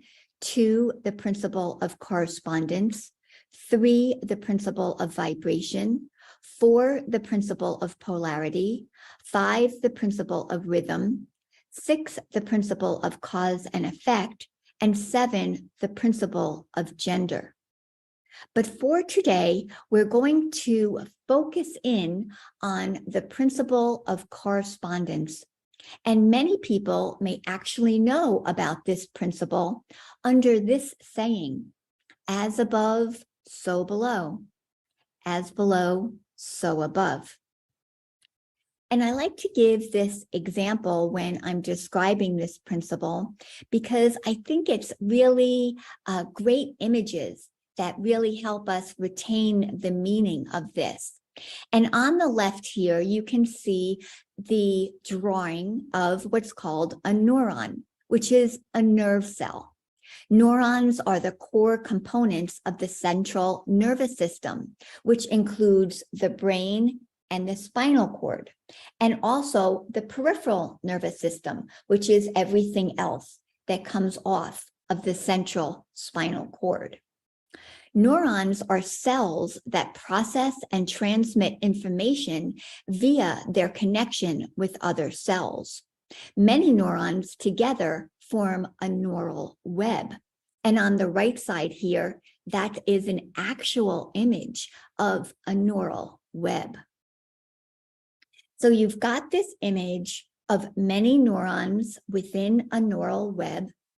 And then you have the image below. This is seen from space at night.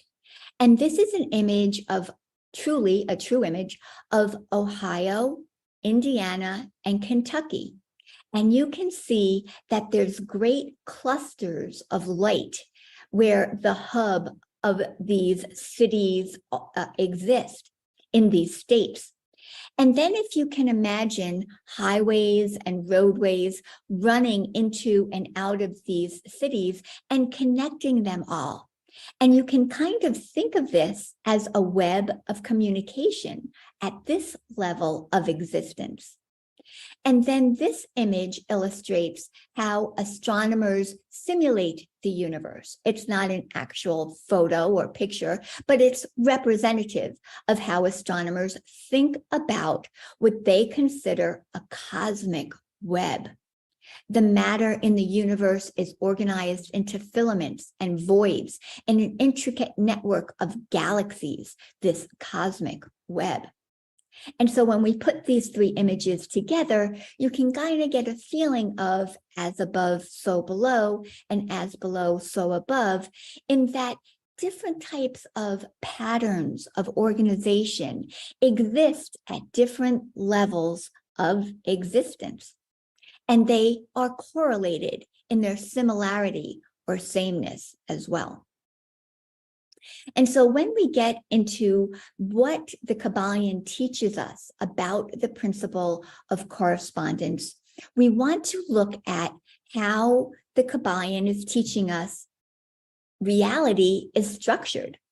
So it says, for the purpose of convenience of thought and study, the Hermetic philosophy considers that the universe may be divided into three great classes of phenomena known as the three great planes, namely 1, the great physical plane, 2, the great mental plane, 3, the great spiritual plane. Now, here's the key point. These divisions are more or less artificial and arbitrary. For the truth is that all of the three divisions are but ascending degrees of the great scale of life, the lowest point of which is undifferentiated matter, and the highest point, that of spirit. The atom of matter, the mind of man, and the being of the archangel are all but degrees in one scale, and all fundamentally the same. The difference between them solely a matter of degree and rate of vibration. Some of you may be aware of the great teacher Paramahansa Yogananda. In 2013, a little book was published with his writings, and it was called Scientific Healing Affirmations. If you don't know who Yogananda is, he wrote the book Autobiography of a Yogi, and anybody on their spiritual path, this is one of the primary books I always recommend. Paramahansa Yogananda arrived in America in 1920 to begin the mission given to him by a line of enlightened masters in India to spread worldwide the ancient soul science of yoga meditation. And just like the Hermetic teachings, Yogananda says, the difference between matter and spirit is in the rate of vibration, a difference of degree, not of kind. And moreover, the different planes shade into each other so that no hard and fast divisions may be made between the higher phenomena of the physical and the lower of the mental, or between the higher of the mental and the lower of the spiritual.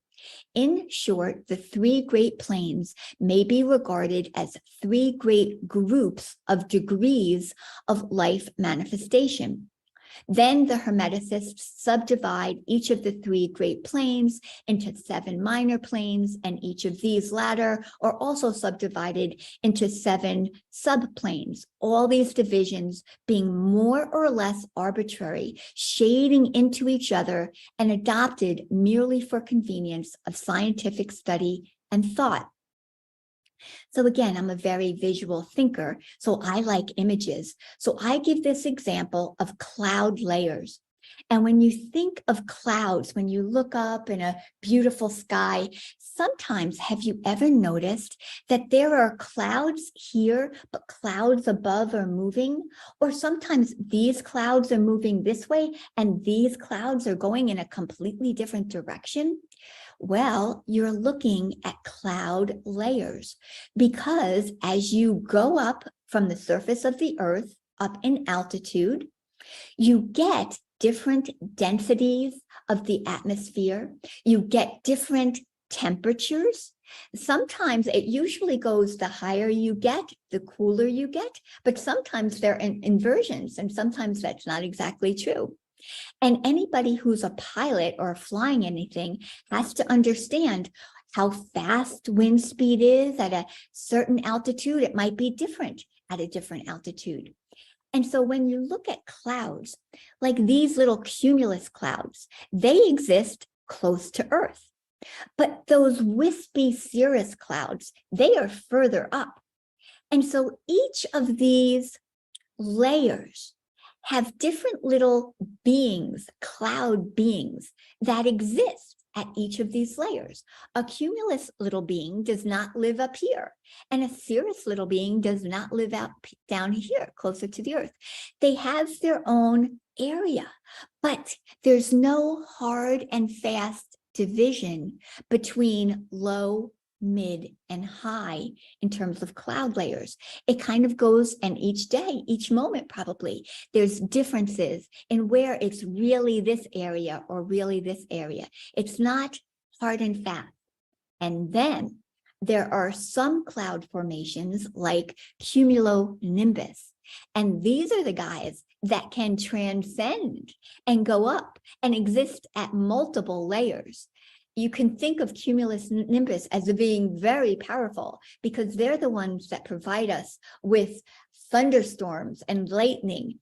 And if we want to talk about our spiritual development, sometimes you can think of yourself wanting to be like one of these guys, because we want to be able to exist simultaneously at different levels of our existence. Now, in the Kabbalion for today's talk, the important points I want to make are they discuss beings. The three initiates talk about the beings. So let's go back to these divisions. In the 7 minor planes of the great spiritual plane, or the highest plane, there are beings that possess life, mind, and form as far above that of man of today as the latter is above the earthworm, mineral, or even certain forms of energy or matter. The life of these beings so far transcends ours that we cannot even think of the details of the same. Their minds so far transcend ours that to them we scarcely seem to think, and our mental processes seem almost akin to material processes. The matter of which their forms are composed is of the highest planes of matter. Nay, some are even said to be clothed in pure energy. On the 7 minor planes of the great spiritual plane exist beings of whom we may speak as angels, archangels, demigods. On the lower minor planes dwell those great souls we call masters and adepts. And we're going to be talking about masters and adepts in a little bit. Above them come the great hierarchies of the angelic hosts, unthinkable to man, and above those come those who may without irreverence be called the gods. So high in the scale of being are they, their being, intelligence, and power being akin to those attributed by the races of men to their conceptions of deity. These beings are beyond even the highest flights of the human imagination, the word divine being the only one applicable to them. And here's the thing. Many of these beings, as well as the angelic host, take the greatest interest in the affairs of the universe and play an important part in its affairs. These unseen divinities and angelic helpers extend their influence freely and powerfully in the process of evolution and cosmic progress. Their occasional intervention and assistance in human affairs have led to the many legends, beliefs, religions, and traditions of the race, past and present. Do not make the mistake of supposing that the little world you see around you, the earth, which is a mere grain of dust in the universe, is the universe itself. There are millions upon millions of such worlds and greater. And there are millions of such universes in existence within the infinite mind of the all.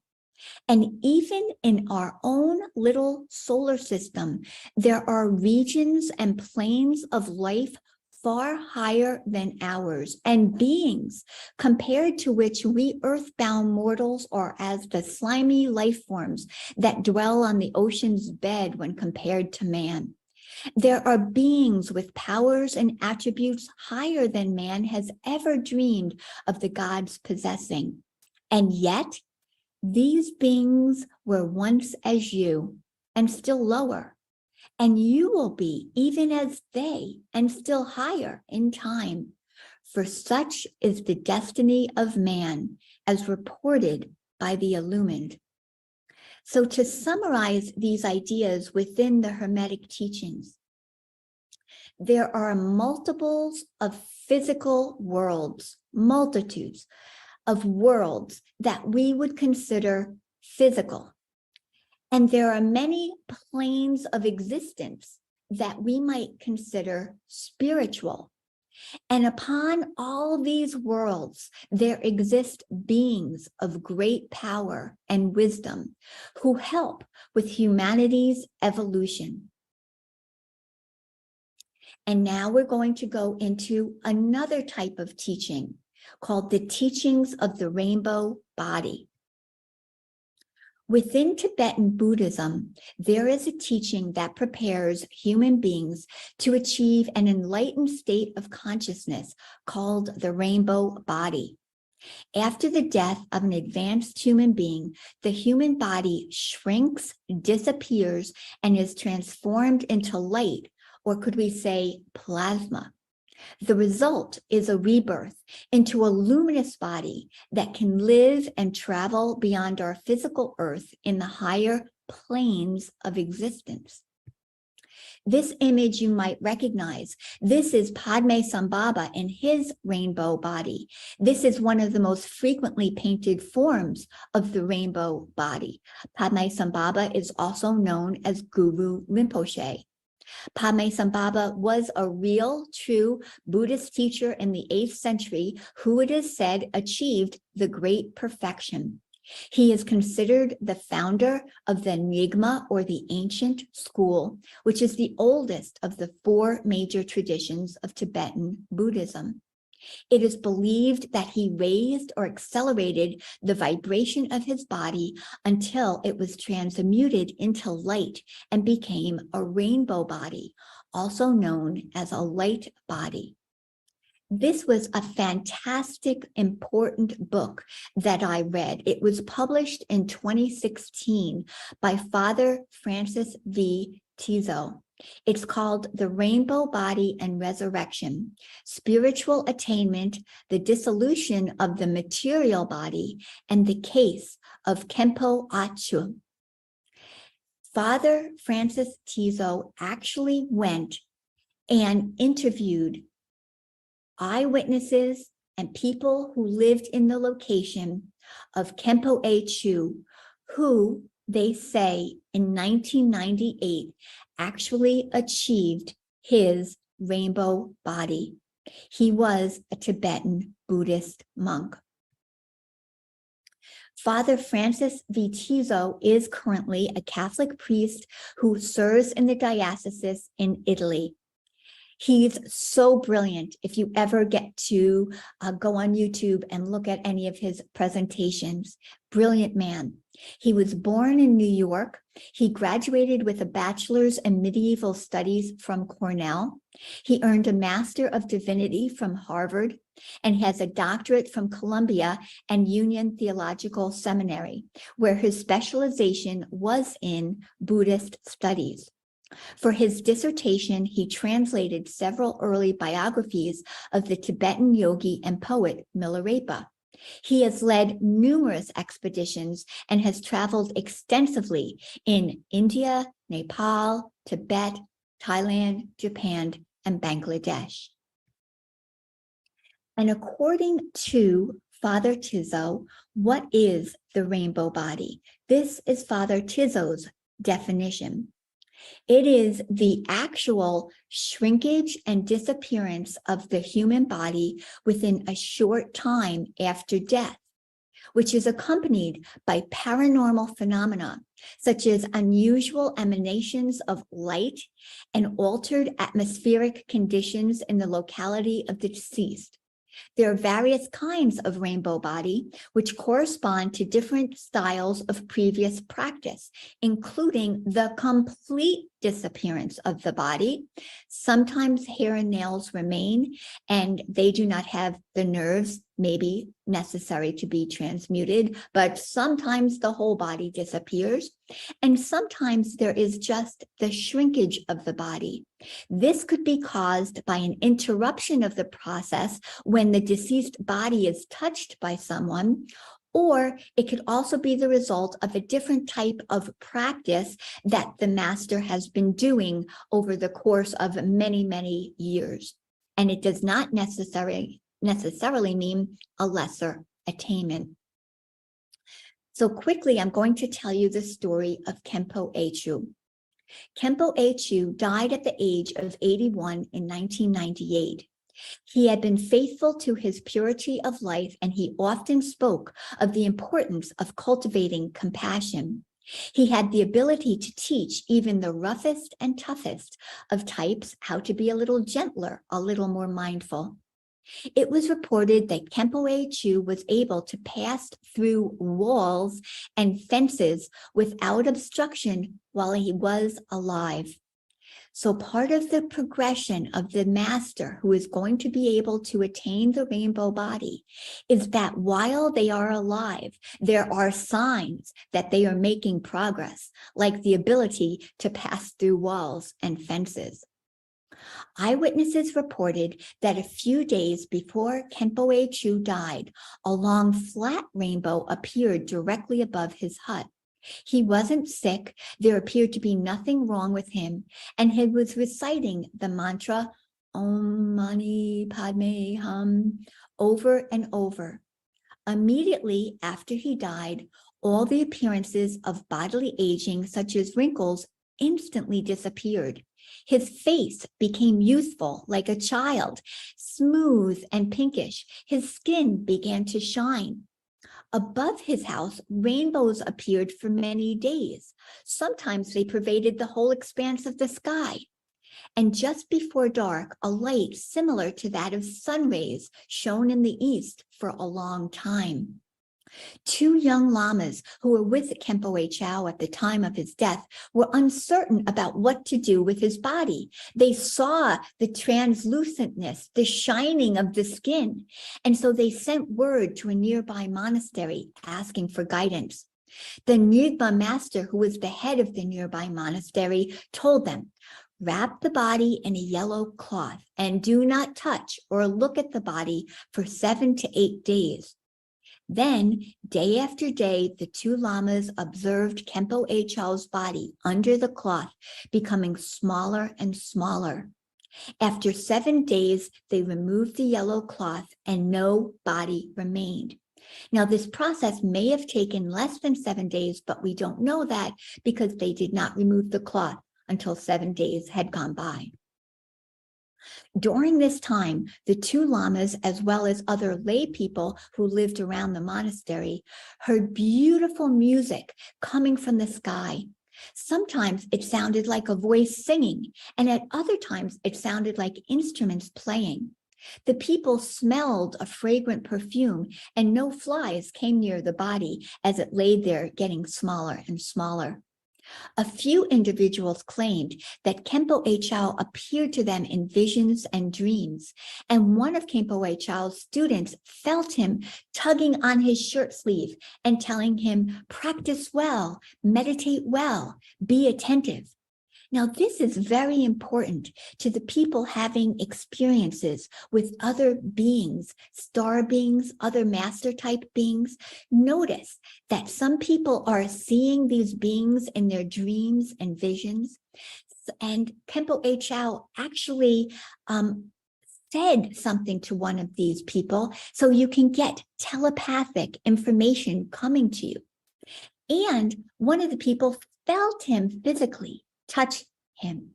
I myself have had that kind of experience myself, where I felt a great being touch the side of my cheek.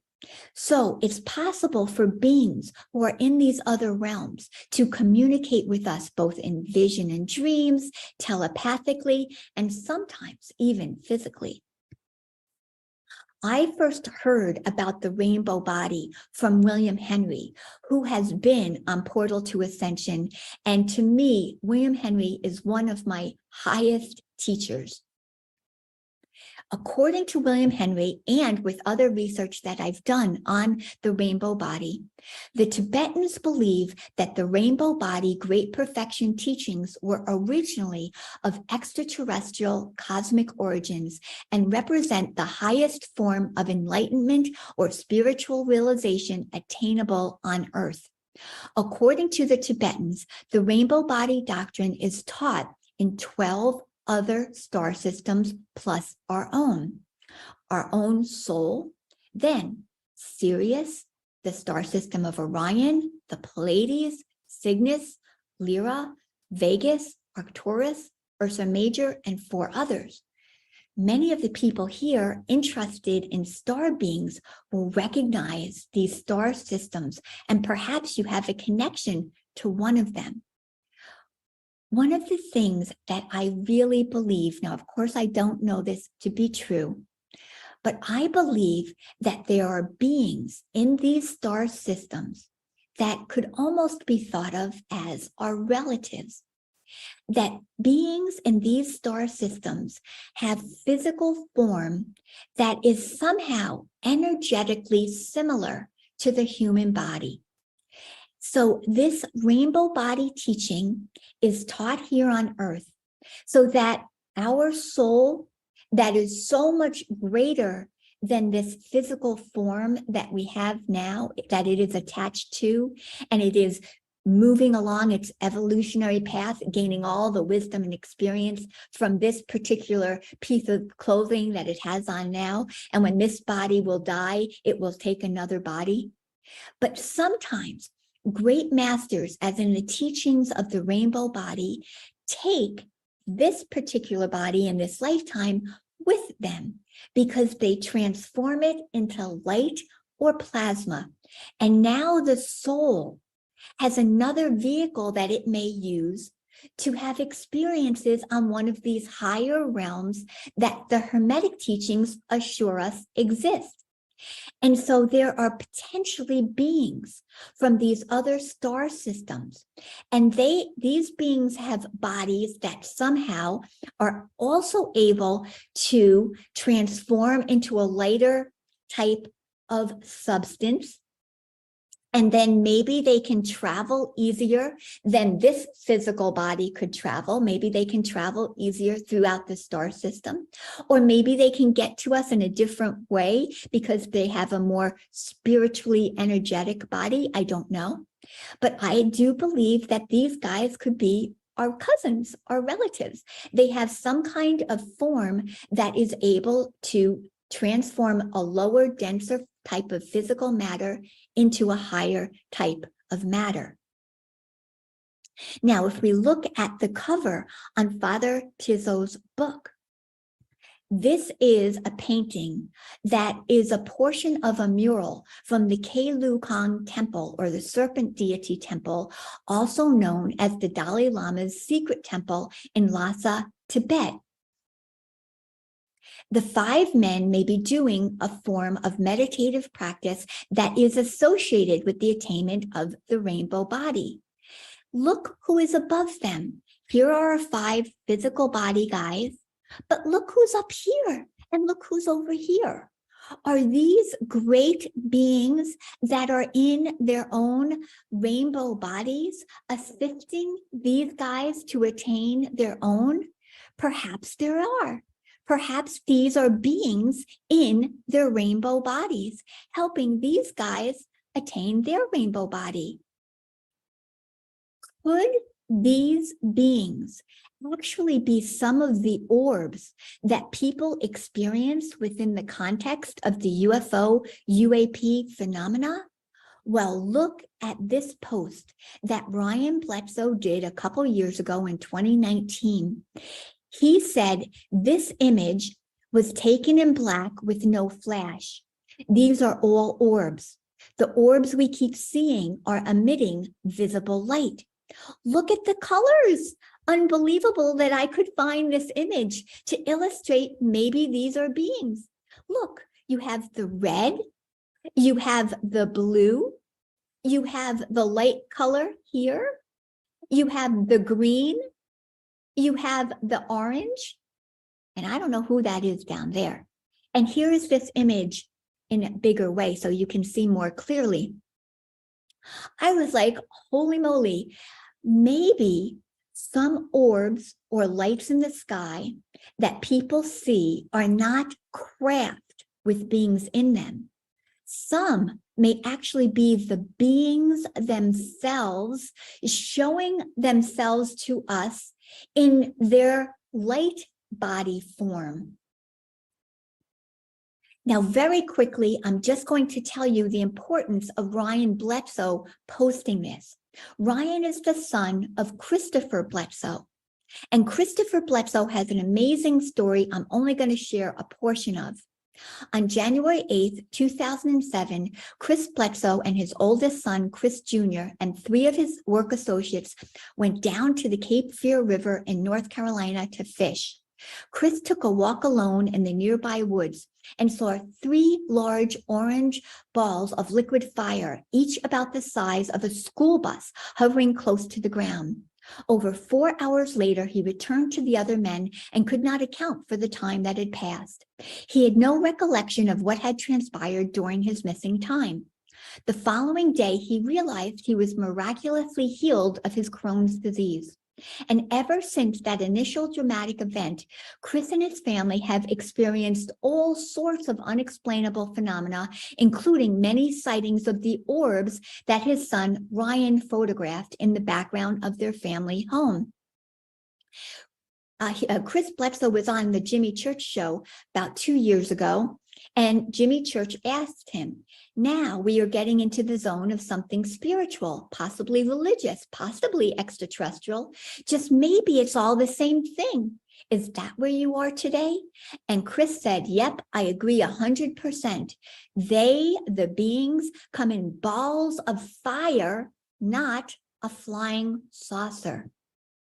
And just a little plug for Ryan Bledsoe. He has a little podcast and it's on YouTube. He has such wisdom, this young man. He's great to listen to.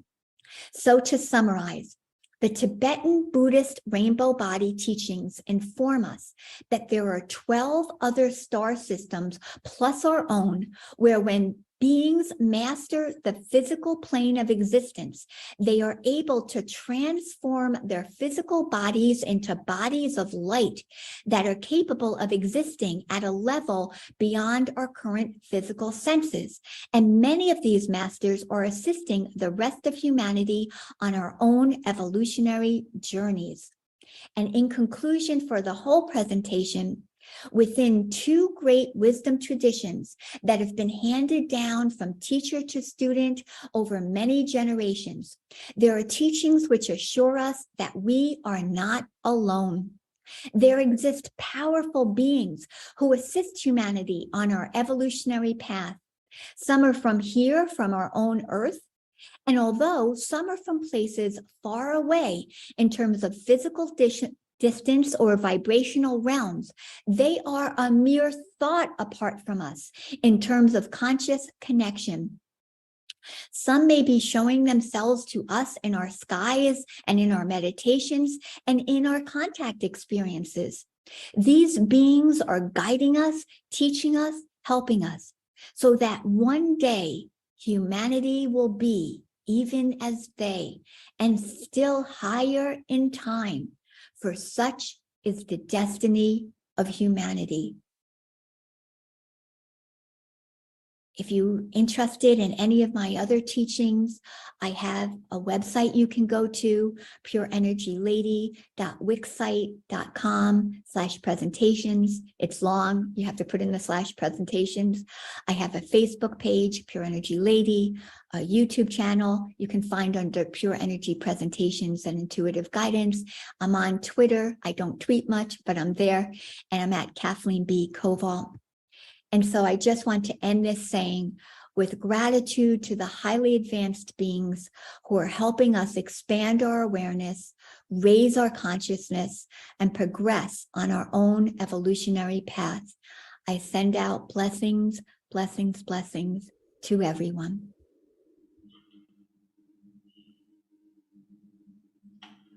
Thank you, dear one. Wow.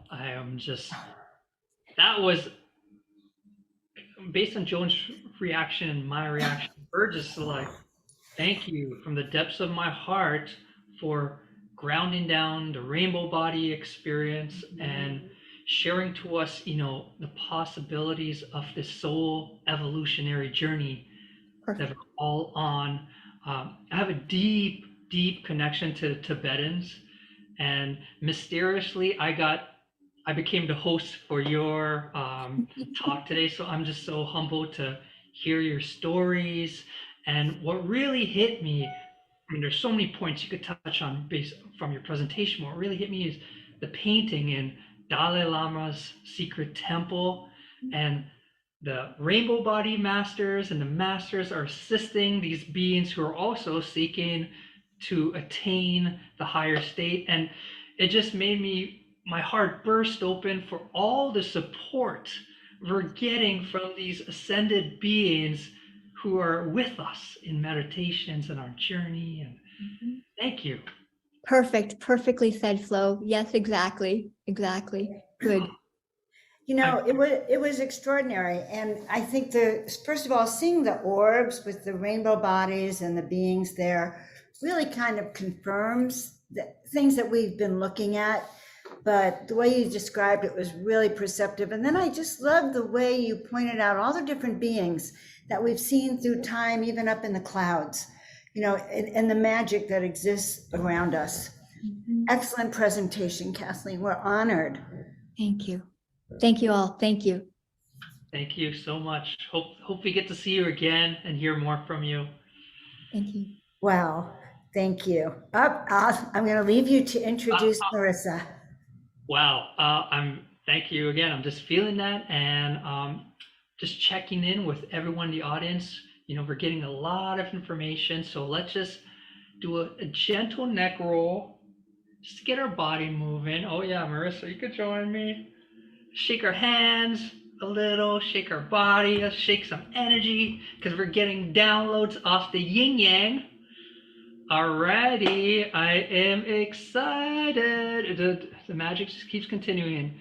So Marissa, every event that Star Codes does, Marissa is invited. She is like the grandmother in a young person's body for all her events.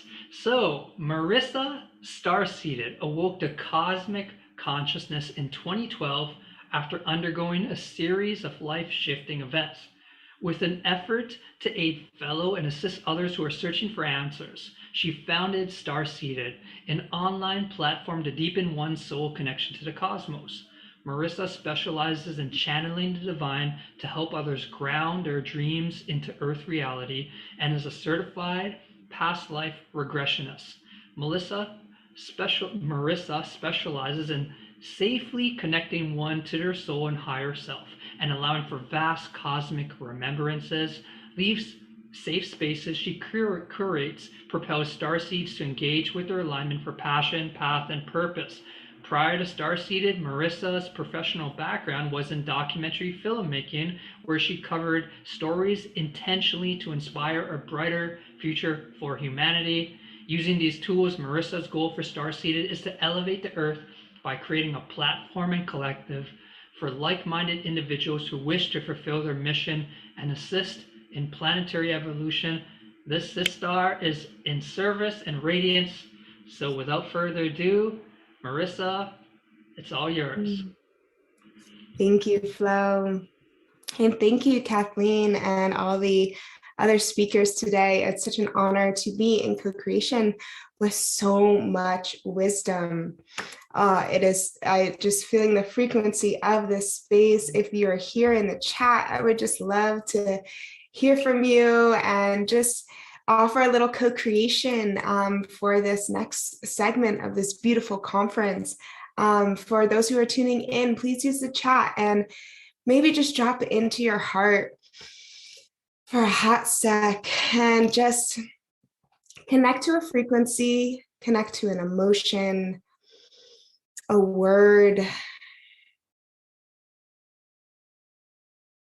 that you would like to encode and bring into this space in this now moment, in this divine co-creation. For me, I am bringing effervescence. It is such an honor to be here.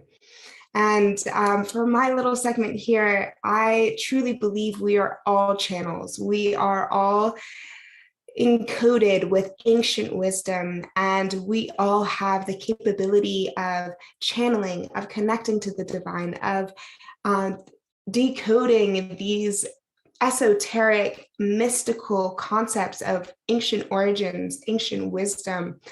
And I think what is so powerful about being with so many channelers and so many different beautiful wisdom keepers is everyone holds a little seed for our remembrance, for our ascension, for our evolution. And I truly empower everyone in this co-creation now to know that you have wisdom to be shared, and you have the capability to tune into your star family, to tune into your higher self, to tune into the cosmic aspects of you, to remember your soul origins, your galactic blueprint, and the reason why you incarnated here on Earth. So a lot of my work is done more in the guiding realm. I love to guide beings who are ready to remember, to connect to higher aspects of themselves, to facilitate a connection to the divine, a connection to the cosmos, to be that conduit, to be that oracle, to be that wisdom keeper. So I know from what I've tuned into today, it's been a lot of mind-oriented material, a lot of just rich material. And I would love to offer a journey and a space to connect to your cosmic self, to connect to your genius, to connect to your channeling abilities. For we all have the capability of channeling this information and these codes that are essential to collective evolution. So yes. I'm seeing a few of these beautiful comments in the chat. Beautiful. Okay, so I'm gonna do a 1 minute, let me do some tech stuff to get situated to guide you all on this journey. Okay. We are plugging into some headphones. Okay.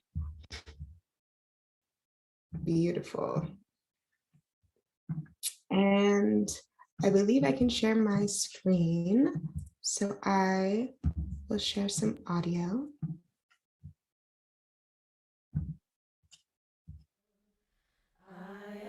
Okay. Can someone just confirm in the chat that they can hear the music?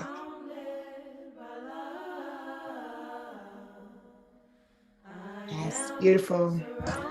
Okay. So everyone, just take a deep breath, grounding into this space, grounding into this now moment, grounding into your body. Beautiful.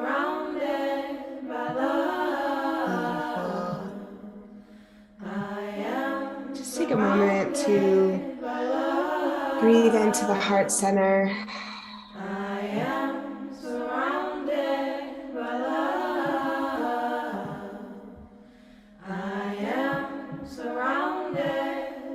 Allowing yourself to soften into this space. Allowing yourself to fully just relax the mind, drop into the heart, so that all of the wisdom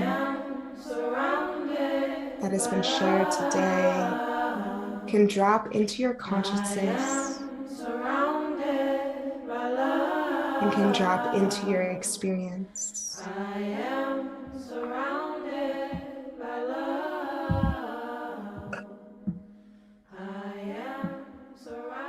Let's take a collective inhale together in this beautiful co-creation, breathing into the heart space, holding at the top for 3, 2, 1, and slowly releasing, letting go of the mind, letting go of the day, and allowing yourself to drop into the frequency of serenity, of peace.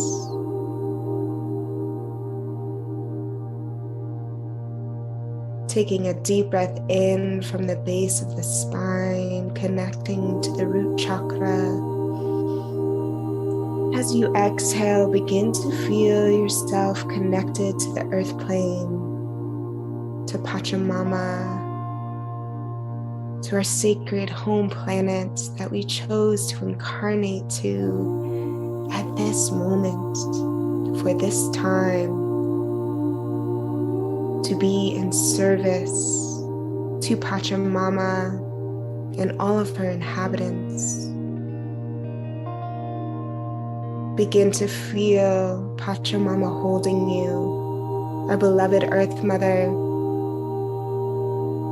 Feel her cradling you and holding you. And taking another deep inhale through the root chakra.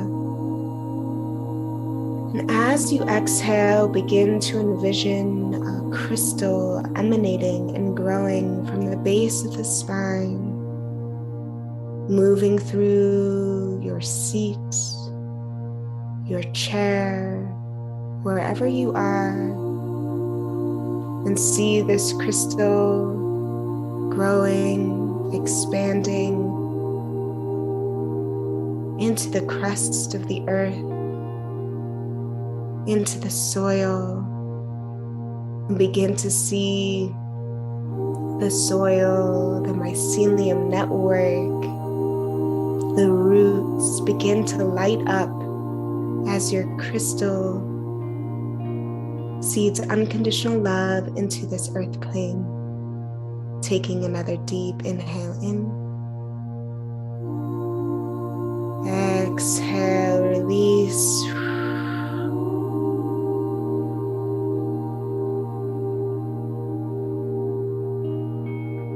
Seeing this crystal grow to expand into the core of Gaia.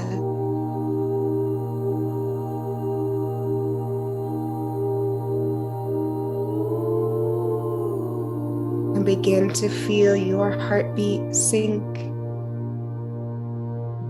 with our earth planet, with Pachamama's heart. As this crystal reaches the core, grounding your body, grounding your frequency, grounding you into this experience.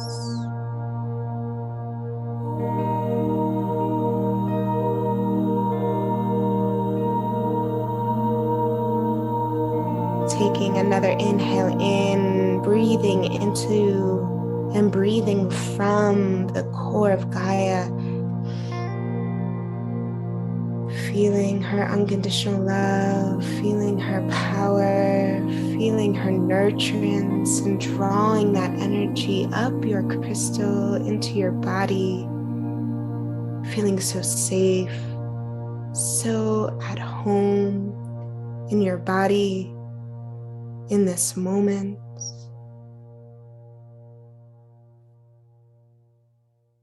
And as we begin to cultivate and align our rainbow body, we activate our Shakti, life force energy.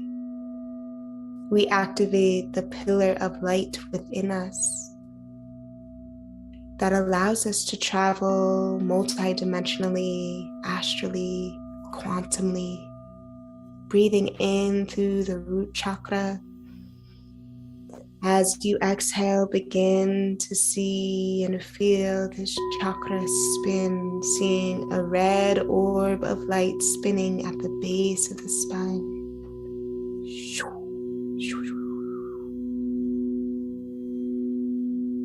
And drawing that energy up, begin to feel your sacral chakra 2 inches below the belly button. Begin to see this orange wheel of light begin to spin, aligning and harmonizing with your root chakra, bringing you into a state of alignment.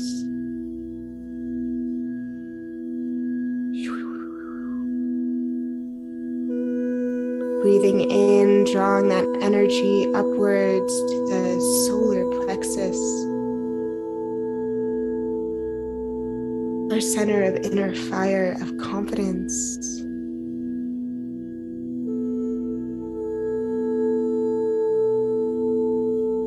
Taking a deep inhale in through the solar plexus.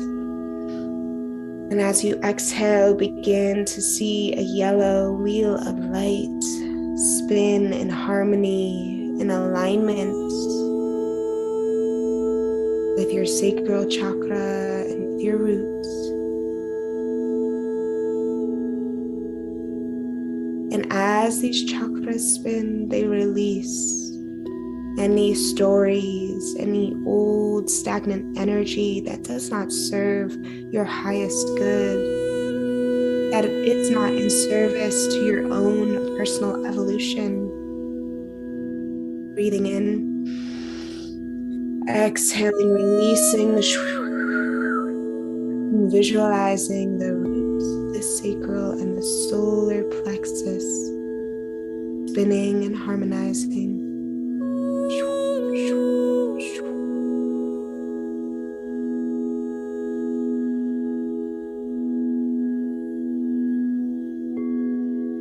And bringing your awareness up now to the heart chakra, seeing a green wheel of light beginning to spin,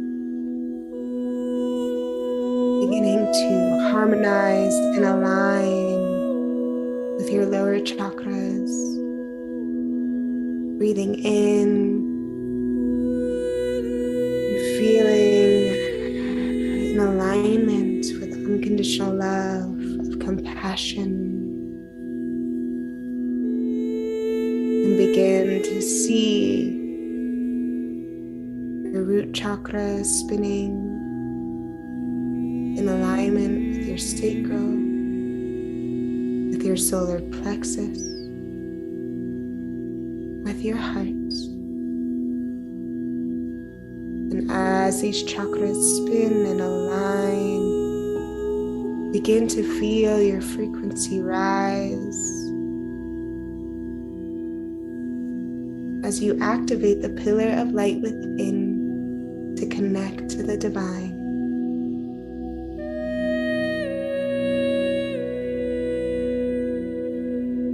And drawing this energy upwards towards the throat chakra, center of expression, of truth, of voice. Begin to see this chakra spin and align, further activating your light body, your rainbow body, and bringing all aspects of the self into alignment, grounded here on Pachamama and aligning to Source.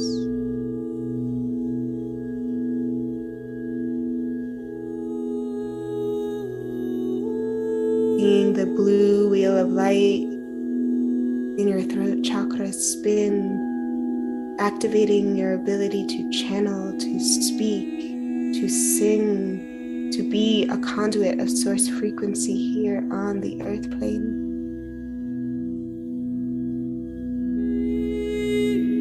And drawing this energy upwards, bring your attention to your third eye, your ability to see beyond the veil, your imagination, your ability to tune into telepathy, to intuition. Begin to see a blue wheel of light activate in harmony with all your other chakras, aligning all aspects of the self into its highest alignment.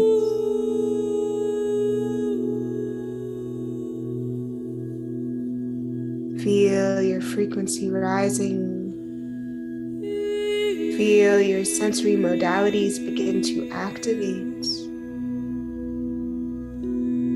Take a moment to tune into your auric field as your sensory perception begins to awaken further as all aspects of your rainbow body, of your light body, come into alignment.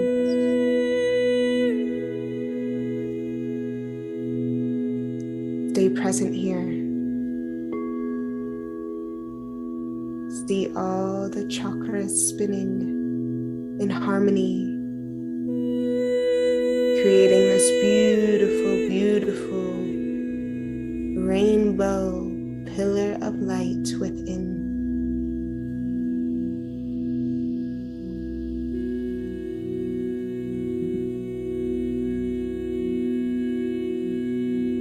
Breathing in,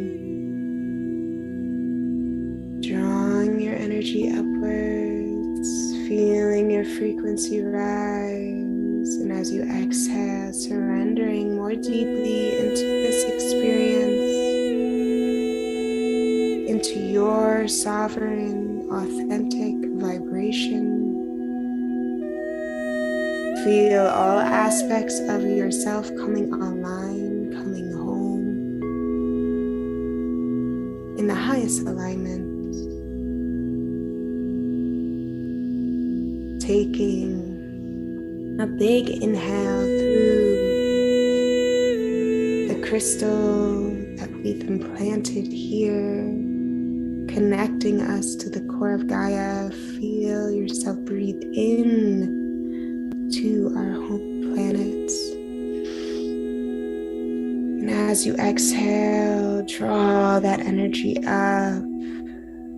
And as you exhale, see all the chakras spinning. See the rainbow bridge within activate.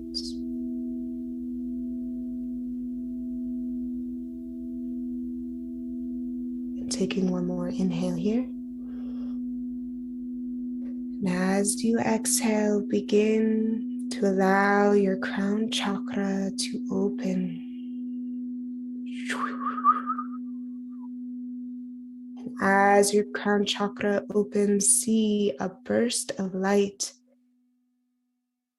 emanate out of your rainbow light body into the cosmos. And if you choose, it is up to you. If you would like to take this moment to travel, take a breath in. And as you exhale, envision your rainbow light body slipping, elevating, ascending out of the crown chakra. And begin to see from the perspective of your light body. Allow yourself to traverse out of your physical body. Feel your frequency rise into the celestial realm, into the heavenly realm. Begin to see the clouds, the celestial energy begin to co-create with your light body.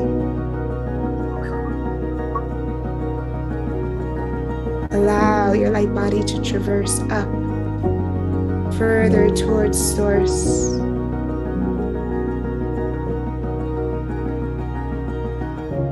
Begin to see your light body within the cosmic realm. seeing the stars swirl around you, feeling weightless,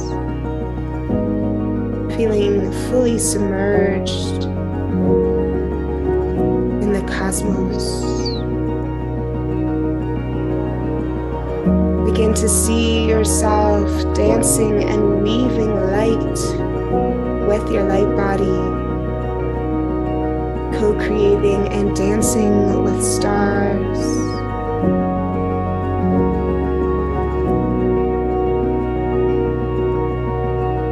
Taking a deep breath here. And as you exhale, begin to see a star in the horizon. A star from which you once came from. Breathing into the star. Exhale, propel your light body towards the star. Allowing the veil to fall. Allowing yourself to see the place to which you came from. Trust that however you're experiencing this experience, it is divinely orchestrated for you. And as you emerge closer to the star, begin to see a being emerge within the light of this star. Allow yourself to see its form.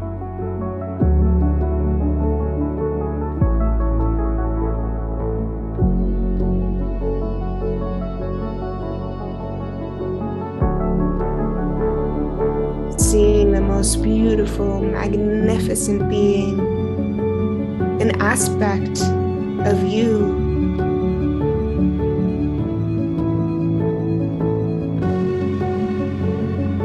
Allow it to come through. Take a breath through the heart chakra, connecting to this being.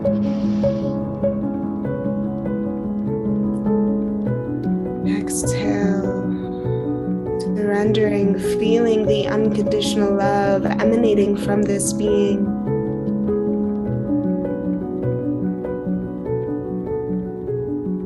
Allow this being to show you,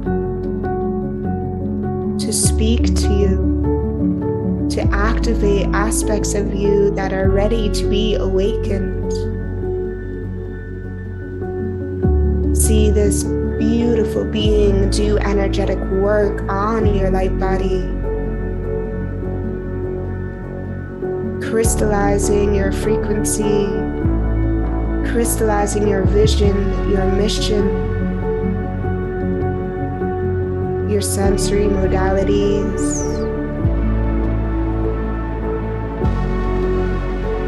Allow yourself to receive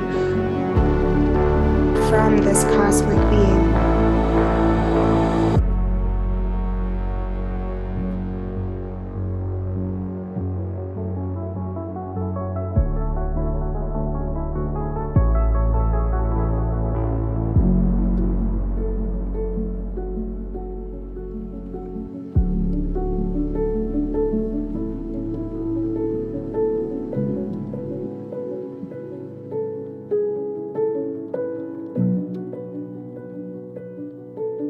Taking a deep breath in, breathing in the frequency, merging with this being, merging with the remembrance of this higher aspect of the self. For this being that is manifested is an aspect of you.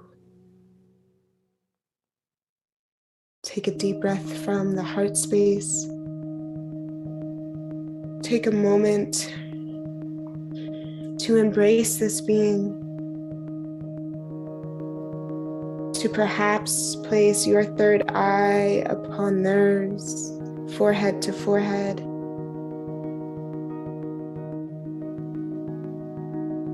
And perhaps as you do so, a telepathic message comes through.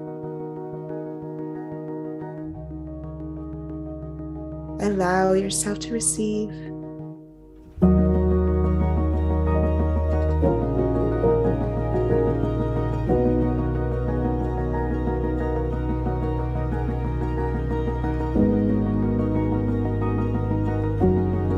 Know that this being is always with you. Always available to communicate with you, to contact, to take one more breath with this being. And as you exhale, sending love and gratitude to this being, thanking this being for co-creating, for coming through in this journey. And as you exhale, you see this being drift back into the starlight that called you to it. And begin to see your light body back, dancing through the cosmos. Free, liberated, fully aligned with love, with your gifts, with your mission. Taking a deep breath in here, holding on to that love frequency, holding on to that clarity of your mission. Feeling the frequency of your authentic expression and vibration. Begin to allow your light body to travel back from the cosmic realm, through the different layers of the atmosphere, through the celestial realm, through the heavenly realm, and begin to see Earth below you, our beautiful home planet. Remembering the gift of being here on this planet. Remembering the choice you made to be here now. And with excitement and reverence to our beautiful home planet, sending love to her and allowing your light body, your rainbow body to come back through the pillar of light that we activated, and seeing this light body slip back into physical body, visualizing your light body slipping through the crown chakra, activating and grounding all of the cosmic codes we have just gathered from this journey, and allowing them to settle into your consciousness, into your physical vessel. Rounding your frequency back into the earth plane, aligning your root to your root, your sacral to your sacral, your solar plexus to your solar plexus, your heart to your heart, your throat to your throat, your third eye to your third eye, fully aligned, fully back in your body.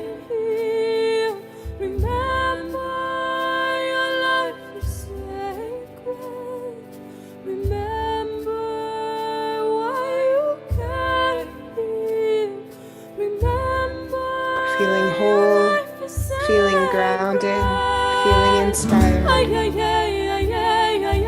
Taking a deep breath in and make an audible exhale.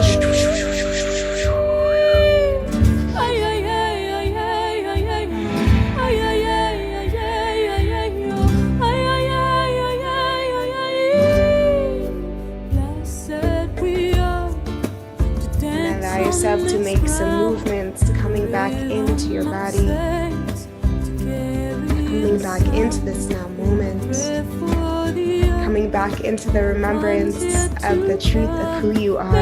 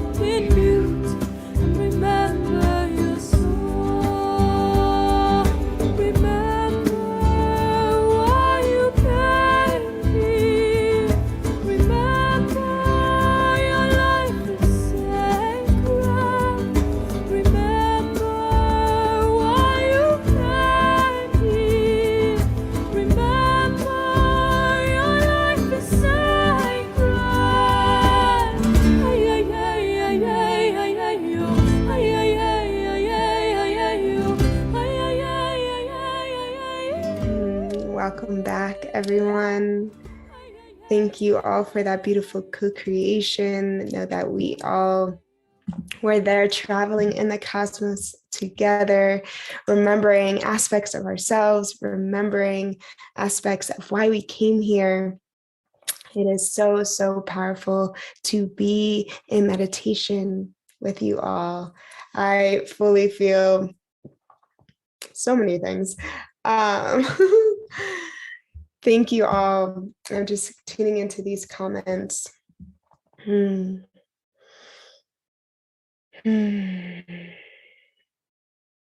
know that you have all the capacity within you to remember why you came here, to download the ancient wisdom, to download all of the codes that are necessary for your evolution.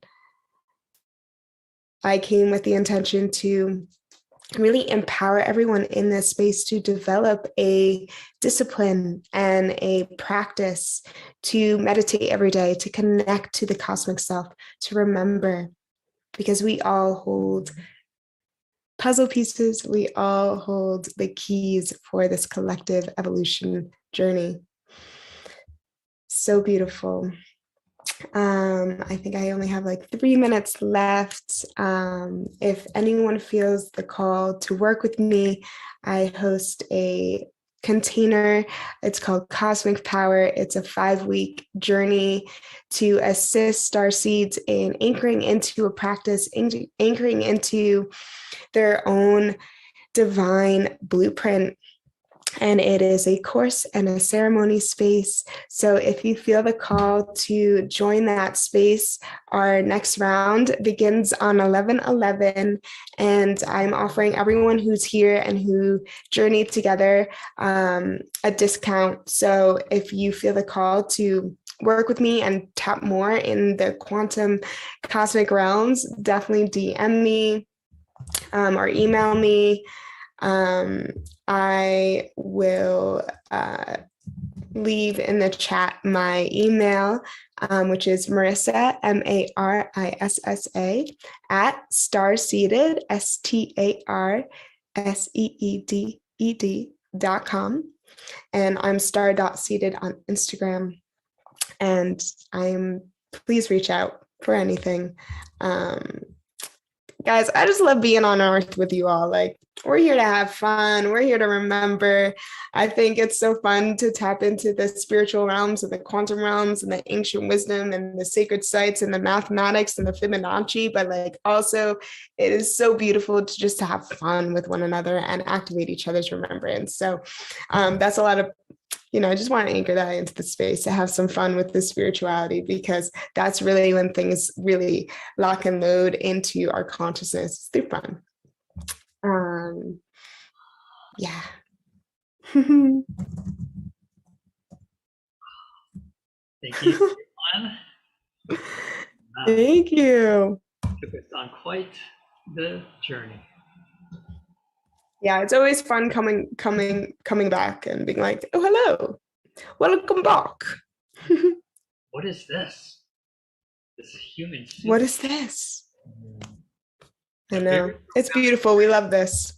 And the comments, people had an amazing experience. So family, reach out to Marissa. She's doing some amazing work on this planet. As always, it's such a gift to co-create with you. And just giving gratitude for all your service. I see your grid work on Instagram. I see you traveling the world. I see you're just a service worker. So I'm just really honoring you from the depths of my heart. And thank you for making this planet a lot more better for us all. Likewise, brother. All right. Well, that's all for me.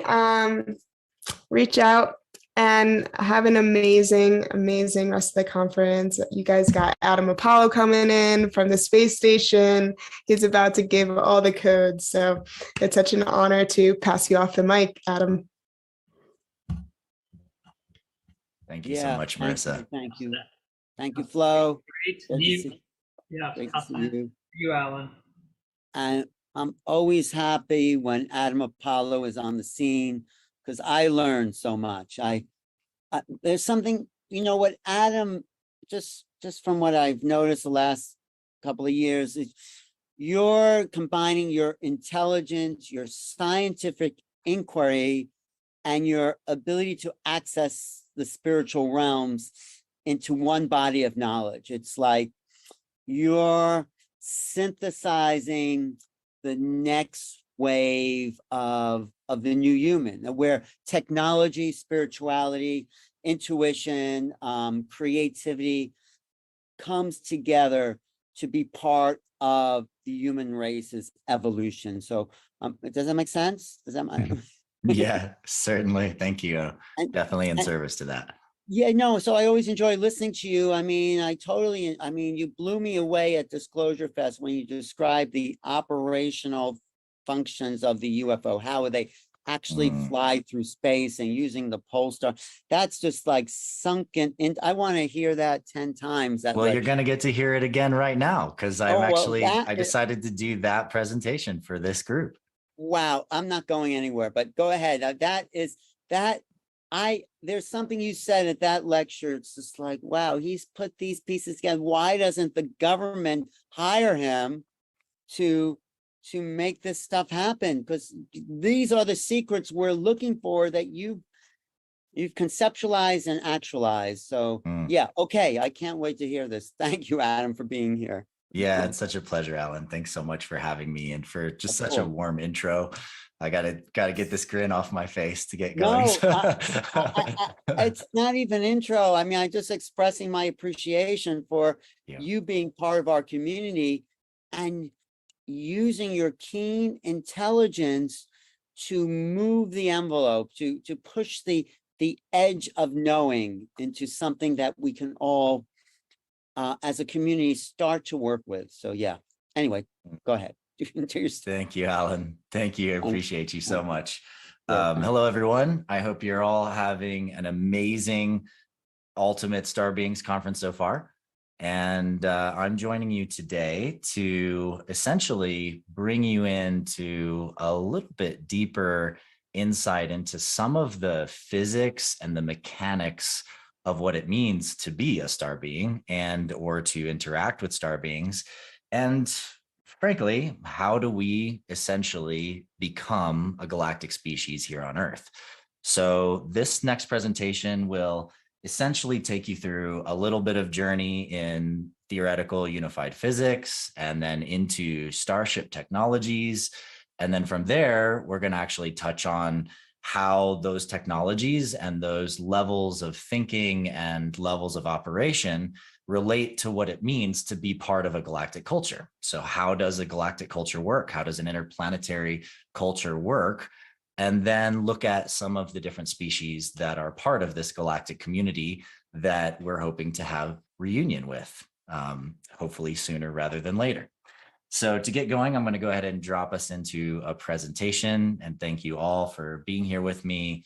It's really an honor and pleasure to be following these beautiful, amazing beings into this journey.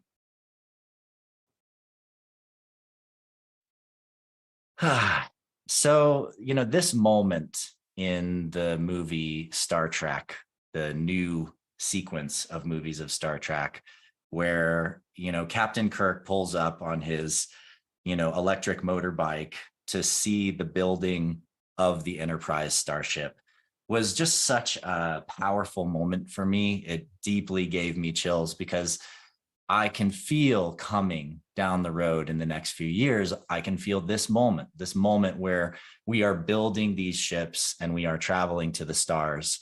And I imagine that many of you could feel that as well and sense that potency in this moment of time as a species, as we begin to truly open up our capacity to enter a whole new level of exploration among the stars. But how are we going to get there? How are we going to actually pull this off and do it? Well, in order to facilitate that, we have to understand the physics of space-time. All of the limitations that are proposed, even by, very, very mainstream and high-level physicists like Stephen Hawking, who literally says, extraterrestrial species won't come here because it'll take them too long, and most of their generations will die in the process, and it would take too much energy and it's a big waste of time. I deeply and strongly disagree, because the limitations of that concept are based on a limited structure of physics, where we think the only way to move through space-time is to push our way through the quantum vacuum and cause, the effects of acceleration, time dilation, and all of these major issues that essentially most mainstream physicists point to as why we can't go to the stars. But all of these are lacking, these theoretical models are lacking a deep understanding of what space-time actually is. And in order to find out what space-time is, we have to go back in history a little bit. We got to look deep into the origins of philosophy across cultures through time, from René Descartes to Pythagoras to Jacob Bernoulli and many, many other authors. Through time, we understood that there is a fundamental essence, an energetic structure that underlies the fabric of space and time. Now, when did this idea begin? We don't know, because it goes back further than our history, probably to the ages of Atlantis and Lemuria. And before that, where did it come from? Probably the stars. And that's another presentation, but I'm not going to get into that today. So we had this idea of this quintessence, this fifth element, this underlying ether, and this idea of what space-time is as an energetic field of force is all over the world. In the Egyptians, it's the Kaaba or the Ak. In Hinduism, it's the Mahabhuta. In Chinese, it's the Wujing. In Greek, it's the ether or aether. And into the medieval period, we called it the quintessence. It was understood as probably the force that causes gravitational effects by people like Newton, and then was sort of relegated to this idea of a luminiferous ether, essentially the fabric through which light travels, the medium that light travels through. And that idea really stuck around all the way until the turn of the 1900s. And we had this very clear picture that space and energy and ether and vital force and essence are all connected, that consciousness and space are connected. But wait, if that was our philosophy for thousands of years, what happened? Where did that go? And why did we lose that in, the 1900s and end up with all of these major problems? Well, the big issue, as in a lot of cases, came down to the church, because with churches, essentially, if you're talking about that thing that's underlying everything and causing all forces to come into existence, then you must be talking about God. And if you're talking about God, then you're talking about stuff that's in the domain of the church. And you better not be talking about that, because that's blasphemy unless you're a priest. And so a lot of the tension during the Enlightenment period, the reason Newton was an alchemist in secret, but not out in the open in the public, was because of these pressures by the church. And by the turn of the 1900s, scientists, physicists, philosophers were trying to essentially extract this idea. How do we take the ether out of the picture in order to not be interfered with by the church? And so these two guys, Michelson and Morley, came up with this idea of a tabletop experiment. And they thought that on a tabletop with some light and some splitters, they could essentially measure the pressure of the ether as the Earth is moving through space, similar to this diagram that you see here on the right. Now, first of all, this idea is really fascinating and interesting, because the idea of this is that space would be just moving through everything, moving through the earth, moving through the air, moving through all the things, and that somehow we'd pick up this movement of the earth going through space and not account for the fact that space around the earth might be moving with the earth. So they were lacking this very, very key idea that maybe Earth and its atmosphere and everything else that's moving is co-moving together. Now, this is also kind of a hilarious argument of people that believe the earth is flat, because they say, well, if the earth is a sphere, wouldn't we just fly off? Well, no, my friends, it's called gravity, and it's the curvature of space-time, and it's a flow towards the core of the earth. And as the earth spins, all of space, including its surface and its atmosphere, and even the space extending out around it, is co-moving with it. So we're in this field. And when Einstein went into special relativity, he was like, oh, well, we can describe light without the ether. So if we can describe light through this sort of first principle idea of how light works, then guess what? We don't need the ether. We can get rid of it. And it was really Einstein that sealed the grave on the ether to begin with. Yet, it only took a few years later to when Einstein published his theory in general relativity. And he says, according to the general theory of relativity, space is endowed with physical qualities, and therefore there exists an ether. So he literally says you can't have relativity without the ether. Yeah. And I'm not going to essentially play the audio in this video because many of you guys have heard this, but you can literally look up Einstein in the ether, and you can find his very small kind of hidden paper that essentially was censored. And nobody knows about it. Nobody knows he published this paper where that's absolutely critical to understanding that the ideas of the ether and his ideas of general relativity are the same thing. You don't learn that in college. You won't have a teacher tell it to you. You have to actually go do the work and pull up the research yourself. And so this is really fascinating that this critical idea at the heart of physics was missing. And because this idea is missing, we end up with this massive breaking point and divide in physics. So we end up with Einstein's theories of relativity, which cover light and all the big stuff like stars and galaxies and all of that. And we end up with quantum mechanics, which is all the theories of the small stuff. And all the theories of the small stuff generally break down to things like eventually string theory, loop quantum gravity, quantum mechanics, and we kind of end up with a bit of a mess here. We have these two different perspectives that maybe space is made of all of these little standing wave vibrating loops. And the musicians love this idea because it's like, wow, yeah, everything's vibrating and everything's music. And so there is an element of truth to that. And then on the side of loop quantum gravity, you got Lee Smolin and these guys, and they're like, oh, space-time is this like structural web of all of these loops that interconnect and form a discrete structure. It's actually like a lattice-like pattern, but we don't know what the geometry of that pattern is.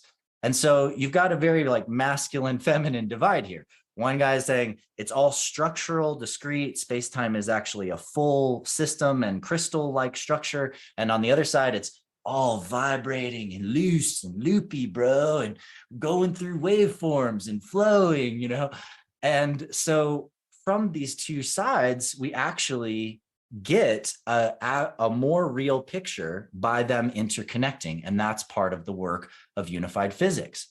From the standpoint of unified physics, we say, well, it's not enough if you just have a theory or an idea about space-time. You have to actually look and understand the patterns that exist at different scales.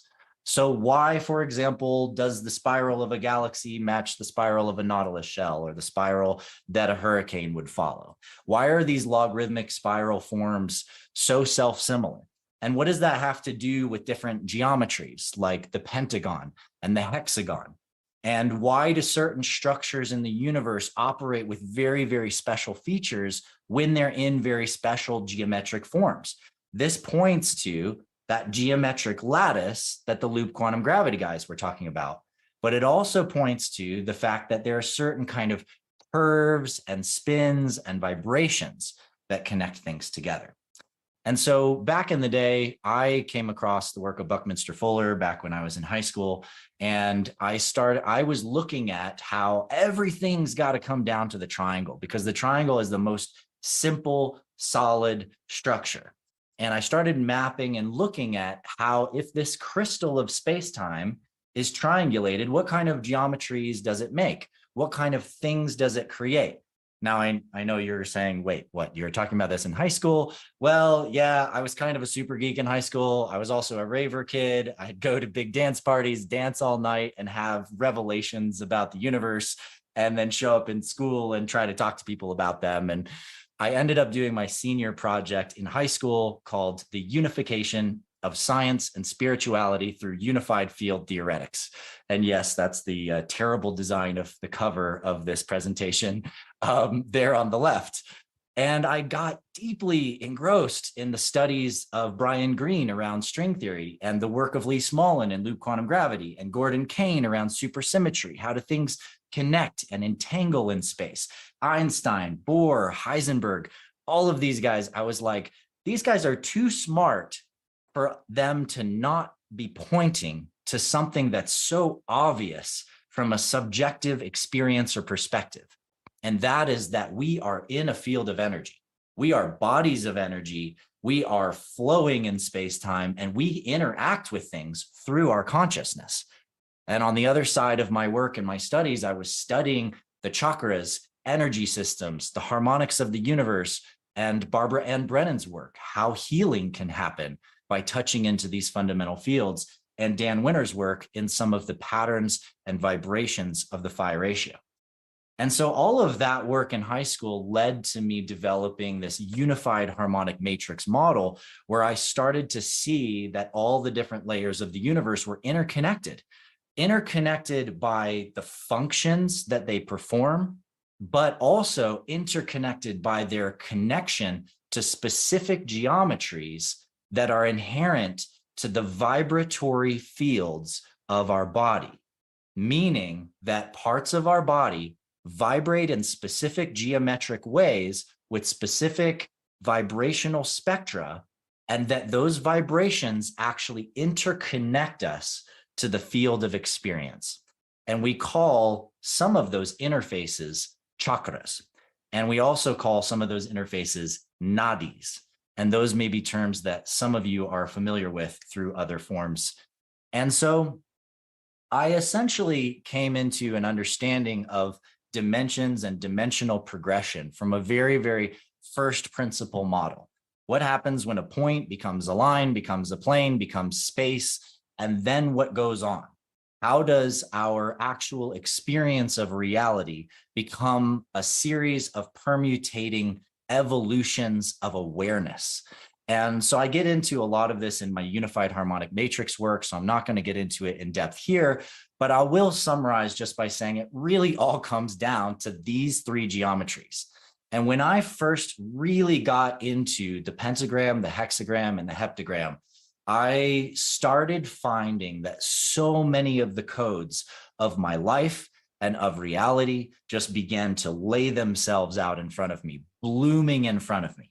And I'm going to show you just a little bit more about why that is. But the real key is that these are harmonic vibrational geometries that link us into the structure of space-time. And if we start with simple patterns and understanding how geometry progresses and evolves, then from that, we can see literally how the universe constructs itself.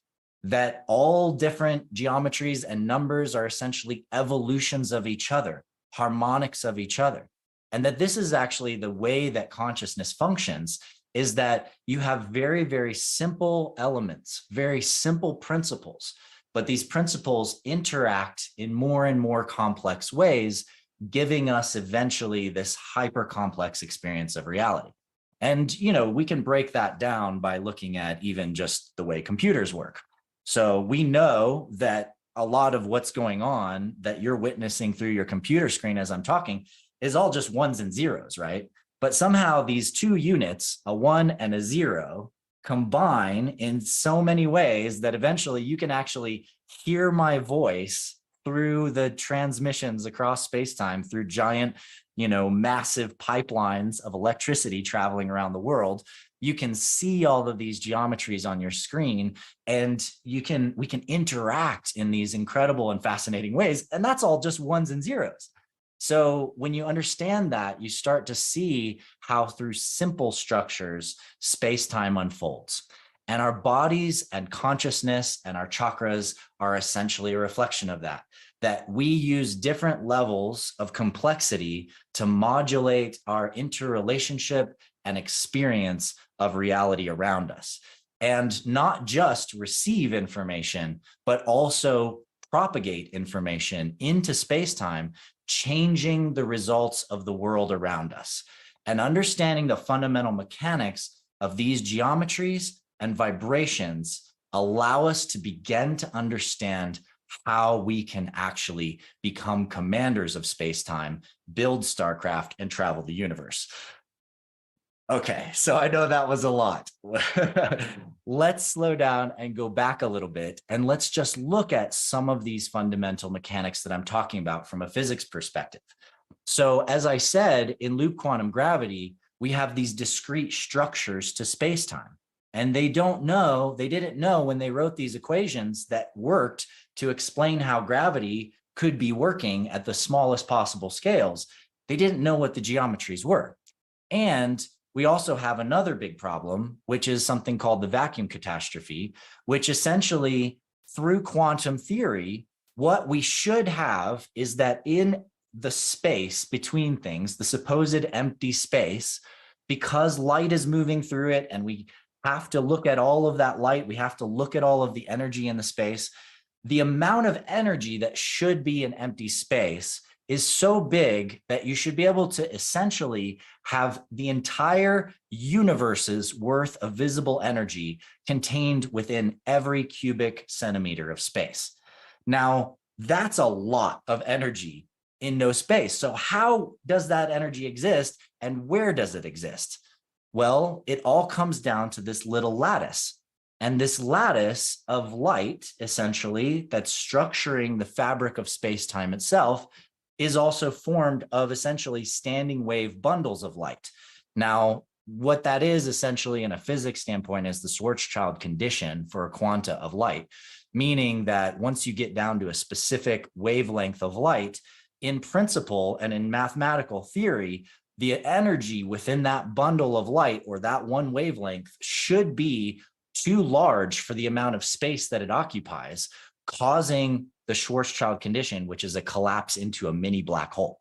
So this already goes, wait a second, physicists are like, there's just no way that can even work. There's no way that's possible, that space-time is made of mini black holes. Like, how could that be? Because wouldn't it collapse on itself, or how does it work? How does it do it? Well, I'll tell you exactly how it does it.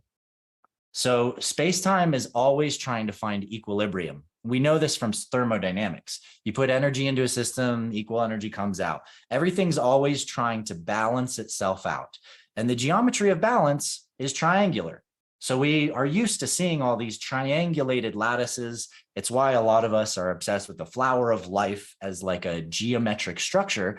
Well, yeah, it's a critical structure to understanding empty space and the way that energies relate and put themselves into balance when there's no curvature, when there's only equilibrium.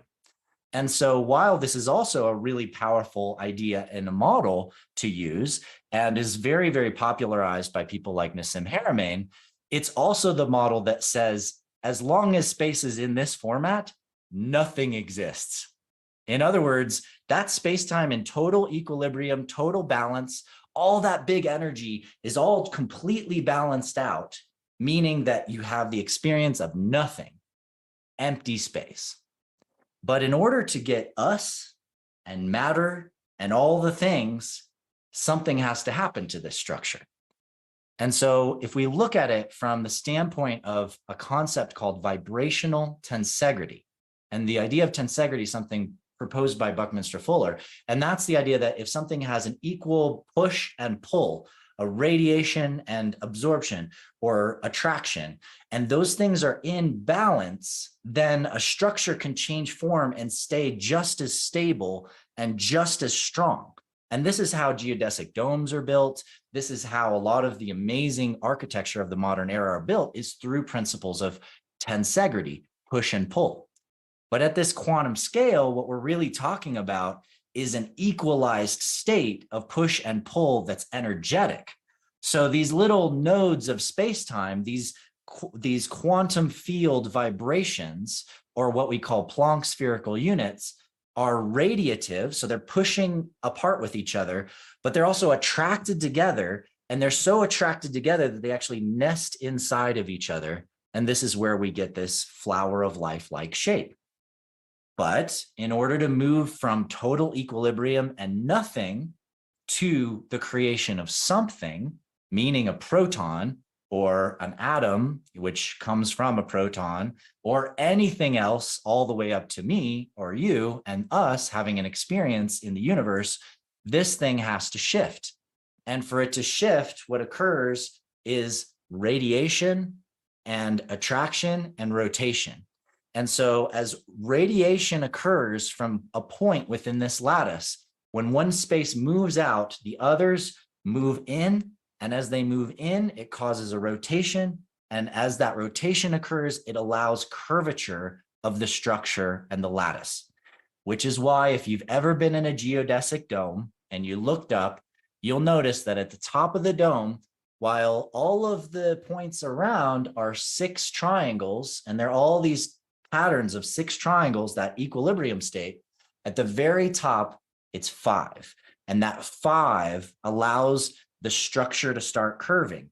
And the further apart those 5s are, the more gradual the curvature, and the closer they are together, the tighter the curvature. And this is what actually enables curvature in space-time, which interestingly enough is the curvature that enables mass. So matter and mass and weight all happens from this curvature of space-time, and space-time curvature is gravity. This is what Einstein is trying to tell us all this time. He says that as space-time curves, that is gravitational fields, and light follows that curvature of gravity. So if space-time itself is bent, then light is going to bend along with it. And that's what we see around stars and galaxies and black holes. So when we get down to the fundamental mechanics of space-time, essentially we're looking at how is space in equilibrium? What are the units of space that make curvature? What are the units of space that make spin? And I've been working on this stuff for a long time. I did these sketches back in 2013. But essentially, as you start to understand this pattern and the power of this pentagonal structure, you start to understand how different densities of curvature can occur and how an object could be layered with curvature. And this essentially resolves to revealing to us how the proton is created. So a proton is essentially many layers of space-time, like a massive layer cake of geodesic dome-like structures of little bundles of energy, all in tensegrity with each other, all co-moving together, creating essentially a spherical bundle of space-time. And it just happens that this little bundle of space-time gets to be spinning because the whole thing started spinning as soon as radiation and contraction occurred. If you remember my little diagram, the thing radiates out and it spins. So all of these things are spinning, and as it spins and the thing grows and gets out to a certain scale, there's a point where the spin gets so fast around the equator that suddenly it starts to shear the fabric of space-time. In other words, it reaches the speed of light. It reaches c. And at the moment that it's reached the speed of light around the equator, now the horizon, the edge of that proton is now solidified. And that is what we call the proton charge radius. So this contains the proton, and the proton is, with all of that curvature of space-time, because essentially it is a black hole, it's a singularity at the core, packed with layers and layers of geometry and geodesics out to its full scale. If it wasn't spinning like that, then yes, the physicists would be right. A black hole proton that's not spinning at the speed of the light at the equator would have a massive effect on other matter, pull everything into it, and cause gravitational curvature around it to be so strong that everything would get sucked into protons and everything would be collapsing in the universe. But the proton has a really nice solution to this. It spins at the speed of light at the equator, so it's acting with zero time and zero time dilation right at the equator. So protons last forever, we estimate that they last 4 times the lifetime of our current universe. So, but we haven't ever lived through an entire universe, have we? So we don't really know. They never get old. They never decay. Protons last forever. They're the most sustainable object in the universe, which is just crazy, right? And they actually are acting like little starships. They have figured out a way to separate the structure of space inside of the proton sphere from the outside. And by doing that, they've created a boundary condition that lets them float around as if they have no gravitational mass at all, or very little. And the very little is because as a sphere spins, the equator goes one speed, but as you go towards the poles, that speed slows down. And this is all related to my geodesic proton modeling and my quantum geometry course in the Resonance Science Foundation. And I'm writing papers on this as well. So a lot of this is yet to be published or known very widely, but you can learn more about that if you go to my course on the Resonance Science Foundation. And this is all very well proved by Nassim's work on quantum gravity and the holographic mass, although he does not define this geodesic geometry to the proton. And you can even see it in these renderings. These don't have pentagonal intersections. But what he does do is he is essentially showing that there's a relationship between the density inside a proton to the surface, and that this relationship of inside to outside in any black hole is where the real magic happens. So I'm not going to get into that in too much depth, but essentially there's so much more magic inside of each proton than you guys can even imagine. In fact, the amount of Planck oscillations in the proton happens to also be equal to the amount of Planck time units or Planck seconds in the lifetime of the universe, which is a discovery I made, which suggests that essentially every proton in the universe, in other words, everything that's making up your body, all the objects around you, have been remembering and storing a data point, a bit of data for every Planck second that's passed from the beginning of the universe. So if you want to know where the Akashic records are, guess what? They are everything.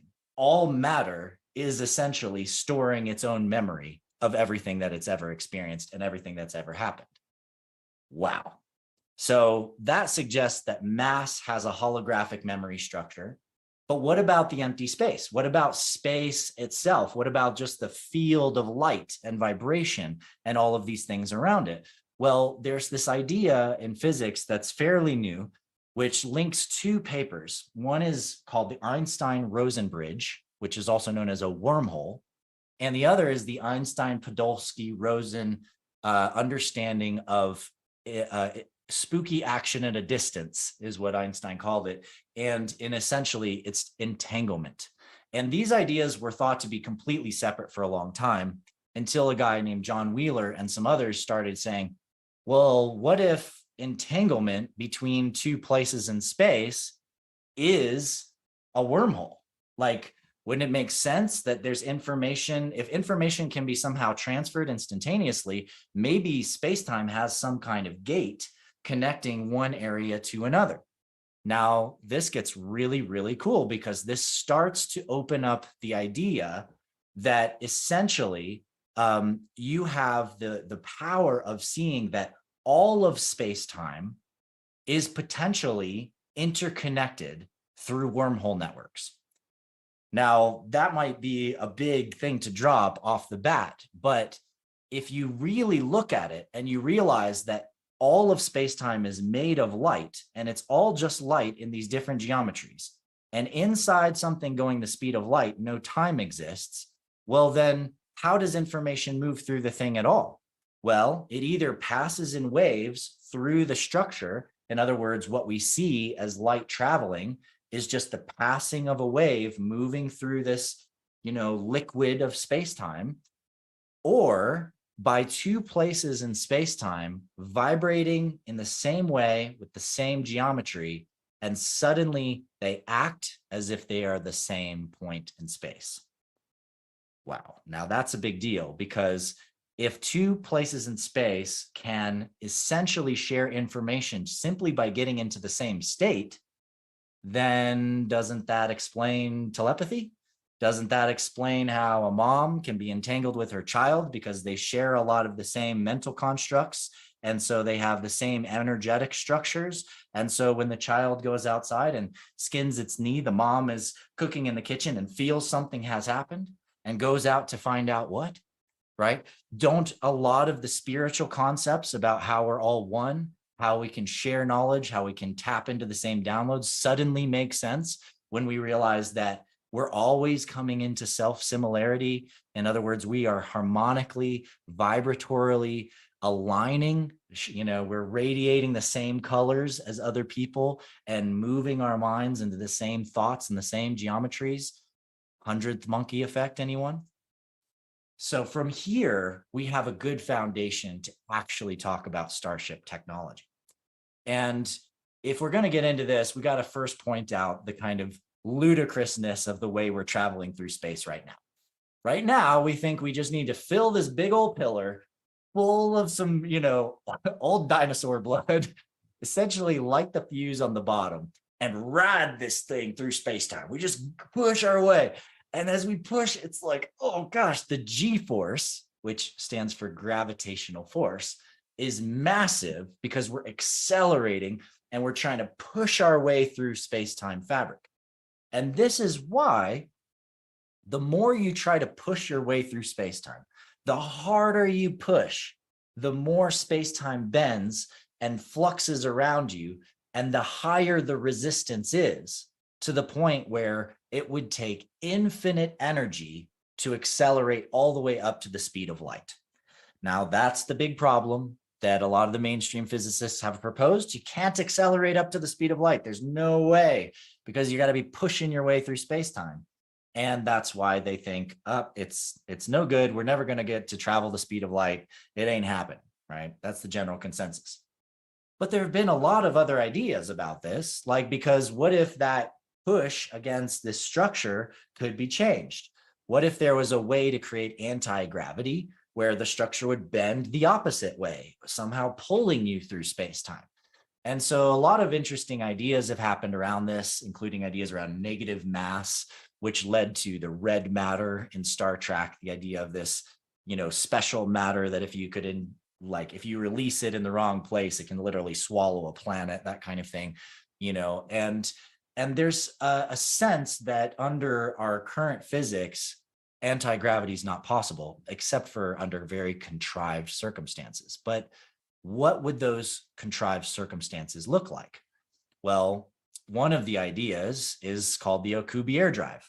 And the Alcubierre drive is this idea that you could maybe contract the space-time in front of a ship and expand the space-time behind a ship.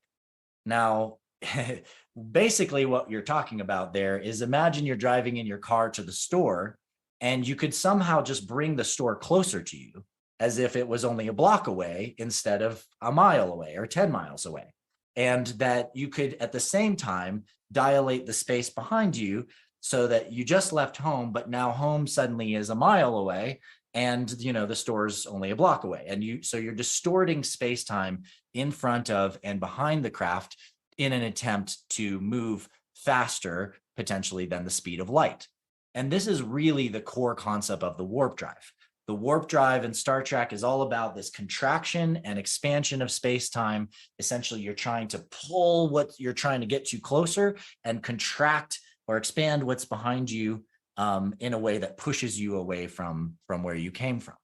And they've put a lot of effort into this. We see videos coming out of NASA, essentially like, hey, look at this, this kind of thing could work someday. We could have this IXS Enterprise. But I want you to note one really particular thing as I show this video, which is essentially these rings. The ring on the front and the ring on the back, that's the most critical part of this entire design, because these guys are already starting to understand that the model of controlling space-time has to happen through creating some kind of ring-like envelope, some kind of way to essentially tap into the field of space and pull or adjust the harmonics of a part of that field, change its geometry, and tap into another area of space and change its geometry. But to be honest, this whole warp drive concept is actually a lot harder to do than another potential way of changing our structure of space-time and traveling through the universe. But before we get there, I just want to point to a couple other models for this kind of space travel, just because I want to honor the people behind them. Roger Scheuer and Guido Fetta creating the resonance cavity thruster. These guys fundamentally proved that light, literally microwaves inside of a closed cavity, just from the light bouncing around in there, it causes propulsion. And this like broke the physicists' minds. They're like, no way. That's like, there's no way, nobody's going to be able to prove that works. Well, it was tested successfully 2001, 2006, the Chinese tested it, 2008, NASA Eagle works, 2014, 2015. It absolutely works. And how it works is that we now understand with physics, that's proven that the movements of light and waves of light can cause propulsion of an object. In other words, light and space talk to each other.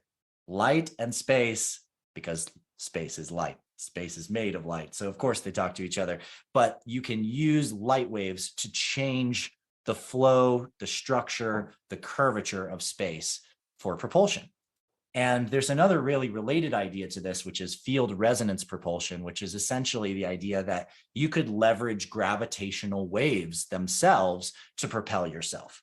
But again, it's actually the same idea, because what is a gravitational wave? It's just a structural flow of space-time, and space-time is made of a lattice of light, right?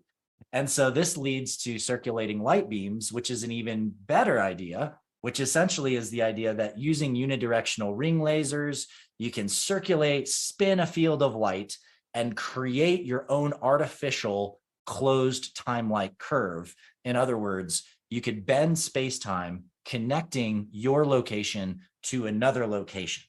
And the guys that came up with this, they're like, this is brilliant, this could work, but I have no idea how we would bend space that much. How would we pull space-time to our location? It's got to take insane amounts of energy.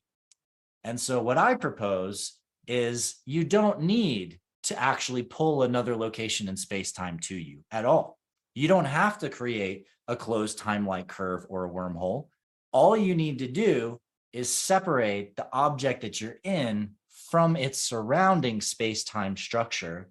In other words, creating a little bubble around it, allowing it to travel freely through the structure.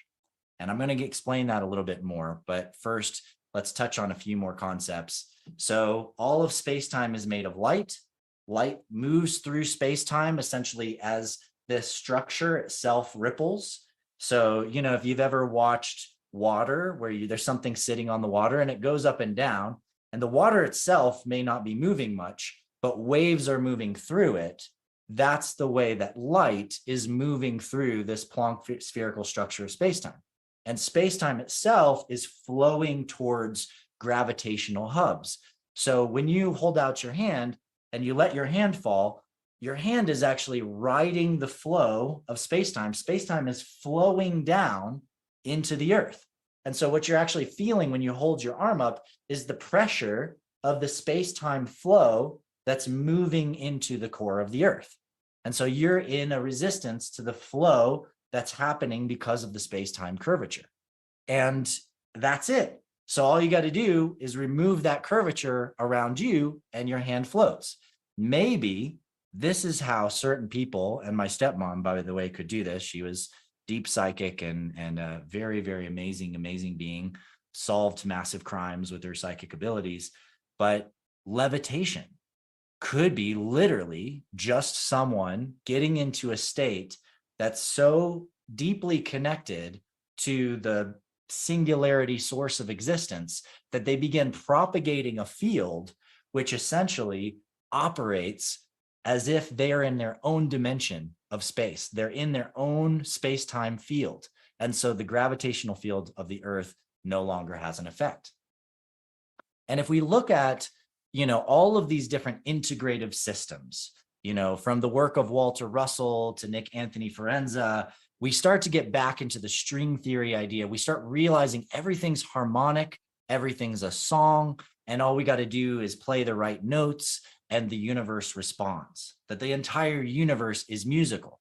And we can see that in things like archetypal relationships by the 4 directions of the Lakota and the Mayan and many indigenous cultures, or through the 4 tools of the Tuatha De Danann that we know and understand as the tarot, through the 4 elements.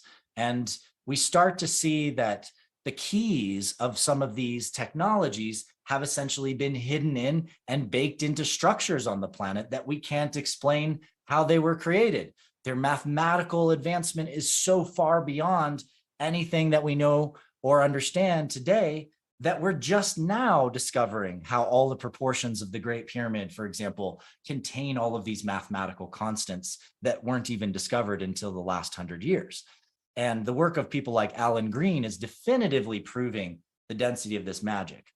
And it all comes back to an understanding, again, of these fundamental geometries, that the dynamics of matter occur through geometric relationships, and that there is huge importance to the geometric relationship in the pentagram, for example, from fire, air, earth, water, and spirit, or what we call thermodynamics and aerodynamics and geodynamics and hydrodynamics now.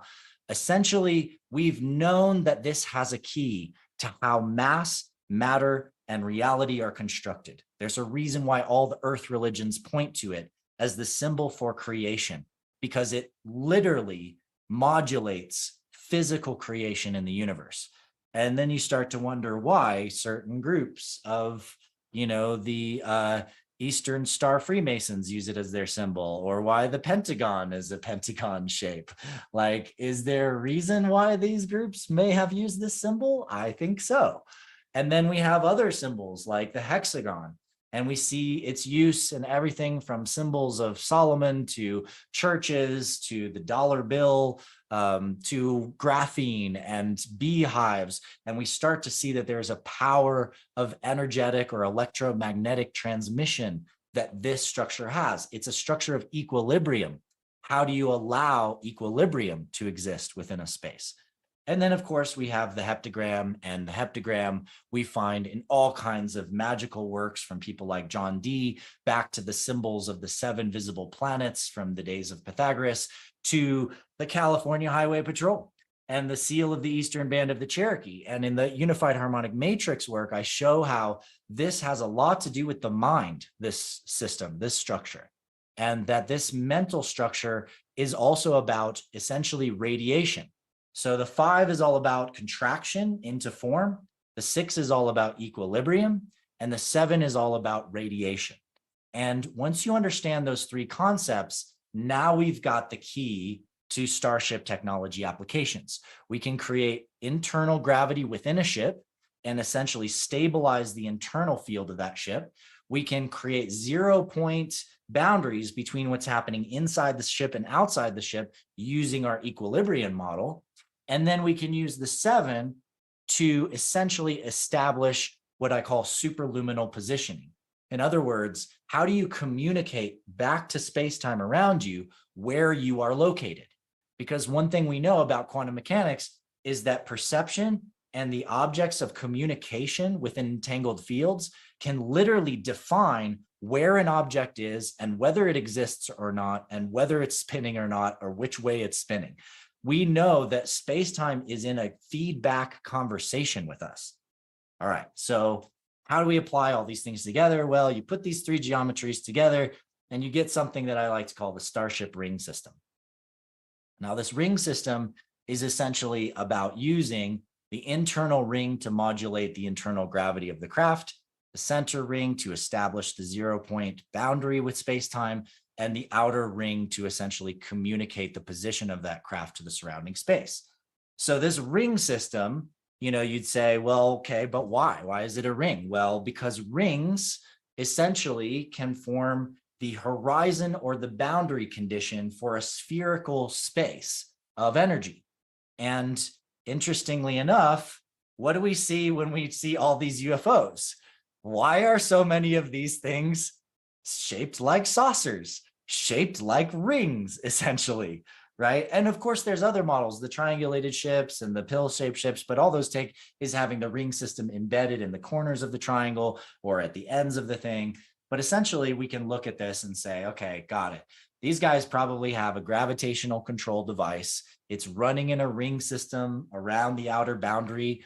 If it's going into a planetary atmosphere, you can use things like sonic ultra low frequency propulsion to essentially cause, a vibrational response to the structure of the air within that region, which would explain a lot of observations and potential technologies like crop circles using very, very high level cymatics combined with holographic laser light.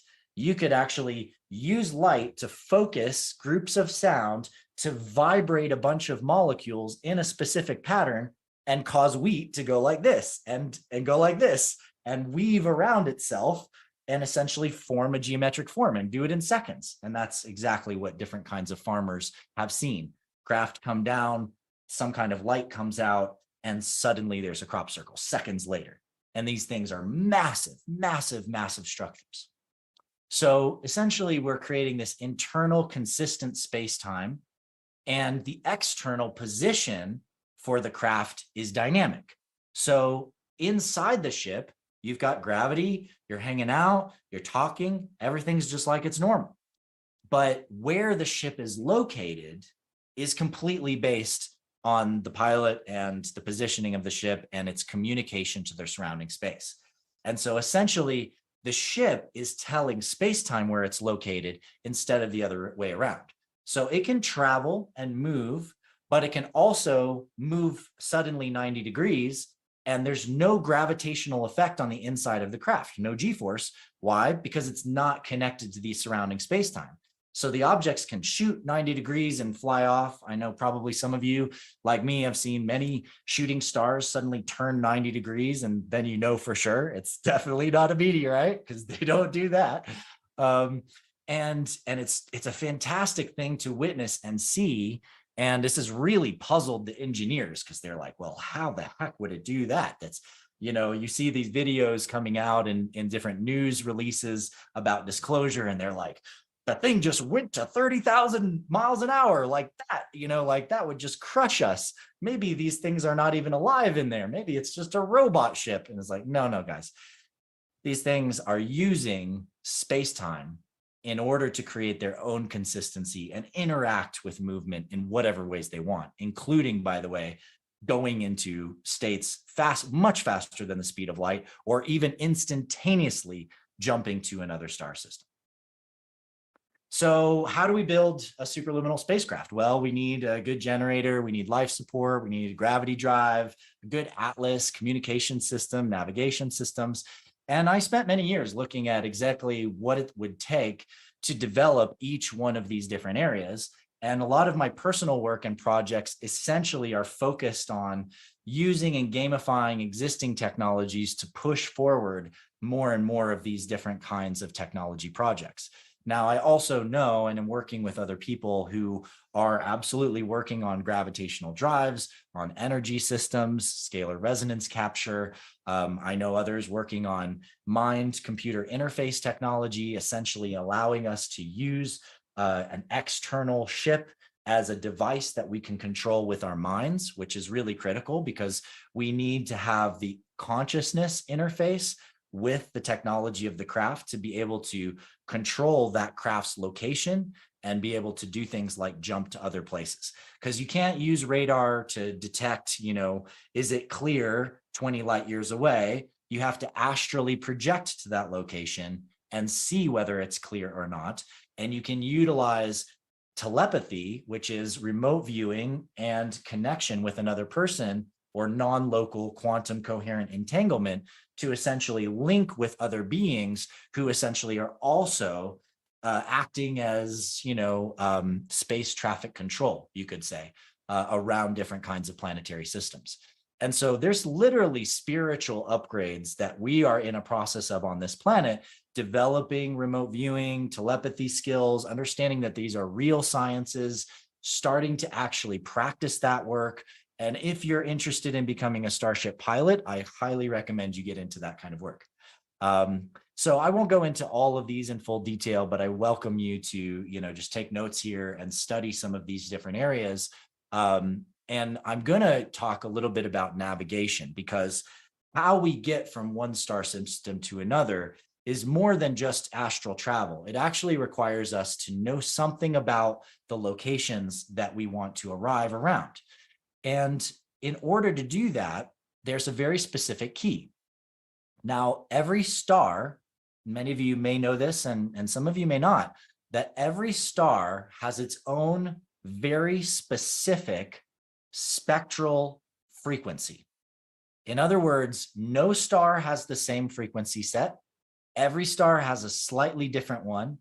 And because of that, you can imagine that every single star is its own particular cryptographic hash, if you're into, crypto technologies and things like that. But essentially, it's a secured object data point that only exists in its own way, and period. There's only one of them. And this is a really powerful tool used by galactic cultures, because they've come to understand that if you want to create a clear channel for telepathy, for communication, and this applies to contact work, well, all you need to do is focus on a few different stars, and now you've created your own specific combination of spectral frequencies, and you've entered into your own pipeline of information transmission. Now, that's pretty cool, right? But I'm telling you, it's absolutely practical. This is why things like dolphin star linking work, where you look at one star and then another star and another star and another star, and then you ask to have contact with some. It's also a very, very powerful tool for clear telepathy, essentially focusing on a group of stars and then choosing and intending to contact a particular person. And now you have a very clear harmonic channel that your consciousness just somehow knows how to use. Now, when it comes to interstellar navigation, this is a little bit more interesting, because if you're trying to travel to a location on the other side of the galaxy, and you're trying to use existing stars that you can see right now and the way that you look at them, well, that has some problems, because those stars have moved. They've also aged. The spectral frequencies of stars change over time as they age. And so a star that's 10,000 light years away has aged 10,000 years in this time, which means its frequencies may not be exactly the same as they are right now. So if you're just trying to use random stars around the galaxy to jump and travel to different points, in other words, what we're going to do is triangulate to a specific point, thanks to Gemma Frisius. And by that triangulation, we're going to identify a place that we're going to jump to on the other side of the galaxy. But unfortunately, using most stars doesn't work. So what can we do? Well, it turns out there's a very particular kind of star that we know a bit about, but these objects are some of the most fascinating objects in the universe. They're called pulsars. And a pulsar literally is this super fast spinning bundle of highly compressed mass and matter. And essentially, it's spinning super fast and sending a consistent pulse of light energy out all around it into the galaxy. And as it does this, the pulse frequency and the frequency of the pulsar stay perfectly consistent in a perfect linear progression over long, long periods of time. Now, I believe that there's one gentleman who back in the day actually proposed that pulsars may actually be navigation beacons left for us by an advanced civilization that was long before humanity ever existed. And I'm more and more in alignment with that theory, because they literally act like lighthouses. And the power of of pulsars, they're also evenly distributed across the galaxy. It's almost like, oh, well, we'll just put pulsars in all these spots, get these stars spinning in this way and pulsing in this way. And then we have navigation beacons all over the galaxy that we can use to triangulate location and use to jump our starships to places around the galaxy.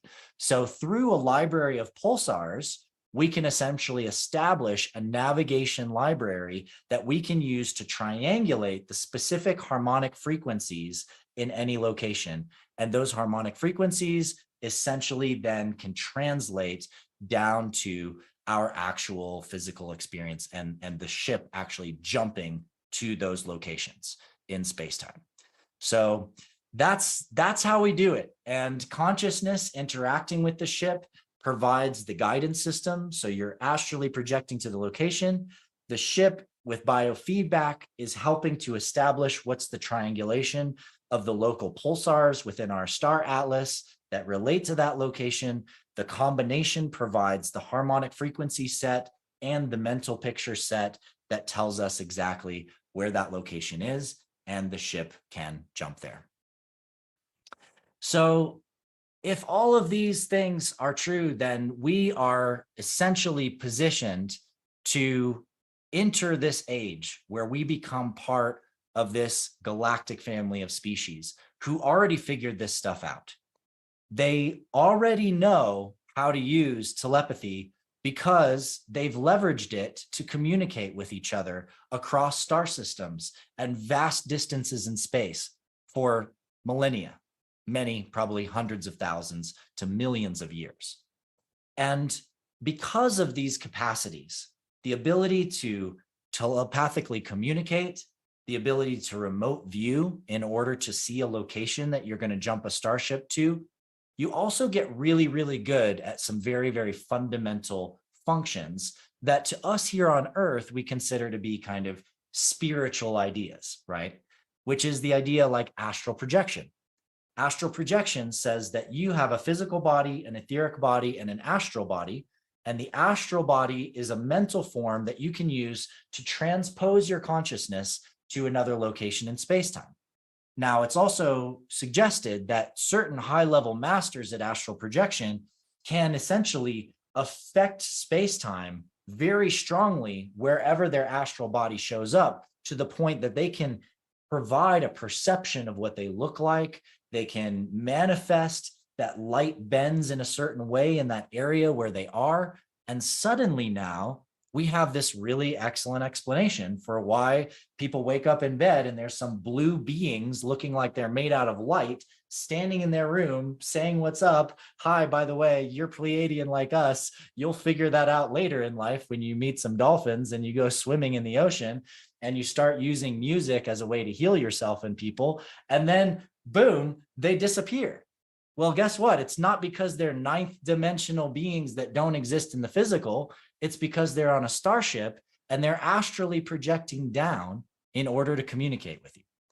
And I think a lot of confusion happens around different extraterrestrial species and races, primarily due to some of our lack of understanding of dimensionality, the nature of the planes of existence, our understandings of the physical, etheric, and astral world. I mean, for most people, even knowing that the etheric, the astral, and the causal bodies exist, you got to be pretty occult. You got to be really into magic. You got to be into studying ancient ways of looking at the universe. And so they're out of reach for most people's ideas. And yet, when we understand these concepts and we understand how a ship can separate itself from the surrounding space-time, suddenly now how a ship flies into a star like the sun, or into a planet, or enters a mountain and goes into the earth, all of these things suddenly start to make sense. And maybe it's not because they're just in another dimension in some kind of spiritual world, and we are just interacting with that spiritual world. Of course, they're in the spiritual world, but they're also in the physical world.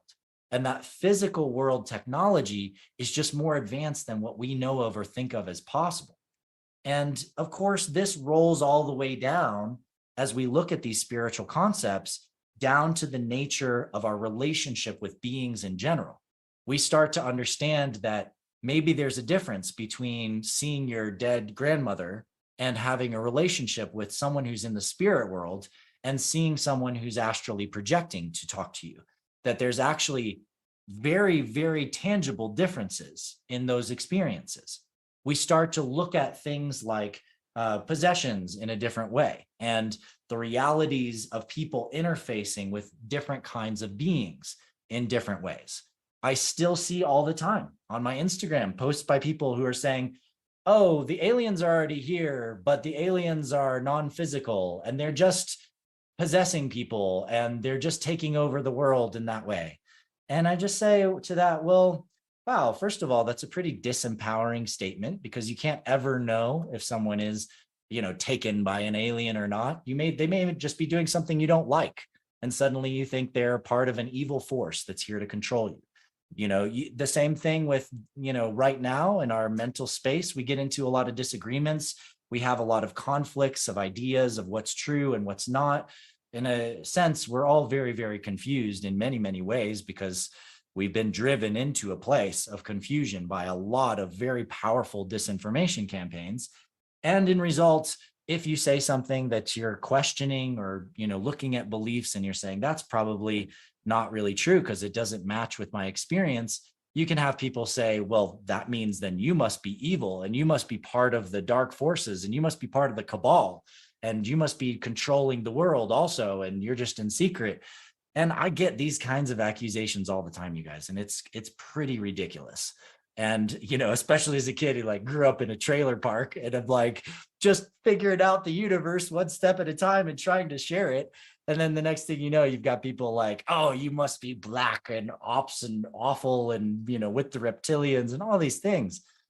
And essentially what I'm trying to say to all of that, to kind of bring you guys into a deeper level, is that if you start to understand the way the mechanics of consciousness work, and you start to understand how people's behavior emerges from things like trauma, and you start to look at how a lot of times our deepest fears are reflections of our own stuff that we really need to look at, you start to see that the universe is a lot more benevolent than we think. And that a lot of the bad things that really happen in the world are happening because of patterns of trauma that require healing. And that little leap in understanding, where we start to actually embrace everyone and realize that everyone is actually just coming from a different place and down a different path and have different levels of trauma and different levels of experience and different levels of issues, those realizations help create a bridge for us to create understanding and acceptance at a level that's required to become stewards of a planetary species as diverse as humanity is. And we're not alone in that, because many, many species out there have already figured out how to unify their people and come together as a planetary species. So in this next segment, I'm going to just show you some of the worlds of these beings: the Syrians, the elves, dual sun system, so massive, massive trees on their planet, a deep relationship with life and the earth, the Pleiades, a water planet where these beings evolved from, and this water planet birthing all kinds of incredible structures and different ways to commune with water and shape water to create life. The Arcturian system, a planet around a very big red star that's burned away a lot of the water on the surface, so they've gone underground, create records and systems for memory. The Yahonian system, jungle planets like Dagobah, where peoples have learned the magic and the power of plant medicine to share with each other. The Shiheli, the desert planets, the galactic samurai, guardians who had to face the reptilians during the first part of the Orion Wars and develop the capacity to learn how sacred purpose can unite us and strengthen us and be the power of invincibility. The Locrinon system, where their planet was destroyed when their star went supernova as Cassiopeia A. And they're often seen as sort of the angelic beings of the galaxy because they store a lot of the astral memories and constructs of different worlds. The Zeta Reticuli, who we know as the Greys, not fully a part of the galactic community yet because they participated in the Orion Wars and were cloned into different soldiers to fight. Dragons, Nagura, and of course, the reptilians, hybrids made by dragon DNA, and who essentially went through a massive, massive wound of having their family's DNA taken from them and then incarnating on other planets, to the point that as a species, they thought they had to take revenge against different humanoid species in the galaxy, and who as a whole are not part of this Galactic Council community yet, but many of whom have gone through healings, resolutions, and are part of that community, supporting different worlds and healing in different places. We always have more to learn when we look at these things. These are just glimpses at some of the worlds that have gone through transitions, leveraging these kinds of technologies to begin to understand how we can travel the universe and discover more about ourselves. But if we really want to understand ourselves, we have to be listening. We have to be learning about others. We have to take in the knowledge and the wisdom and the information of other cultures out there. And sometimes that also means learning what people are going through that you may consider to be enemies, that you may consider to be bad or awful, you know, and I've had enough people in my life essentially come at me and attack me and try to make false claims about me and essentially do these things to realize that really each one of those opportunities is a moment where I can look deeper at myself, do the shadow work within to become a better person, and also not take it all personally, because a lot of times people's projections come from their own wounds. And by looking at those wounds and accepting them for who they are and the journey they've been on, and realizing that I can't control their growth, I can't control their change, then I start to actually say, all right, well, maybe there's something I can learn from the way that this person is going through this pattern and acting in this way. And by learning a little bit about that, maybe I can serve other people in a better way. Maybe I can show up in better ways, even with people that I'm in conflict with. Maybe I can realize that we're all in a journey that's not always easy here on this planet. It's full of a lot of collective trauma and a lot of collective karma. And that we have to do the work to actually resolve that stuff. And it starts inside. It starts with facing the pain of our own childhood, our own growth, and our own evolution. And really, really doing the work to get into the places where we're reactive, where we're triggered, where we have nervous system responses to things, and actually do the healing work to bring ourselves into greater harmony and balance so that we can be stewards and beacons and bringers of harmony and acceptance as we as humanity rise to our great destiny as a galactic species. Thank you very much. My name is Adam Apollo, and of course you can learn about me in a lot of places, and these are some of the different areas and sites and projects that I'm working on.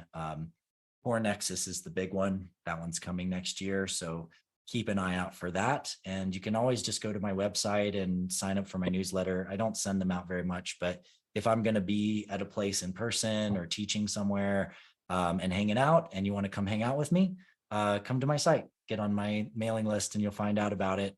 I think the next really big adventure that I'm doing is I'm teaching on a cruise next spring. It's called the Hidden Secrets Cruise. And so I'll be sending some more info about that on my mailing list again soon. So if you want to find out about that, just go there. And thank you guys so much for having me for this awesome session. Incredible, Adam. Thank you so much, brother. Wow, I needed to hear that again, and I need to hear it again because it So really much. covered everything, didn't that, Neil? Wasn't that the ultimate star being lecture? That's what I was thinking. Like in the last 5 minutes, I was just like, well, this is what the event's all about. You know, like just taking it out of the cosmos, but then bringing it into what's really important, us doing the inner work, right? So, But the science too, he laid out the science, and it's just so much to break down in there. The fact that every star has its own frequency